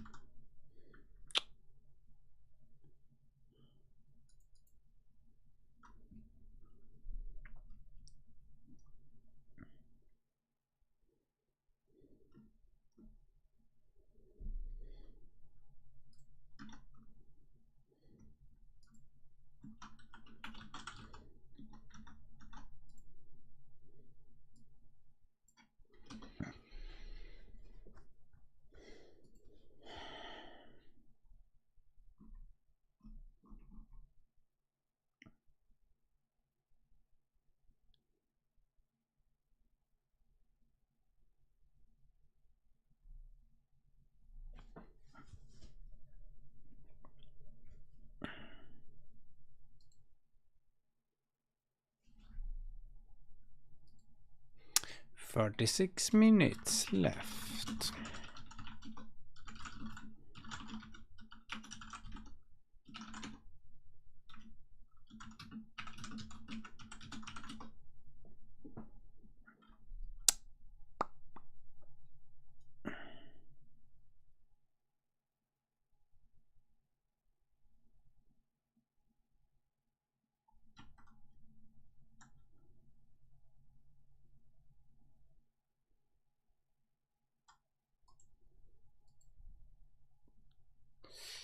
What I've done.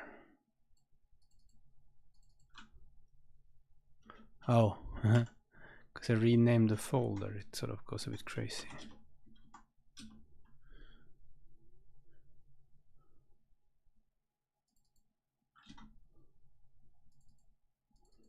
See if it works.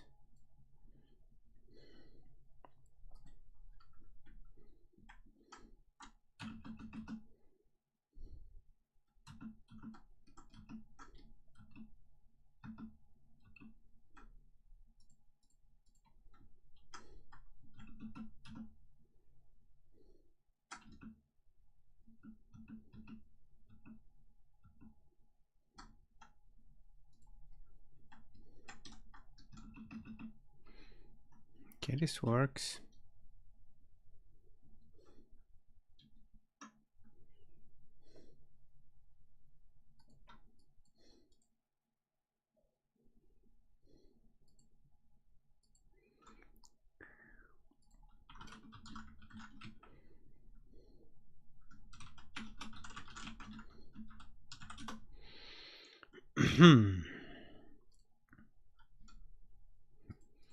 Okay, so let's see how I submit this. You submit project.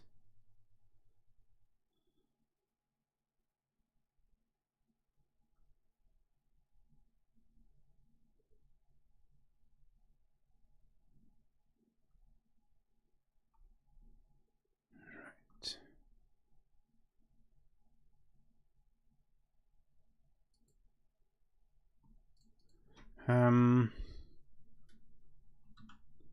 What's it called?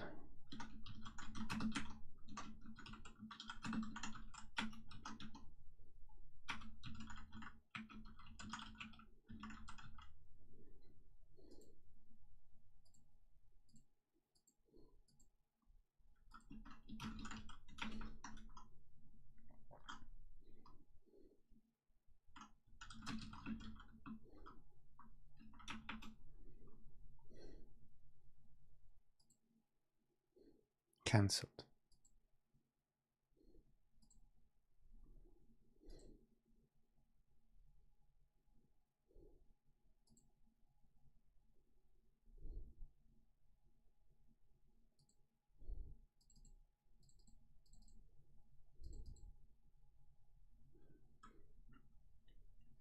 This will be played in a browser.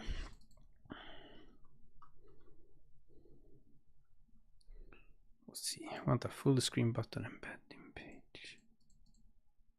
Click to launch in full screen.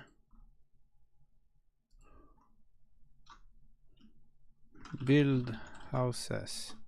Go into houses.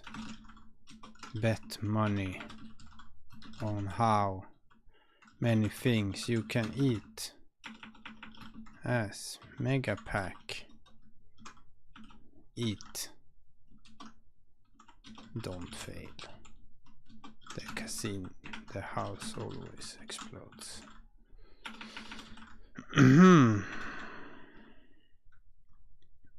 Genre, educational.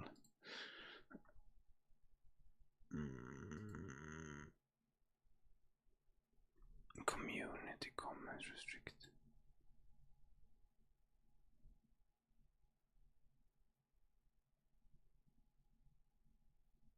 Yeah, remember to select your thing as public, because it's always drafts from the start. It's a bit funny. Megpack.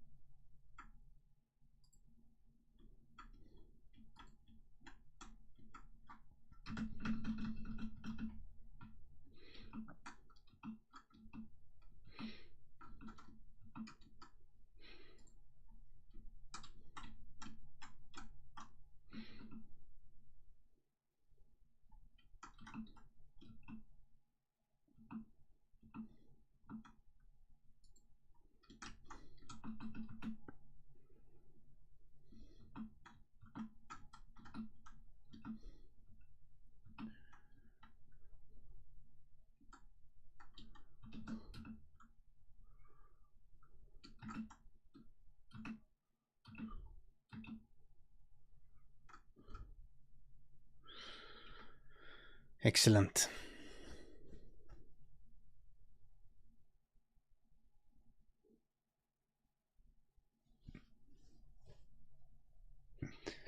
There we go.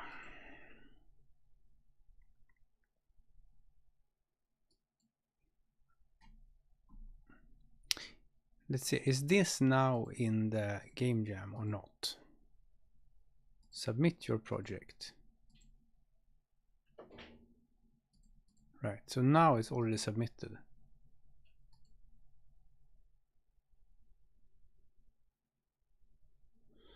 Sometimes my sound plays, but sometimes you get error. When I play sound. Maybe you loaded that sound with load sound from... If the sound has been destroyed, then that would happen. Or maybe on web, if you loaded it from a file and it didn't load properly, then maybe it would happen. Those are some ideas.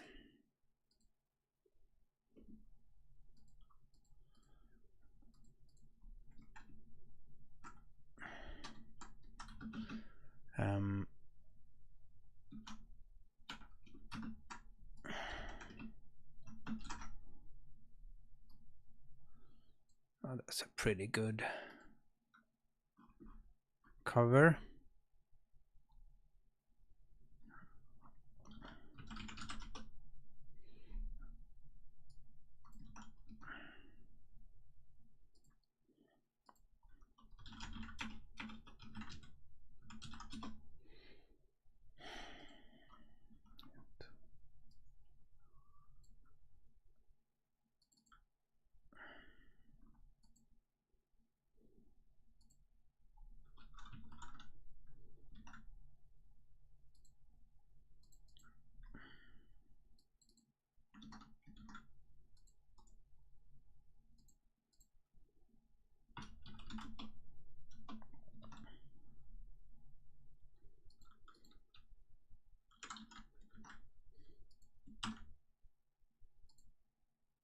Whoops.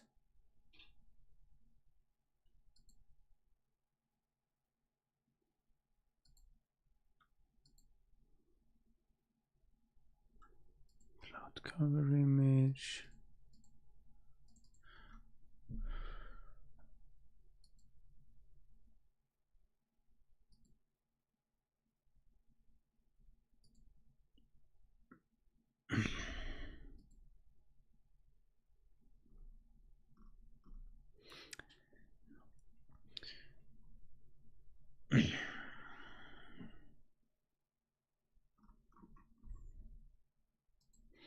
I guess for the sound problem also, you could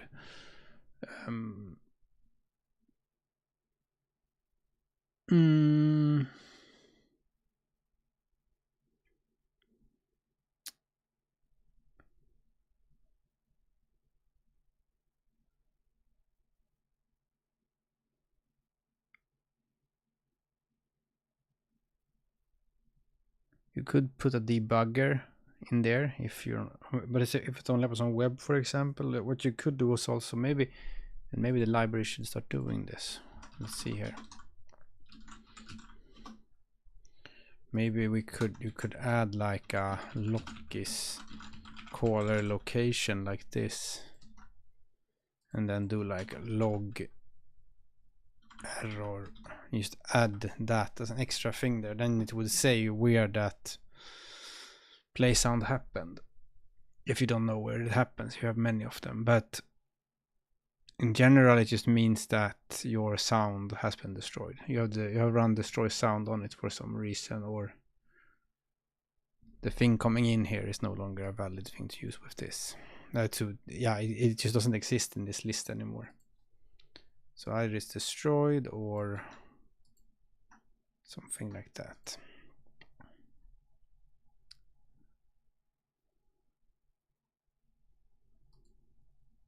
But yeah, also if you did load sound from file on web and then try to play that, you might get that because it will return an empty sound, and then you try to play it, and then yeah, that could happen also.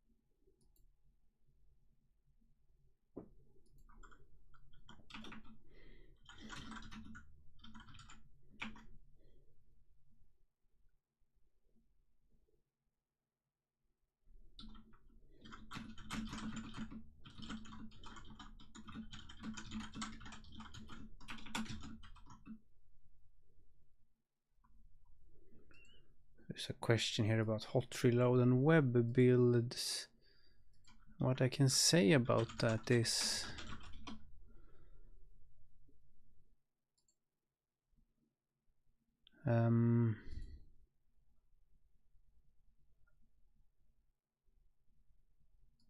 that, let me show here.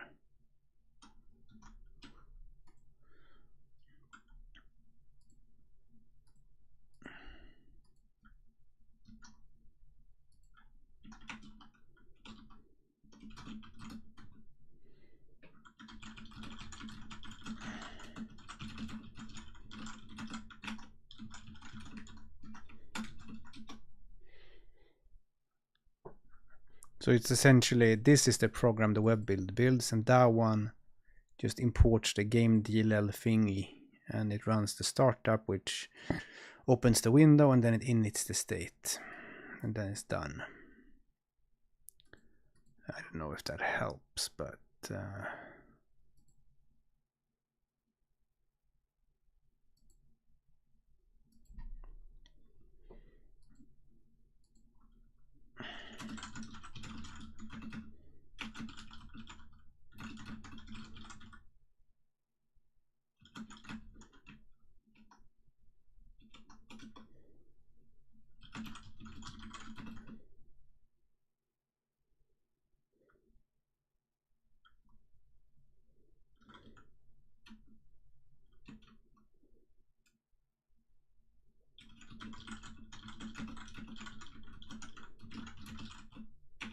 so it's a bit silly actually, because this one is then wrapped again by the thing that the real entry for the web, which is a main proc and a step proc. But it's, yeah, it's a bit silly maybe that there's two levels of it, but yeah.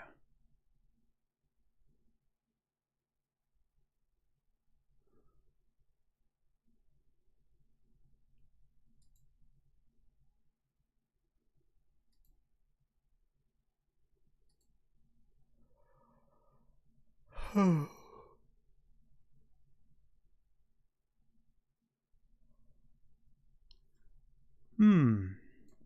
21 minutes left.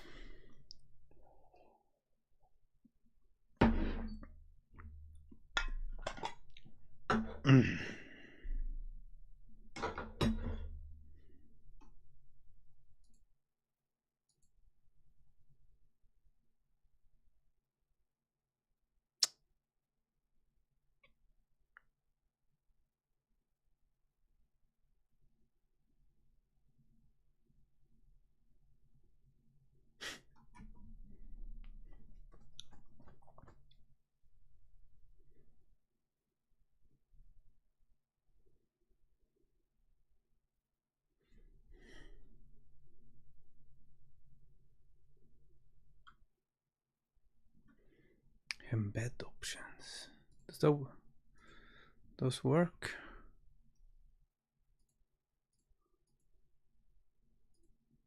Oh yeah, these, you have the size here you can use, yeah.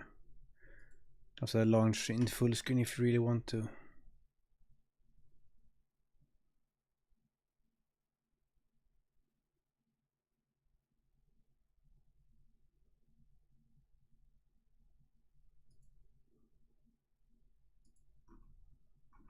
Alright.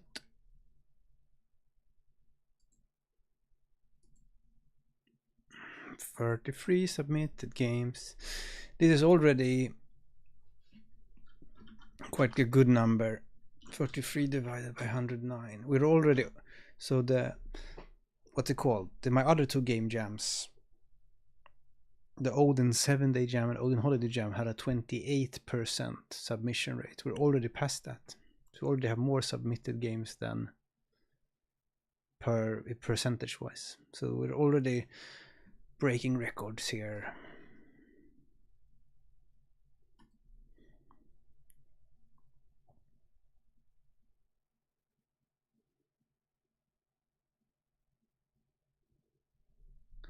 Yeah, I don't think the array would destroy any. I mean, for the sound to be destroyed, it has to I mean, if you somehow corrupt the handle, the sound, then it would refer maybe to something doesn't exist. Yay! I'm happy you were able to use Box2D. That sounds cool. How was your experience with the coordinate system flip? Was it okay? I've been thinking about adding so you can flip the coordinate system in Karl2D. I've been thinking about that. I actually have a PR up for that. That I just need to go back and look at it again.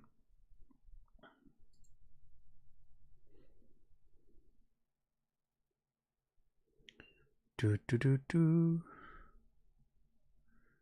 Do do do do. He's trying to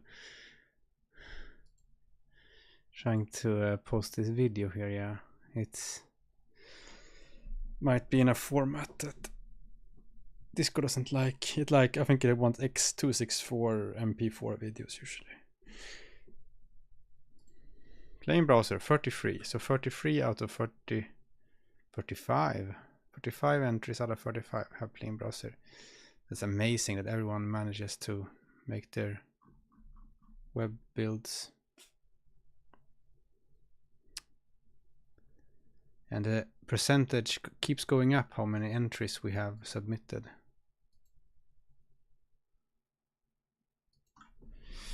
I had many moments where I had flipped chords, lots of corner origin versus yeah.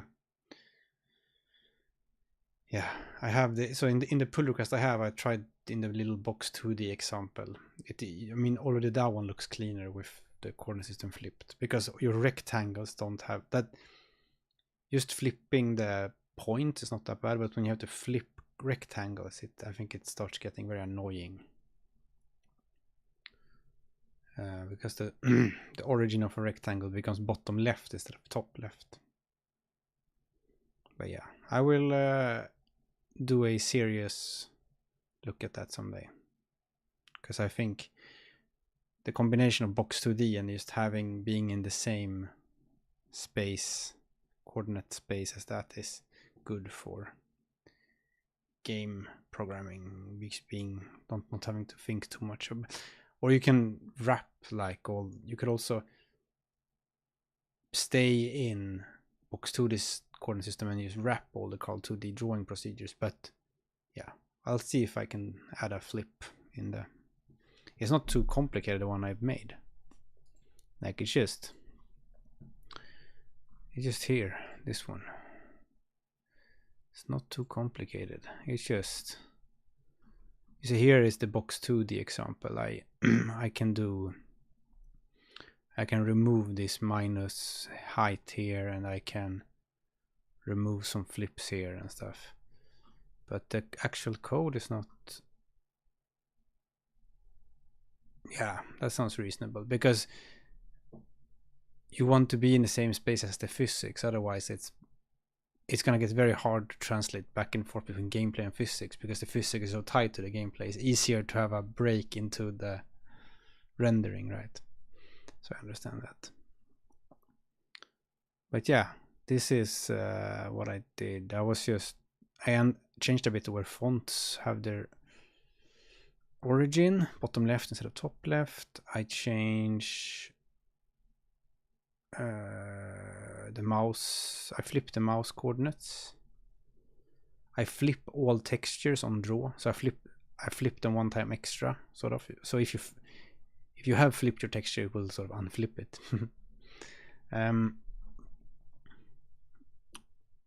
And then it flips the text as well, each character, and does a little dance here. And then the projection matrix is flipped. And then I've turned off culling. Because so you don't have to care, so you don't have to flip your vertex order so I don't have to do too much work with that. And that sort of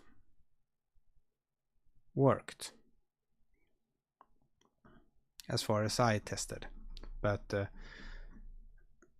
I don't know if this is currently as a compile time constant. Maybe it should just be a setting that you send into the options on Karl2D.init.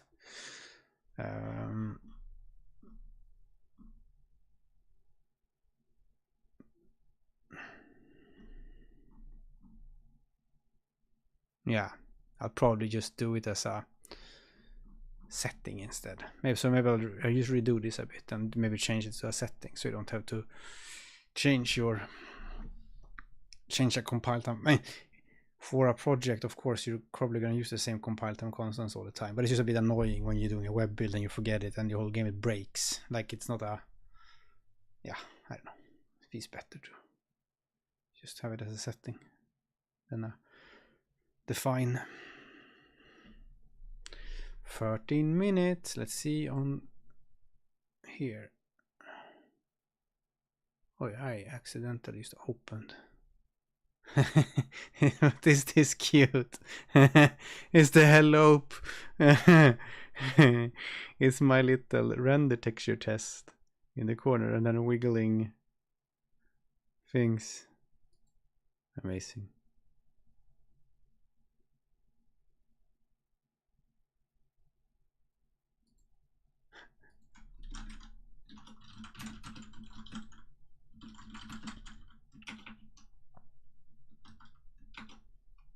What do you like?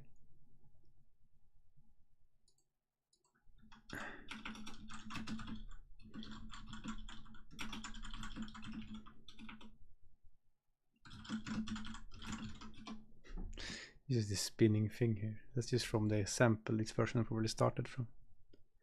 Cool, cool.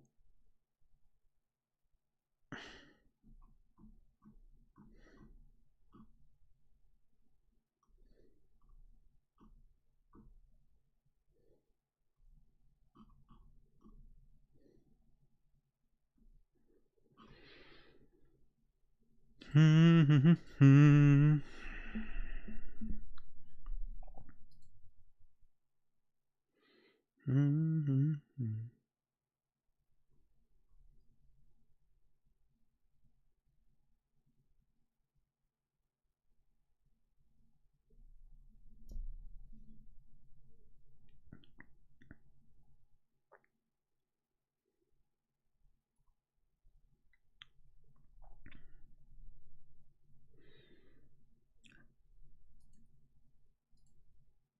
36 games. Let's see if I want to finish.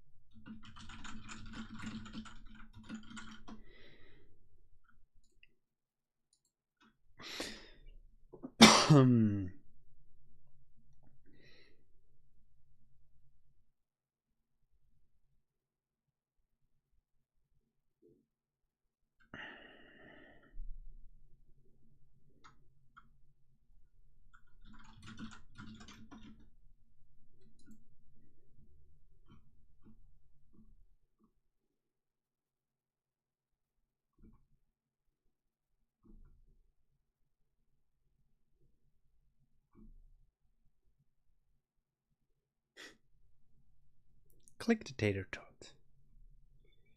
Dizzy maze. Nice, nice, nice, nice.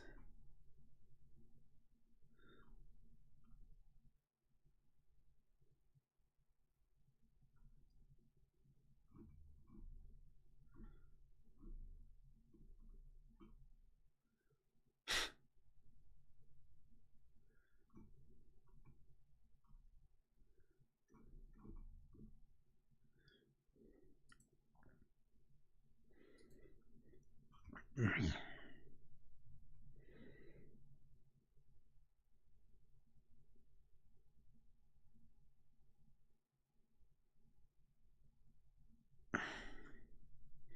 9 minutes. Yeah, we'll see if anyone is sweating with the web build right now. I really tried to make sure people try doing the web build, you know, at least a day, you know. But you know, sometimes I know for myself, like sometimes one is just so in. Is it like, okay, I'll do it in a bit, and then suddenly it's submission time. But yeah,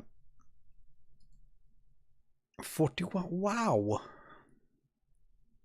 If we get to 55, then it's like 50% rate. Never had a game jam with this high.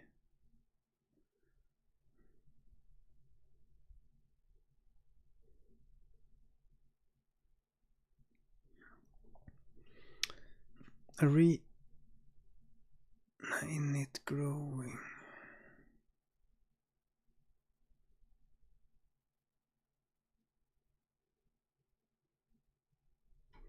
Vmem.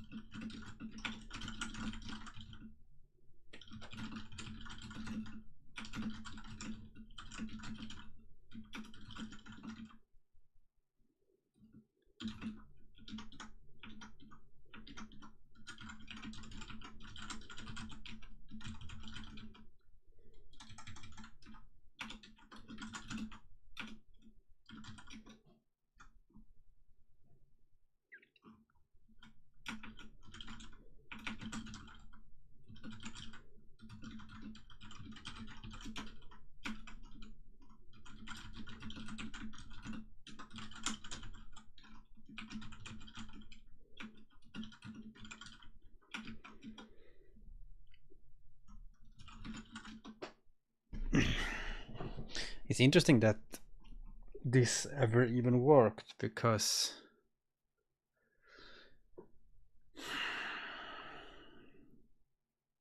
I don't think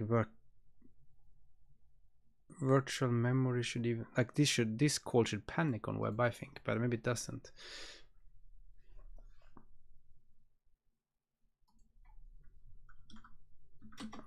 Yeah, you can update how your each page looks after the deadline.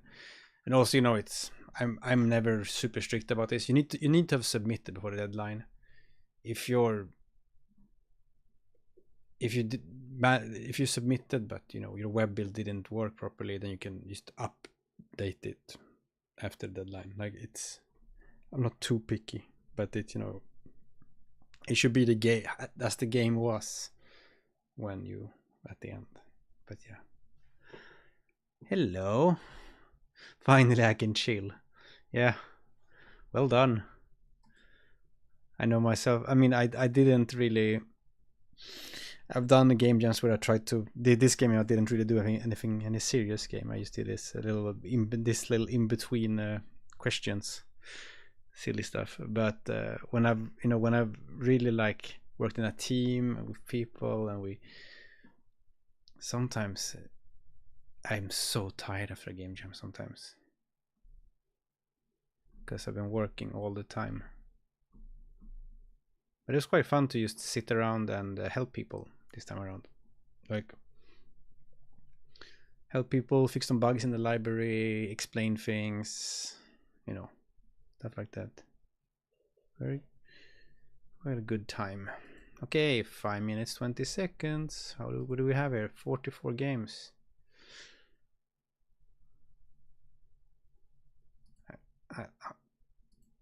We'll see if we get that many more. I guess some people are.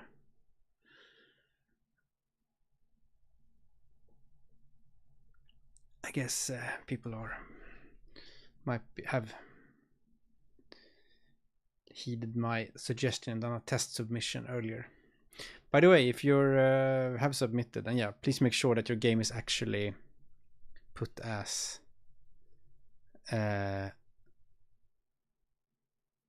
that you actually chose public on it, because by default it's like draft or restricted at the bottom there.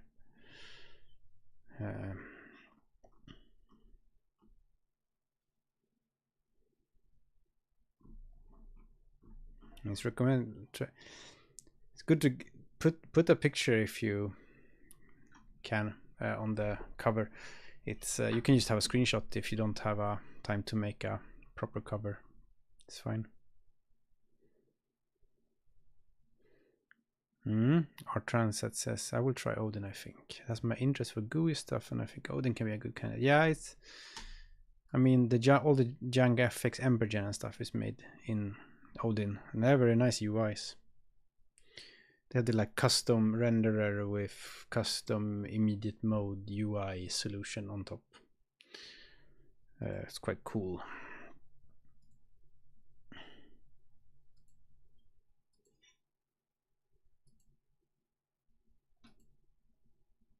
Hide the mouse cursor by default. I don't think so.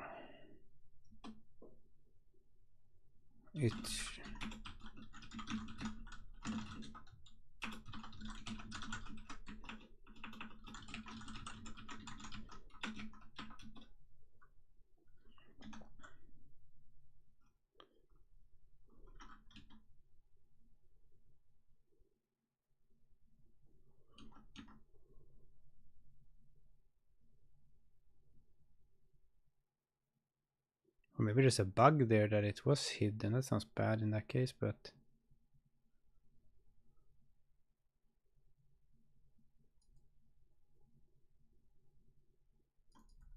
huh, was it?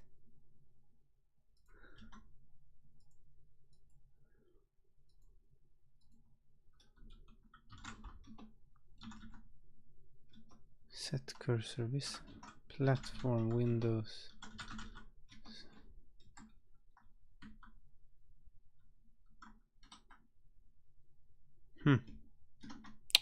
Strange. Wayland.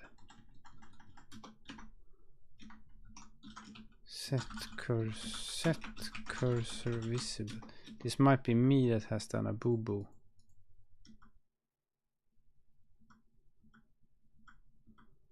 Yeah, and Wayland is hidden by default. I messed up.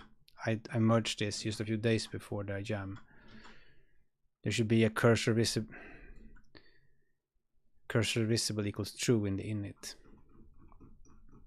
But yeah, not many people will download your Linux version. Anyways, most people play the web version if you have one, so that's fine. But yeah, I will write a quick GitHub before I need to do a little countdown here for the end. Super well done, everyone.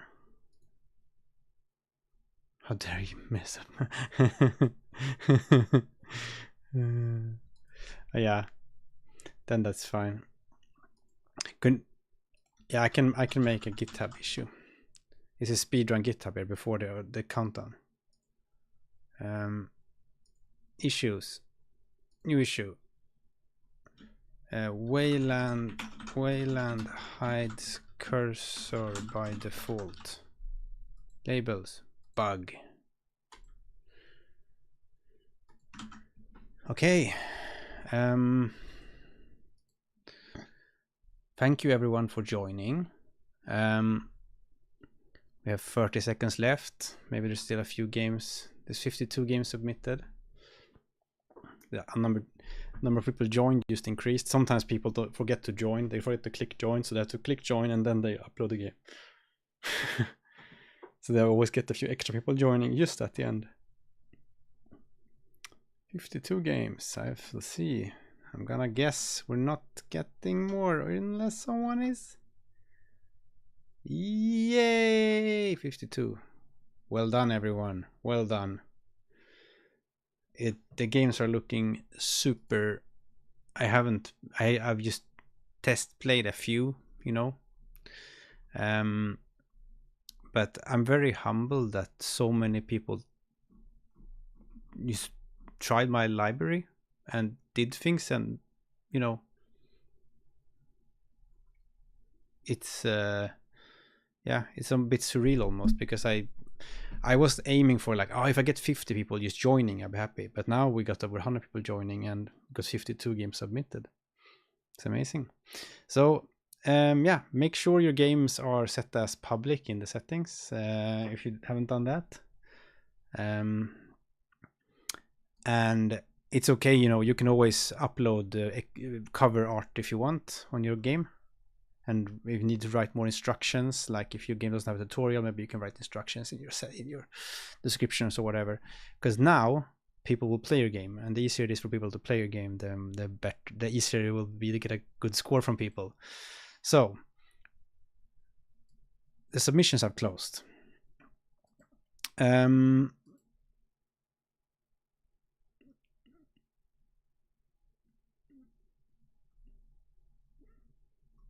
Yeah, okay, yeah, sorry, I should have looked at this.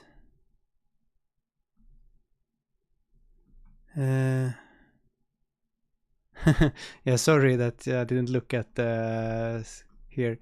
Yeah, so this is, so there's two things here. Make sure when you've submitted a game, quite often it will get auto submitted for some reason, and then make sure that it is set as public. This is super important, this one. So go into your settings and you scroll down and make sure that it says public there.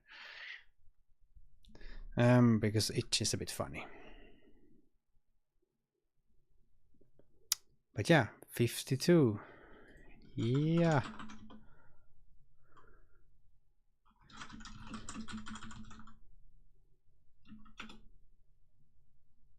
But if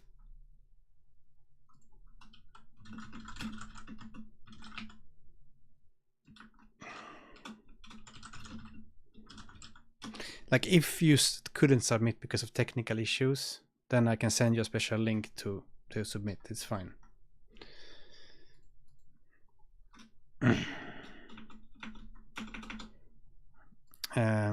I will do that. I will send to this, because you know sometimes the technical issues, and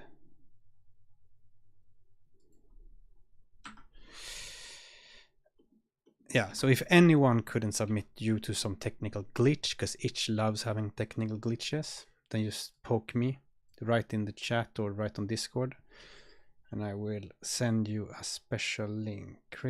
Generate submit link.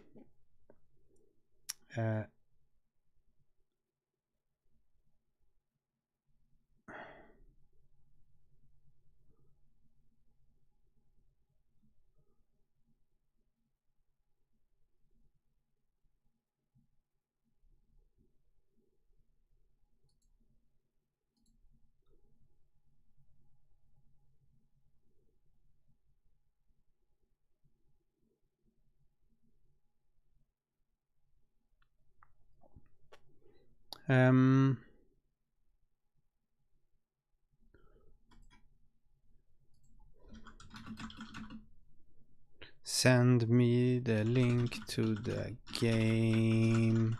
So what you do is you send me the link to the game. So you submit it.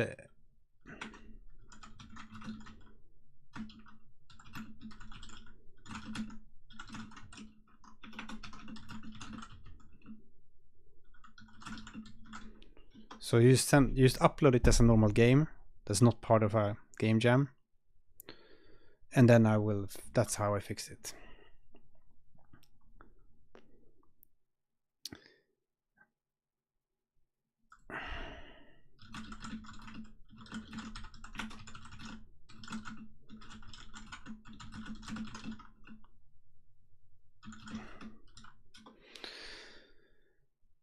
Right.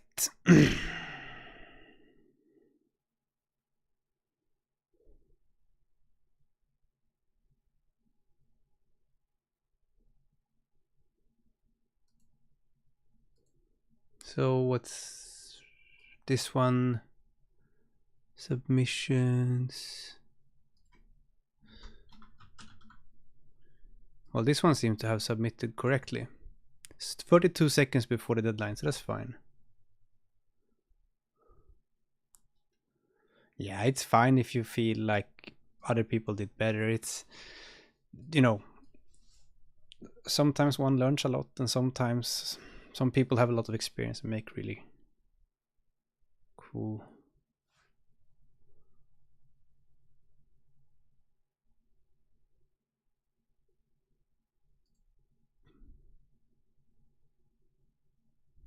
Mm-hmm.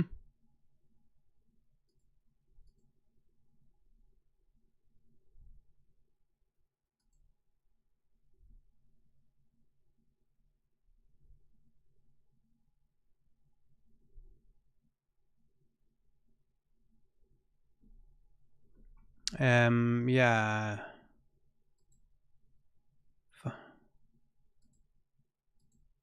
Fumble submission.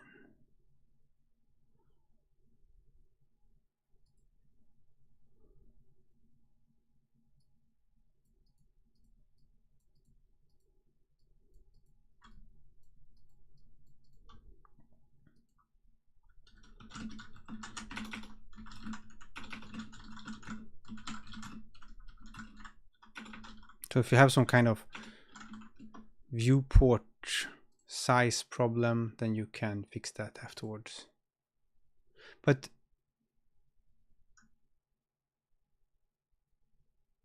I don't understand if this one.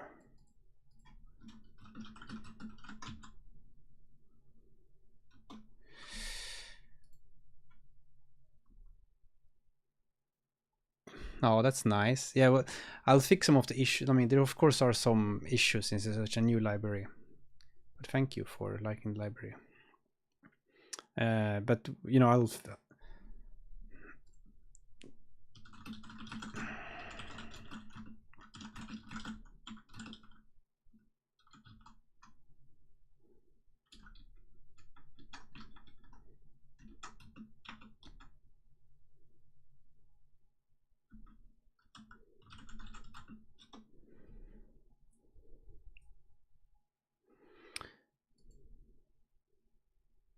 Yeah, so there's so many game jams ending usually at this time of the day that it's quite often each has a little bit of a problem at this point, which is always fun.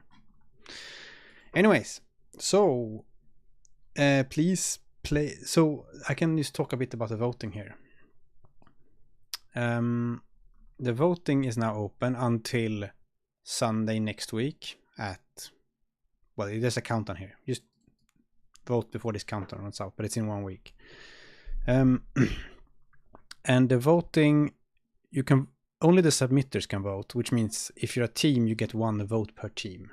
Just, you know, make up your, play them together or something. Or if you're not at the same spot in the world, you can have a voice chat and just play them, and or just let the submitter vote or whatever. But you can only vote once per team. So use it as a team vote if you have a team. If you fail to upload, if you upload your game but didn't upload a web build, you can try to upload that afterwards. But people will start playing the games immediately, so yeah. But yeah, it's just vote before this timer runs out on games, and try playing as many as you want to. And and if the only like rule about the voting is you can vote however you want, but no one will see how you vote except me. So I will, if someone, I don't think anyone's gonna do this, but if someone is vote scamming, just voting everyone the lowest one, I will see that and disqualify the person probably, because you know, if someone has voted the lowest score for every single game, then that's, I would say, some kind of cheating. But just, you know, just vote properly as you really think. And the criteria for the voting is enjoyment, which is sort of, you know, how fun was the game design, how interesting, innovative, whatever. I felt enjoyment from the game. The graphics, just looking at it, how does it look, maybe some animations, maybe some nice backgrounds, and then the audio / music, and then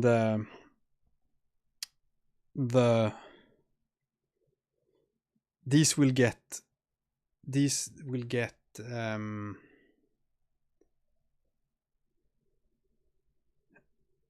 will be an average of these calculated. And that will be your score. So I think it's 1 to 5 on each. Or something like that. And yeah.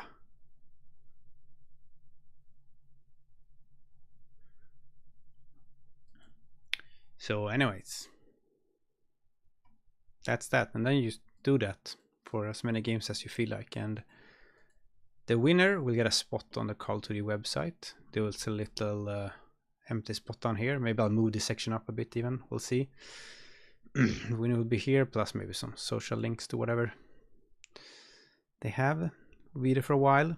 And then I'll do a audio video call or something where we can, you know, just chat about how to make games or how to ship games.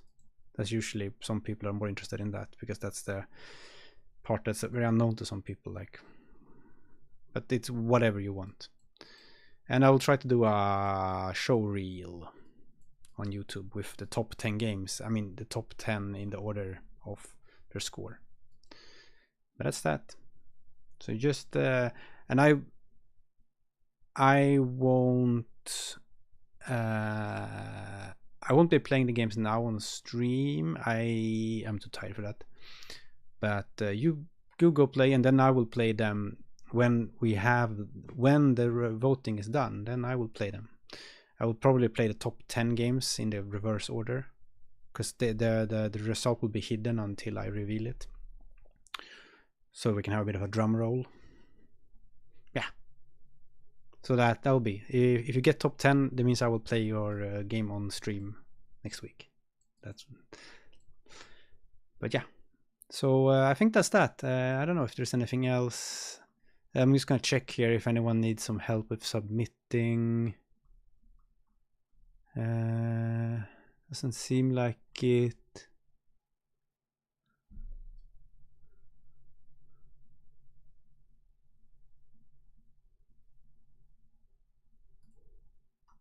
Yeah, you can add source code afterwards.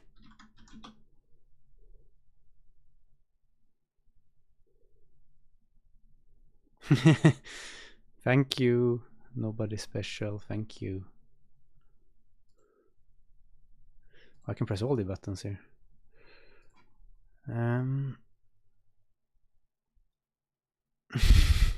With boobs, I'll ensure the victim. But yeah, please, if any, I hope no one has issues with submitting.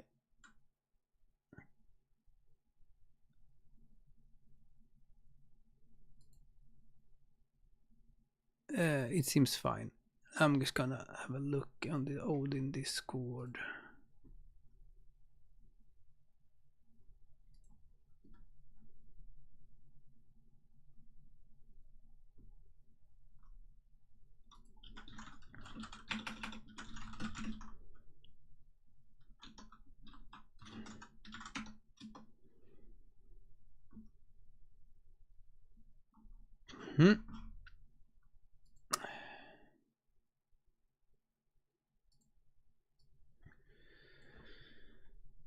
Right.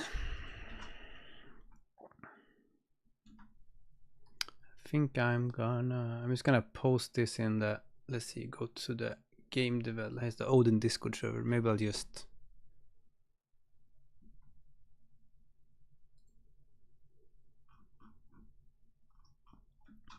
put it in showcase.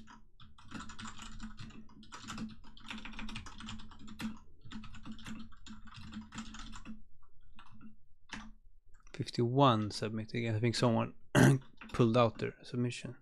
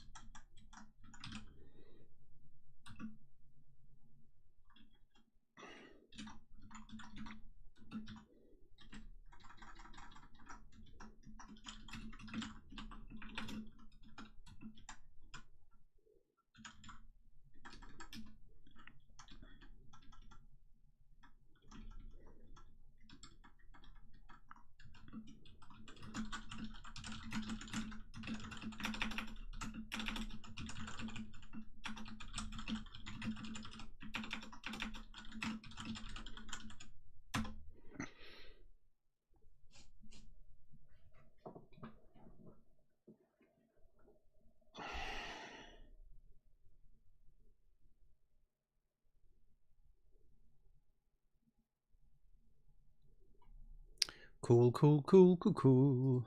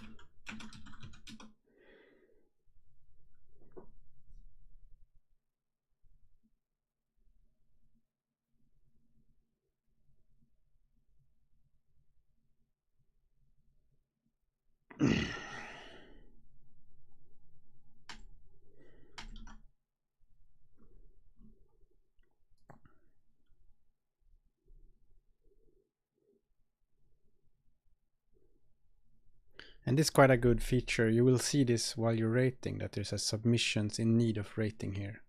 This is essentially games that haven't gotten that many ratings yet. But right now, of course, it's all of them need ratings. But this one will get more and more if you come back like in a few days. Really check out this one. Yeah.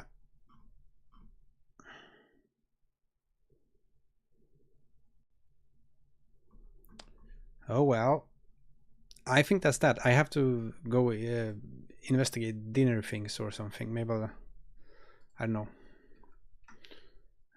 But I'm very happy that so many people use my library. We got like I said, like look at this. These are jams I hosted before. This has 49 submissions. This has 46 and 61, but the number joined this is the lowest of them all, and has more submissions. So it feels like really people really tried to get something done, which is very fun. And I think it's fun that so many web builds are in there. Yeah, the chat got. Yeah, we go eat money for dinner. Yeah, like you mean like mega pack? Yes. Anyways, yeah. So take care, everyone. I'll be stopping the stream now, and you go play some games, and I will see you in a week when I play the top 10 games on stream, and we're gonna have ourselves a winner of the jam. Okay. Bye bye. Have a nice day.